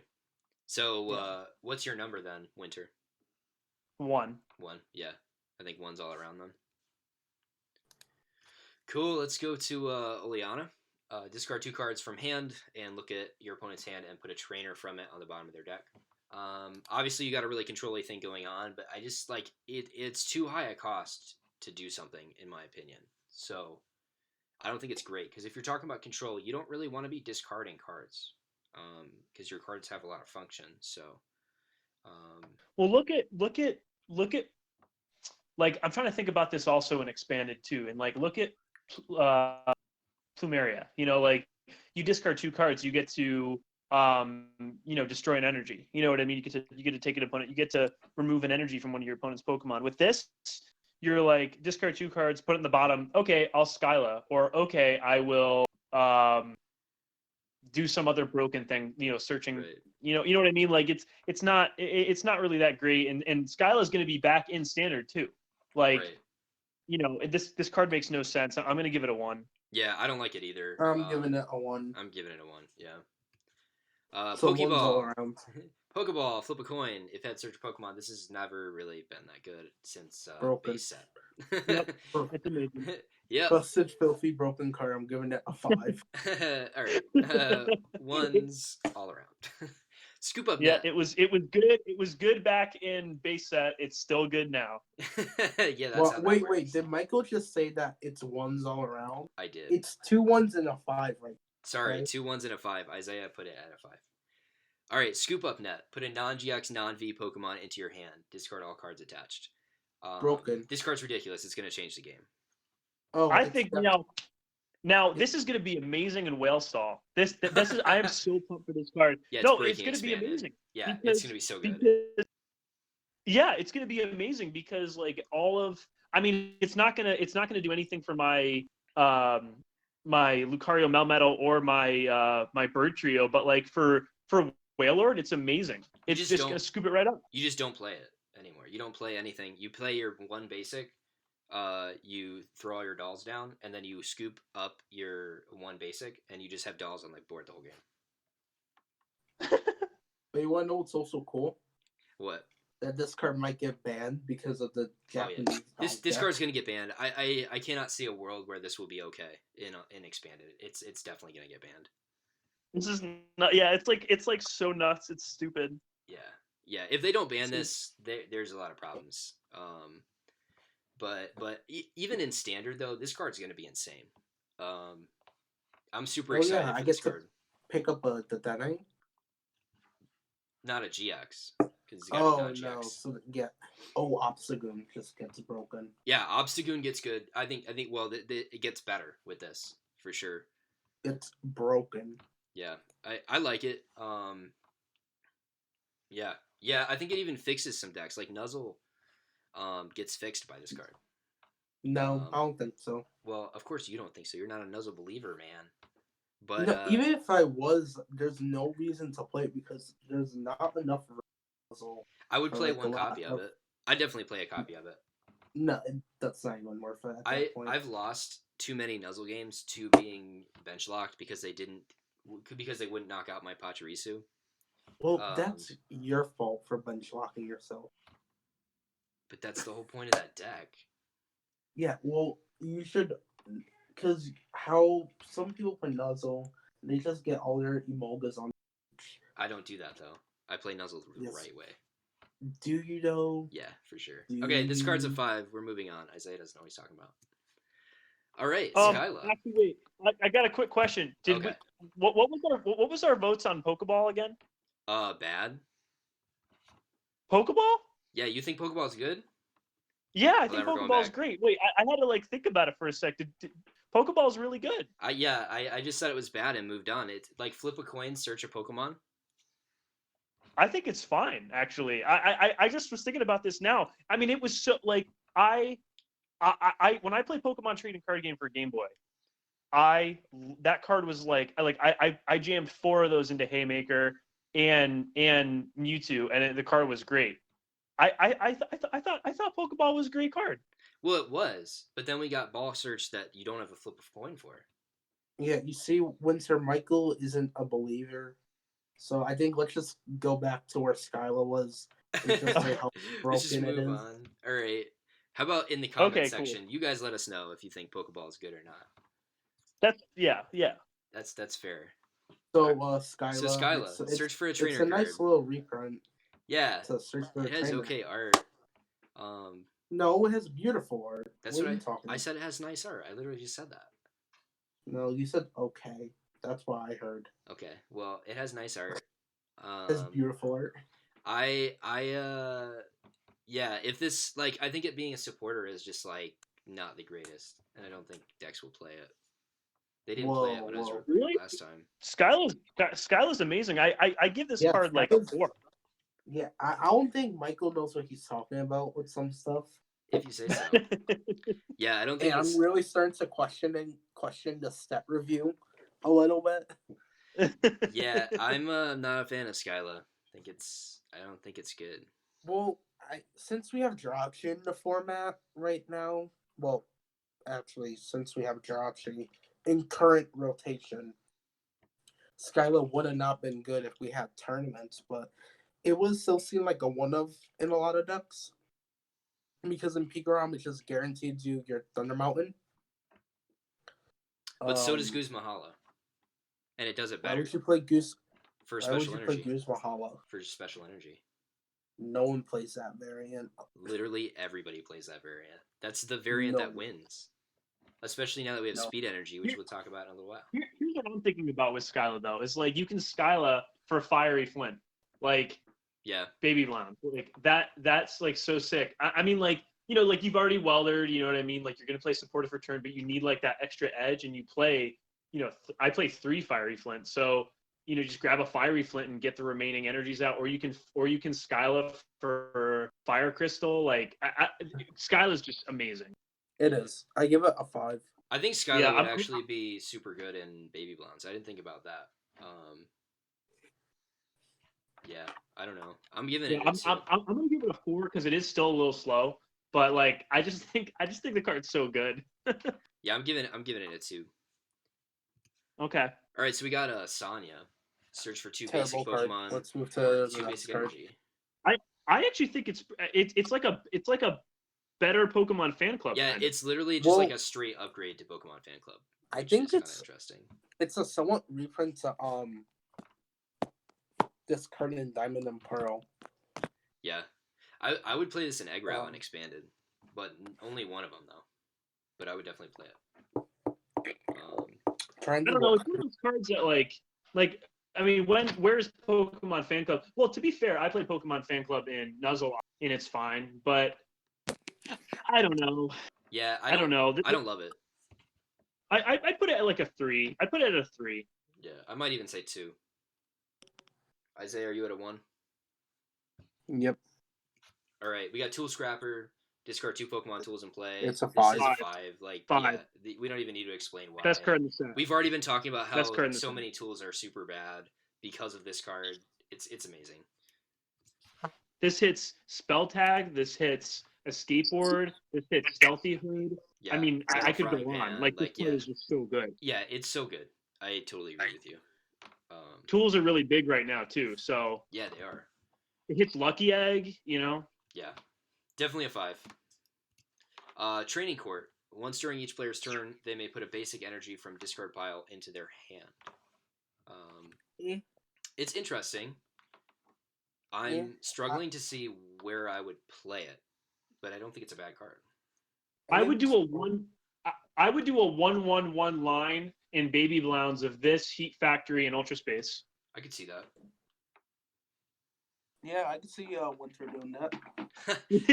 How many Ultra Space do you play in Baby Blounds right now? 2. You typically play 2 and then 1 Heat Factory, but I've played 1 before 2 and it's been fine. Yeah. With Quick Ball, you don't really need you can just really have 1 and get away with it. Yeah. So right. Yeah, I think it's good. I just I don't know what stadiums I'm cutting out of my decks to play this card. Which makes me kind of want to put it at like a 3. What do you think? I'd give it I'm actually going to give it a 2, to be honest with you. Because I don't really like it right now, but like I could see playing it, you know? Yeah, I get you. It's a 1. I think it's a 1, straight up 1. Cool. Yep. All right, Turffield Stadium. Once during each player's turn, they may search for a Grass Evolution Pokemon. I love this card. I think it makes Grass Evolution decks viable. I'm straight up just getting. I love it for Lost March. I'm definitely playing it in Lost March. Yeah, a lot of people have been talking about how this makes Lost March like playable, like potentially a really competitive deck. Yeah, I'm gonna give this a 4, just like I gave the Water Bucket a 4 as well, because it just makes Grass decks good.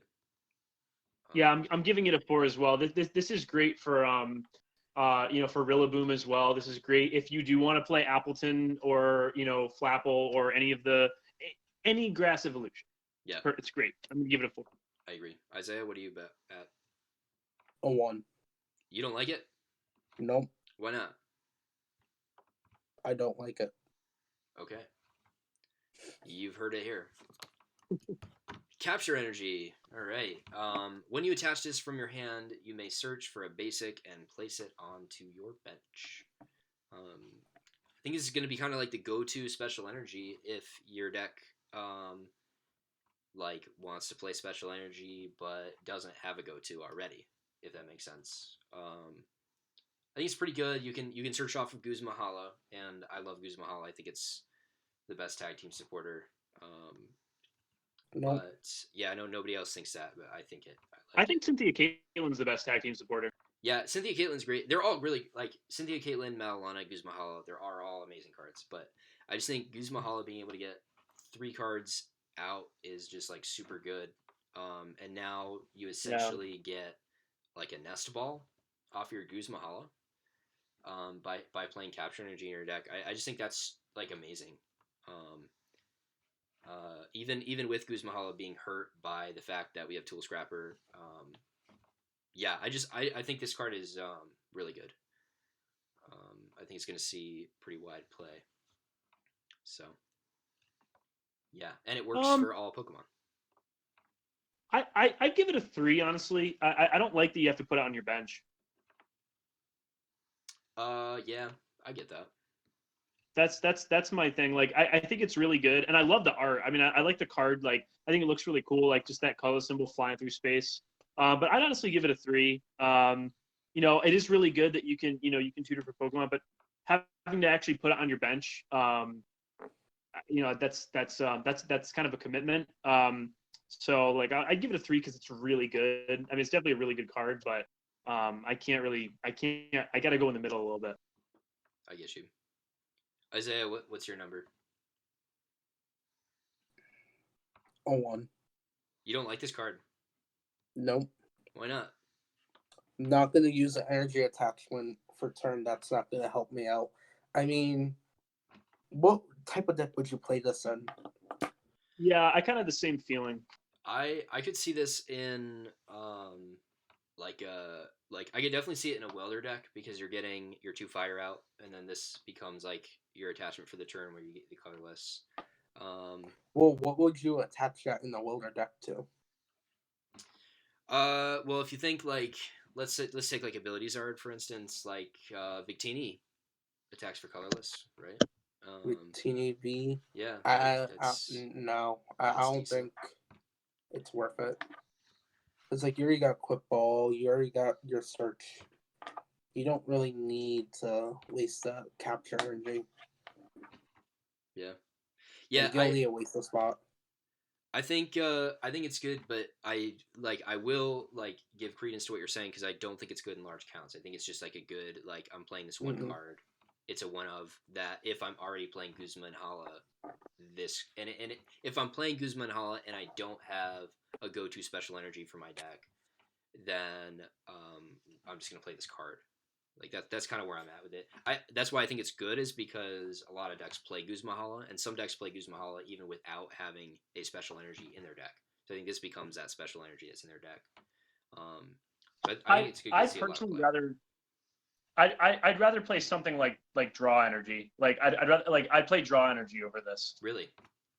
Yeah, just because like I know you can search for a Pokemon to put in your bench, but I just feel like I'd get more value out of a card being in my hand. I mean, like I don't know. I'm not really sold on this card. Like I said, I still think it's good. I still think being able to search your deck for a basic Pokemon to put on your bench like is definitely fine. But that's the attached for turn, and it's colorless. Like yeah. I'd rather potentially get something better off of the draw energy than just have to choose like a Pokemon that I have to put in the bench. Got you. Right. Cool.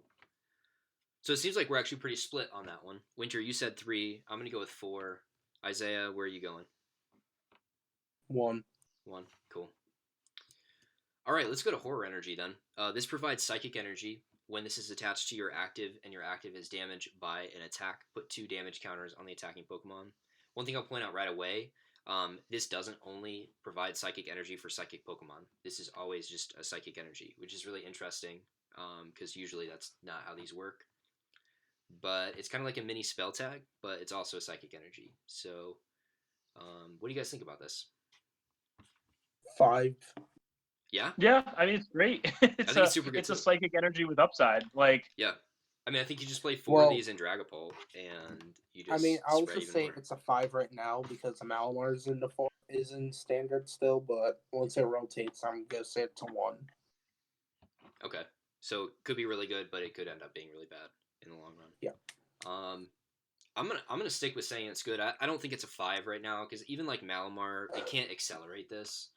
But I'm gonna go and say it's like a 4 because I do think that we have so many spreading Psychic Pokemon in this set that it's in. So even after rotation, we're still gonna have like Dragapult and Dragapult V and VMAX. So I'm gonna go ahead and say it's a 4 because I think you just always play it with those guys, and I think that that's a good deck. So what do you think, Wynter? Yeah, I'd say it's a 4 too. I mean, like right now, its only application really is Malamar. You can't search it off of Viridian Forest. You can't Malamar into something. You know what I mean? So I don't even know. Like somewhere between like a 3 and a 4, like maybe like a 3.5. But it's definitely good that it provides Psychic Energy, and it's great that it's like a little mini spell tag. But it's not like super amazing, you know. It's like broken. Yeah, it dies to Enhanced Hammer too, guys. True. I actually think Enhanced Hammer is I'm going just to kidding. see some uptick in play, Probably with because of more, this. yeah, with more, Yeah, yeah. because we have a But lot yeah, of I give it like special a energy. 3.5. I think I'm saying I'm gonna stay solid at 3.5 right now. Cool. Yeah, I think that's good. All right, let's go ahead and go to Speed Energy then. Same kind of deal. It provides lightning energy, and when you attach it to a lightning Pokemon from your hand, you get to draw two. Um, I mean, I'm gonna say like for me personally, I tested Pikarom a little bit. I had Guzmahala in that so that I could get my um, first turn full blitz by getting Thunder Mountain Prism Star and a unit energy to attach to my Pikarom, and this is just like a million times better than unit energy in that deck. Um, just draw two. I mean, that just seems super solid to me. I think it's good in Boltund. Um, I don't know if it's good in Boltund Nuzzle just because Nuzzle is accelerating basic energies onto the field. This is obviously not basic. Yeah, I'm gonna give it a 4. It's drawing to that's I mean it's a phenomenal card. I mean it's really good. The only downside is that it is I mean it's a special energy. You can't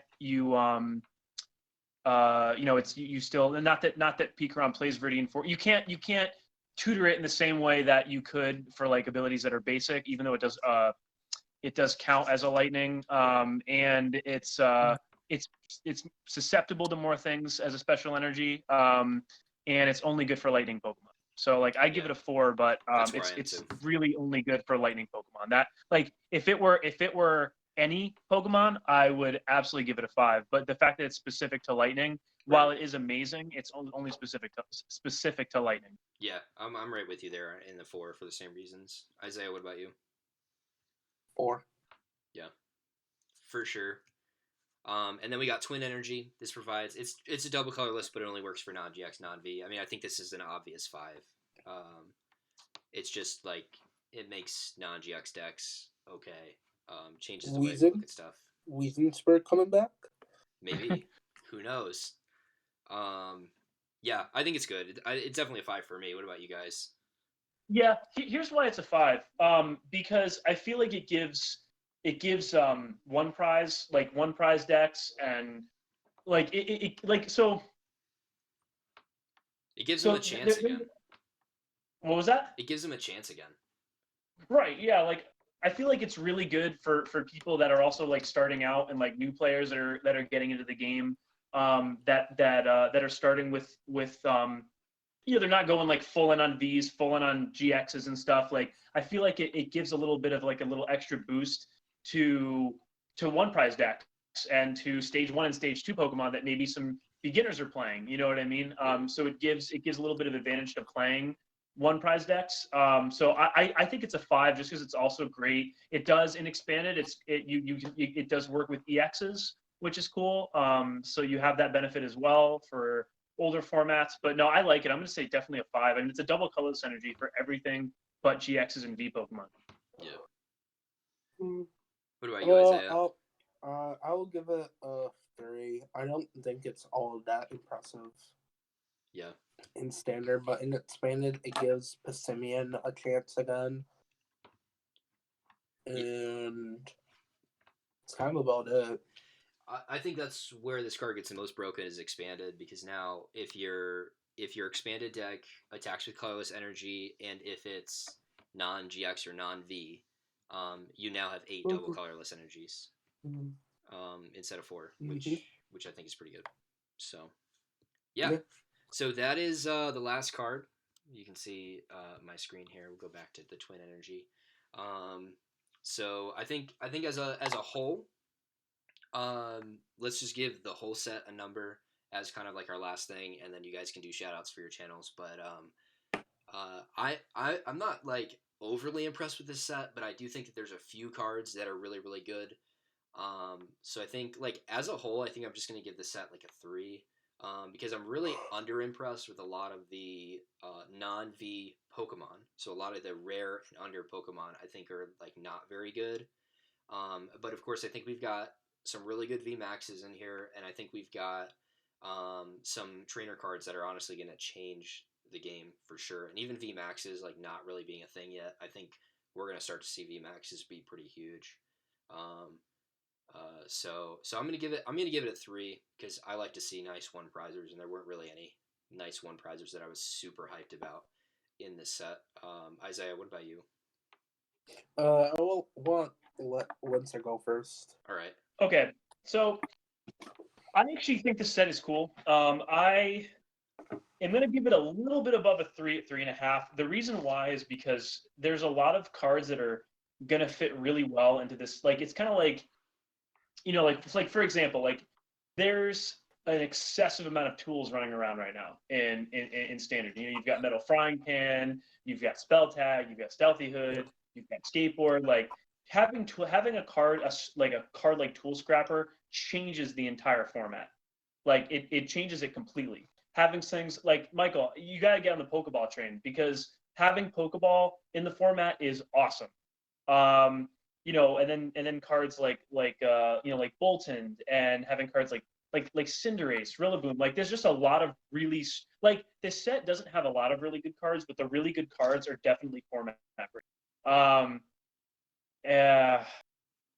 and even having access to like Twin Energy and which kind of like there's a lot of like pretty okay one prize cards in this set. I'm gonna give it a little bit above a 3 and say 3.5. Skyla, there's just a lot of great cards that are gonna fit really well into this coming standard. I'm pretty pumped. I'm pretty pumped. Cool. Yeah, I agree with Wynter. Just about like there's format defining cards, but really the Ultra Prism to Rebel Clash format will never exist unless if like it just won't exist. So like we won't know how these cards would do in actual tournament play until that season. Right. Which by then we have SM3 and then the mini set of the year. Right. So it sucks that we're missing out on a cool format.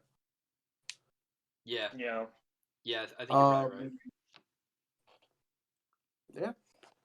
Cool. So what would your number be for the whole set then as a whole?